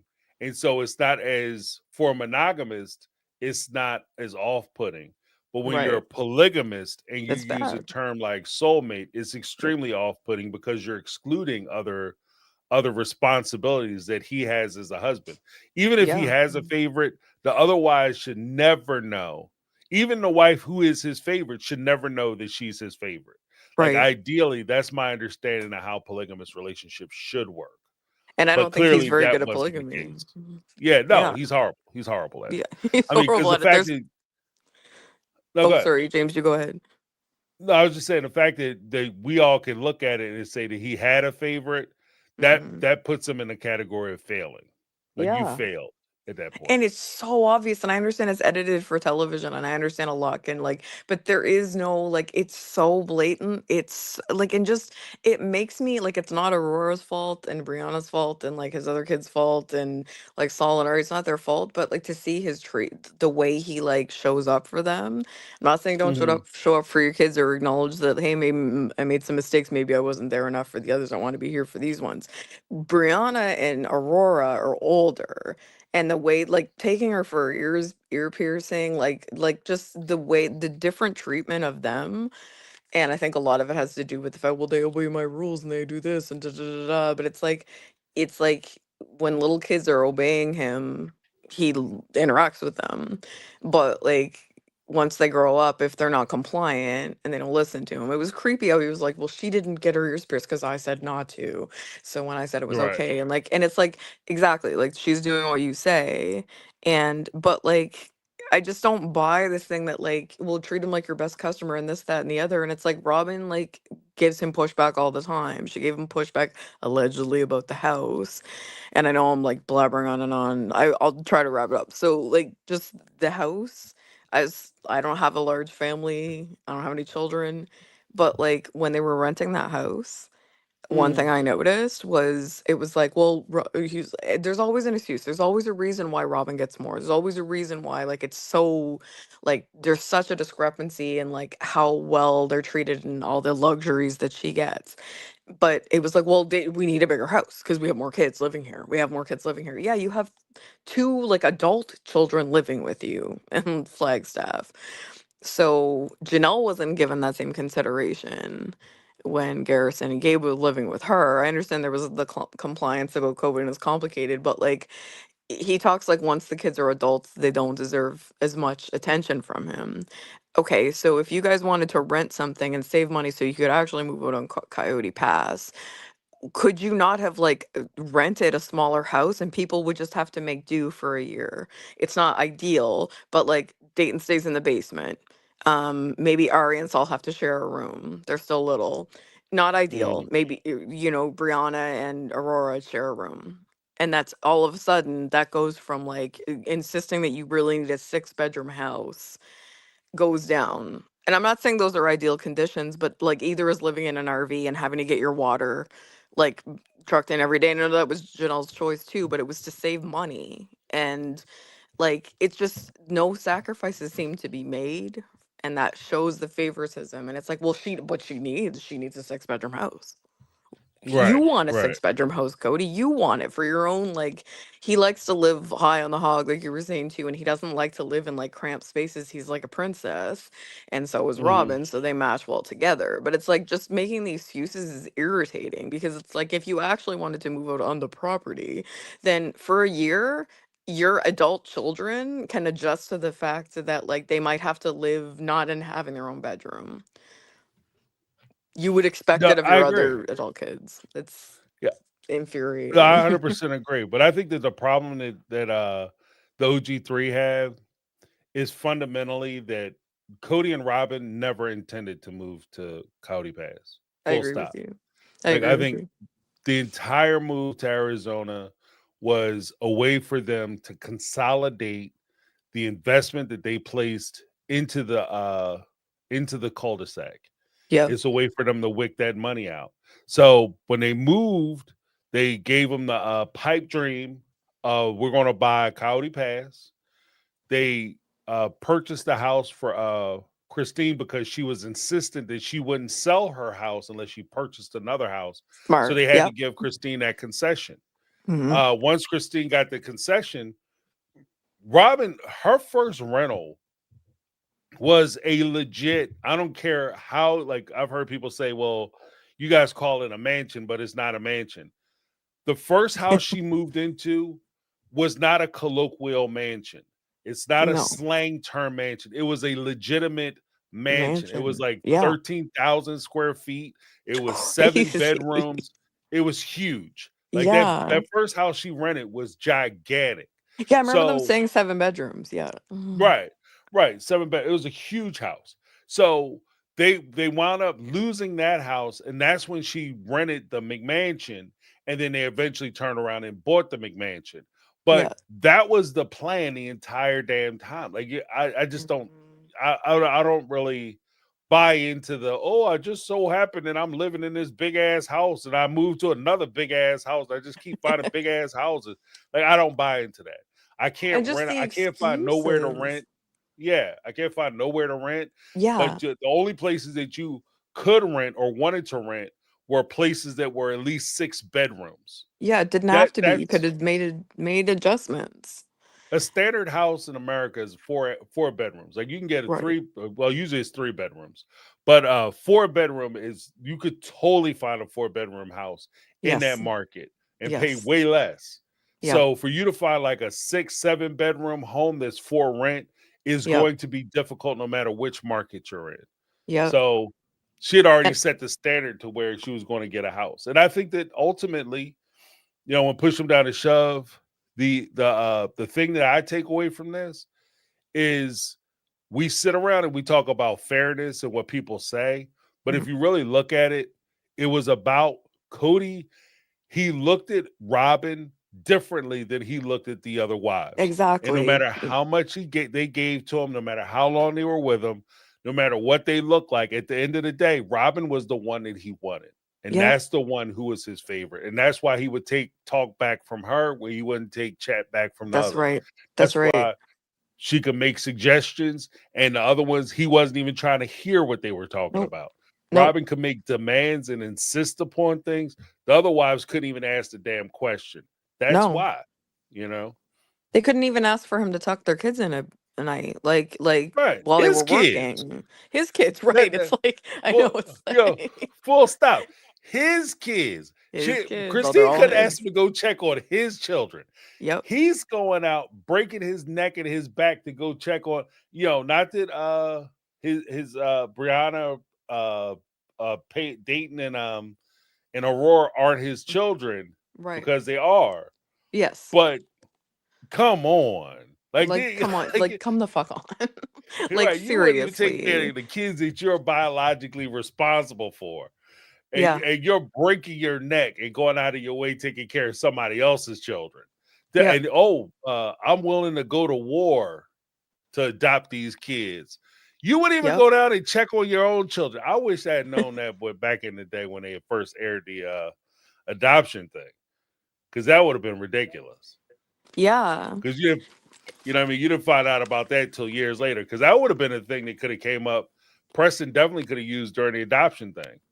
If he Yeah. won't even go check on his own children, and he's trying to take responsibility for mine, Yeah. no, not today, No. sir. And what stayed consistent with like Robin's kids though, which showing the favoritism is because like I know there wasn't any like new wives after her, so you could say it's related to that. I would say it's just related to the fact that she was his favorite from the get-go. She never got her and her kids never got to experience what it was like to not be his Mhm. favorite, so they wouldn't know how the other children felt, because I found when the other children got older, much less involvement from him, which he admitted. He said the little Right, kids need me, the little ones, the little ones, little ones, and it's like you took the time to take Aurora at 20 something years old to get her ears pierced.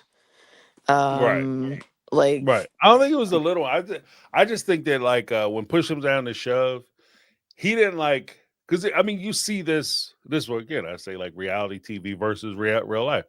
right. I've seen where if a non-custodial parent doesn't like the custodial parent, they Mm-hmm. won't the involvement with their children increases or decreases based on how they feel about the custodial parent. Yep. It has nothing Absolutely. to do with how they feel about the children. It's just Nope. based on the custodial parent. If he's mad at Janelle, Mm-hmm. then her kids ain't nothing. I ain't coming to see your kids. Savannah can sit in that house on Christmas and a birthday without Yeah. ever talking to me. If he's Yeah. mad at Christine, yeah, Isabel can get to go to the surgery by herself. Screw her. Like Because it's I just that. see it as You know? like he says, I see it as like it's hard for me not to separate it out from Christine trying to get a vacation. Who the Right, fuck says that about their kid getting scoliosis surgery where they're gonna right, like he it always was about him. It shows his immaturity, and he's definitely his narcissistic tendencies. I don't believe he's got like he's full on narcissist, or maybe he is. I'm not I'm not a therapist or not a psychologist, right. but he definitely has the tendency to like everything is about him, and I think that more shows his immaturity more than anything. It's like everything is related to they're trying to get at me. She's taking your daughter for major surgery during a pandemic to get to stick it to you because you think she should wait more even though she's in excruciating pain. Savannah didn't do anything to you. You didn't call her on Christmas. You completely didn't even she wasn't even an afterthought. And Savannah's the same age as your stepdaughter, and I only say stepdaughter. I'm sorry, I shouldn't say stepdaughter because he adopted them. But like, I apologize for that. I said it wrong. Well, But just to draw the distinction, I get it. I get it. yeah, it's crazy to me. It's just Well, it because is like a fairy tale. because again, I think that like even with Isabel's surgery, well, we also have to keep in mind that during that time, the reason why he was punishing Isabel Hmm. was because he was punishing Christine, because that was Hmm. right around the time that she had took his stuff and Yeah, put it out of the house. yeah, And she had talked about how she wanted to leave the family. So when she's talking about leaving the family and she put his stuff out of the house that he considered to be his house, yeah. because that wasn't Christine's house, that was his house. That was him and Hmm. Robin's house. Because according to Yep. him, we're the ones who gave her the money for that house. We Right. gave her that money. So that was our house. That wasn't Christine's house. And how dare she put me out of my house? And Yeah. now she wants to go do something for Isabel. And I know, like, if I'm Cody, he's saying to himself, I know I can hurt Christine by hurting something that's important to her. So Right. I'm going to hurt Isabel. Like, I don't Yeah. think it had anything to do with vacation. I don't think it had anything to do with Isabel. I think that if Christine had a dog and he could have came by and football kicked that dog over the house and it would have hurt Christine, he would have did it. Yeah, Like that because he dog would was have been so mad. Yeah, He was she was so mad mad at that her. she left. So mad that Right, she left after telling her, I was never attracted to you and I don't want a romantic relationship with you. right. It's like it's crazy. Like it's like you told her that. So like why are you surprised? And nothing is ever your fault. And the fact that Robin doesn't hold him accountable for his mistreatment of his other wives, that speaks to her character, in my opinion. She can tell herself that it's because of their behavior, blah, blah, blah. She likes to like chuckle to herself and say that basically like, oh, like he's such a grump during COVID. And it's like you're downplaying the fact that like what he's actually doing is it's mistreating his other wives. It's not cute, it's not funny. It's not like that he's being grumpy. He's grumpy with you sometimes, Robin, but like he straight Mm. up like is just pure neglect of his other children and wives. And it's like that doesn't sound good though. So like I find she sort of plays off his behavior like it's a joke, and it's like it's not a joke. It's very, very, very concerning.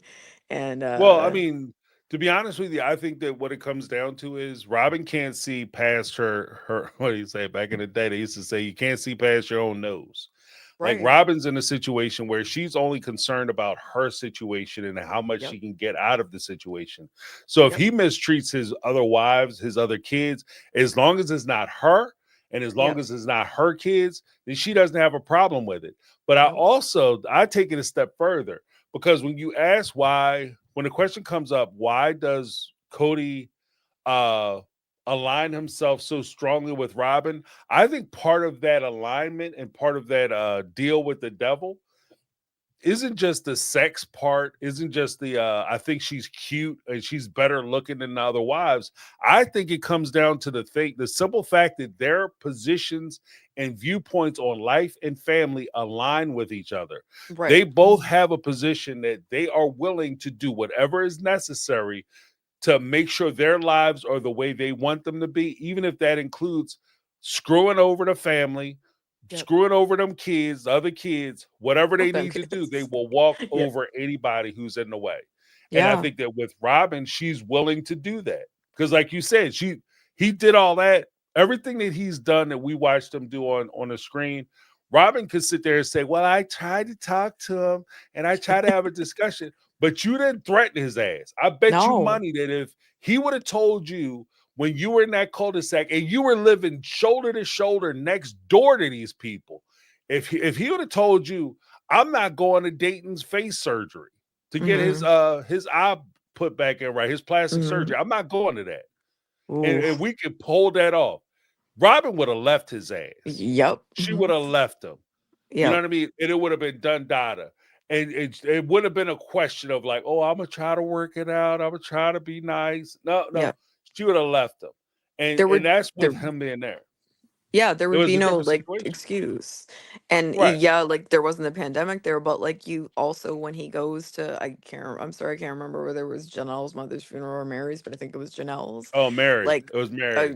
yeah, and so Where like they he went by comes herself? Where she went by yeah, herself? Yeah, that was yeah. Mary.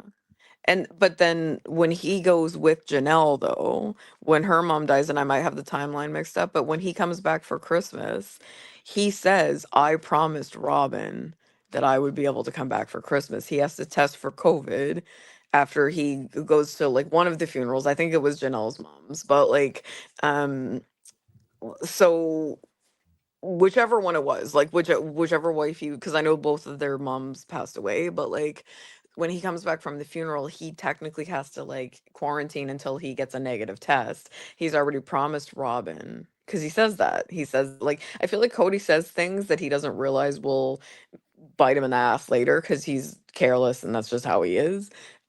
He says like I promised Robin that I would be able to be here for Christmas with the little kids.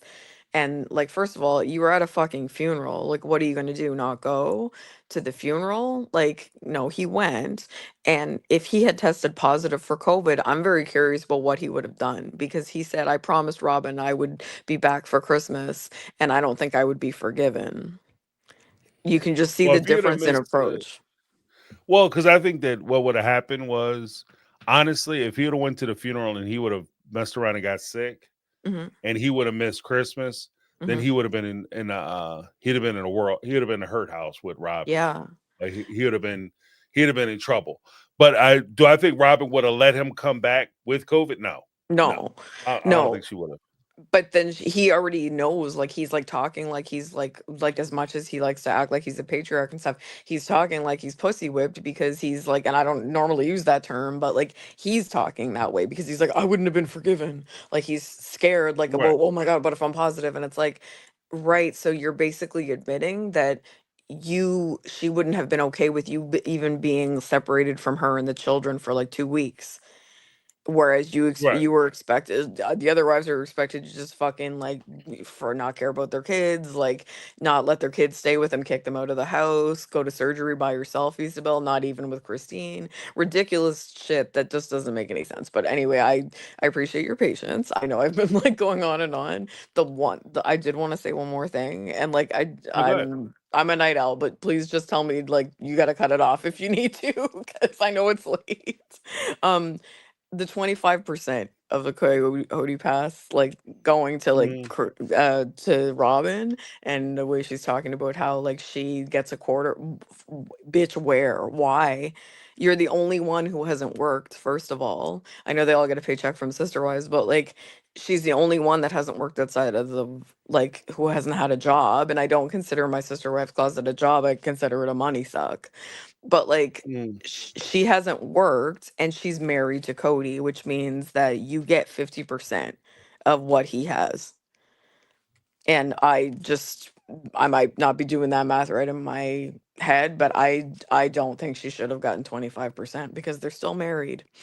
And you can't have everything. You can't have everything your way. You can't have a $2 million house and then also say you get 25% of the land when you're the only one that's married. So you're right, protected. And it just drives me insane, James, because it's like there's always an excuse for Robin to get treated much better. And basically, like, I know I'm just kind of going around in circles, but like just rewatching those seasons and stuff, I don't see her as I see Cody as like as much of a like more of a villain than her. But I also think that like you pretend, like if you pretend to be such an innocent dove and you care so much of the family, you don't give a fuck about the family at all. mhm, And it's just, it's tiring to hear that. And I think like one thing I liked about the episode tonight was basically when Mary has finally like seemed to get it that Robin never like wasn't actually caring about her being her friend because she didn't even try to see her. And then like boo-hooing about like the fact that like like she's not going to stay married to Cody. And it's like, you didn't even try to see her though. Like you don't actually care. And but you don't want to be called soulmates. It's like you're the last one standing, Robin. You're not up on a pedestal anymore. There's no one else to make the villain because he villainized all his other wives and said they treated her like crap and like oh they were treated like crap. Usually if someone comes into the family, they're treated like crap. Did they get a mansion while nobody else in the family does? Did their children get treated like royalty when none of the other children do? No, that's why I said it's like a Grimm's fairy tale. Like it's just mhm. it's actually like entertaining, but I feel guilty saying that because these are actual real people. But I'm so happy they left him, and just listening to them go on and on about how like she's the victim and like does she they treat her like shit and like well they're gone now. So I don't know what's gonna happen with that relationship because there's nobody else to Right. villainize now except him and her like Yeah, together. yeah. But Well, I oh think my that's God, where they'll James. struggle. Yeah. It's crazy. It's just I can't I just like this show, like I never watched like the early seasons and stuff. Basically what put me off of it, and I probably was like less than 60 seconds and I'll be done. But what put me off of it is I remember seeing like I think in season 1, it was what put me off and I didn't want to watch the show was when Mary suggested like what would you feel like if I was with like another husband or something? And he's like, he's basically that's so disgusting and blah blah blah. And I was like, oh, I don't like this guy. There's something about Yeah. him that like has put me off. And Yeah. just ugh. Yeah, that was It's the what was it? He said that would be he said it wasn't even disgusting. He said it would be something like way the adjective he used was like way worse. It was yeah, worse than I think it disgusting. was What did he say? deranged or something like that. It was Yeah, just I was like like, oh You're I was like, this literally guy. doing the same thing. Like, what are you Yeah. talking about? Rules for thee, but not for me. And that's basically what Right. sums up like their whole life. And it's just it's entertaining to watch. And I'm excited to see like the tells, but we really need them to be questioned. And I don't think that's gonna happen, unfortunately. No. Yeah. No. Yeah. Crazy. Yeah. I Thank you don't so think much that's for gonna see. listening, James. I love listening No to your worries. show. I'm sorry I talk so long, but I just so many thoughts and I always have way too many thoughts. They're always coming. But anyway, I've watched it too much, I think. I've been watching it too much. So it's like I have all these thoughts, but I appreciate you and I am very excited I got to talk to you. Well, thank you for calling in. I appreciate you. Thanks, James. You Appreciate you too. have a great night. You too. All right. Good night. Awesome. Awesome. We have some really good callers tonight. I appreciate you guys calling in, being patient while we're working things out. My system is totally shot to shit. Apparently the Kremlin's kicking my system's butt. But we got through tonight. That's all that's important. Make sure you guys check in tomorrow. If you guys haven't had an opportunity to call in or you were a little skeptical about calling in because, doesn't seem like fun, hey, you can still participate in the show. Easy way to do it is for you to send an email. You can send it to mytakeonrealityquestions@gmail.com. Or guess what, guys? You could hit this lovely thing I have down below, which is speakpipe.com/mytakeonreality. You can leave a 90-second message. You can tell me what you're thinking about, what your thoughts are. And then I'll play them on my Thursday night show where I respond back to your messages. I play them online and respond back to you.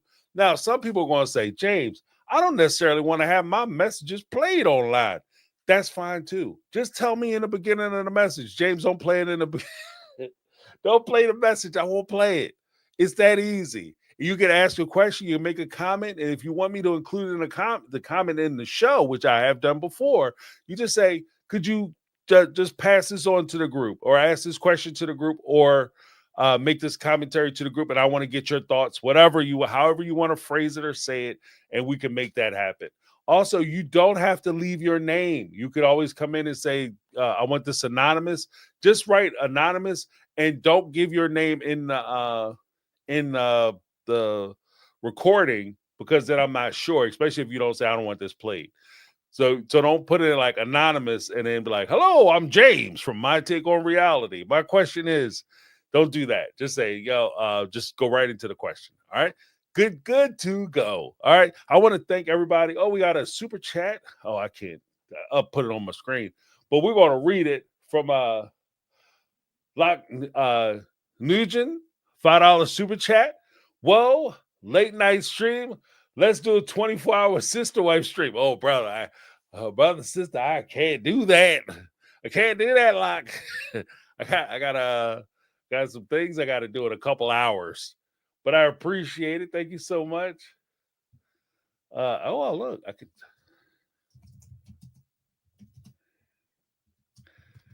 There you go.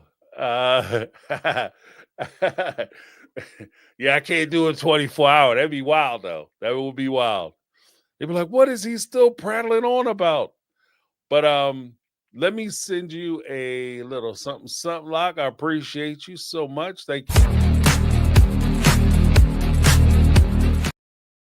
All right. Yeah. So what we're going to do is we're going to go ahead and just last thing I got to say.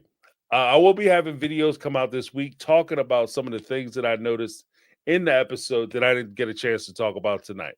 Well, I guess I had a chance to talk about them, but I want to get my thoughts together so that I present it well. So make sure you keep an eye out for those videos. For the members, guys, I'm going to have the Motivational Monday membership come up. I think next week I have to play around with the idea, but I think I might be doing a watch along with the members just so I don't get in trouble. I have to put it under the membership. But I think I'm going to do a watch along for Sister Wives next week. See how that goes. So I will keep an eye out for it and for the notification. It'll be 2 separate lives if I can do it. So the first live will be for the show during the show. And the second live will be the call-in show. It'd be awesome. So Make sure you check out the Monday morning motivations. I'll be dropping that tomorrow. Won't be Monday morning because it is Monday morning technically, and I still have to shoot it. But it'll be Monday motivations, and then that'll be open for the general everybody to be able to check out by Wednesday. All right. Thank you guys so much. I want to give a huge shout out to everybody in the chat. Thanks for staying chill. I know we had a troll here earlier, but it looks like that's been neutralized, and mostly because of my fantastic moderators doing it on the job, taking care of things, holding things down for a play. I appreciate you guys, Carmel Cutie, as well as Brittany, not Brittany. For sure, 100%. Let me give you guys something, as well as everybody who called in tonight and everybody who participated, super chats, everything. It all matters to me. Thank you guys so much. Let me give you a little something, something. All right. And thank you guys so much for hanging out with a player. I appreciate it. I know it was a long one tonight, 4.5 hours. Woo! This was a super soldier stream. So thank you guys for hanging out with me. I appreciate you. Thank you guys. I couldn't do this without you. Otherwise, I'd be sitting there talking to myself and I'd just be mad, probably developing an ulcer, watching a Sister Wives series. So thank you guys so much. That's my take. I'm James. This has been my take on reality, and I'm out. And it didn't.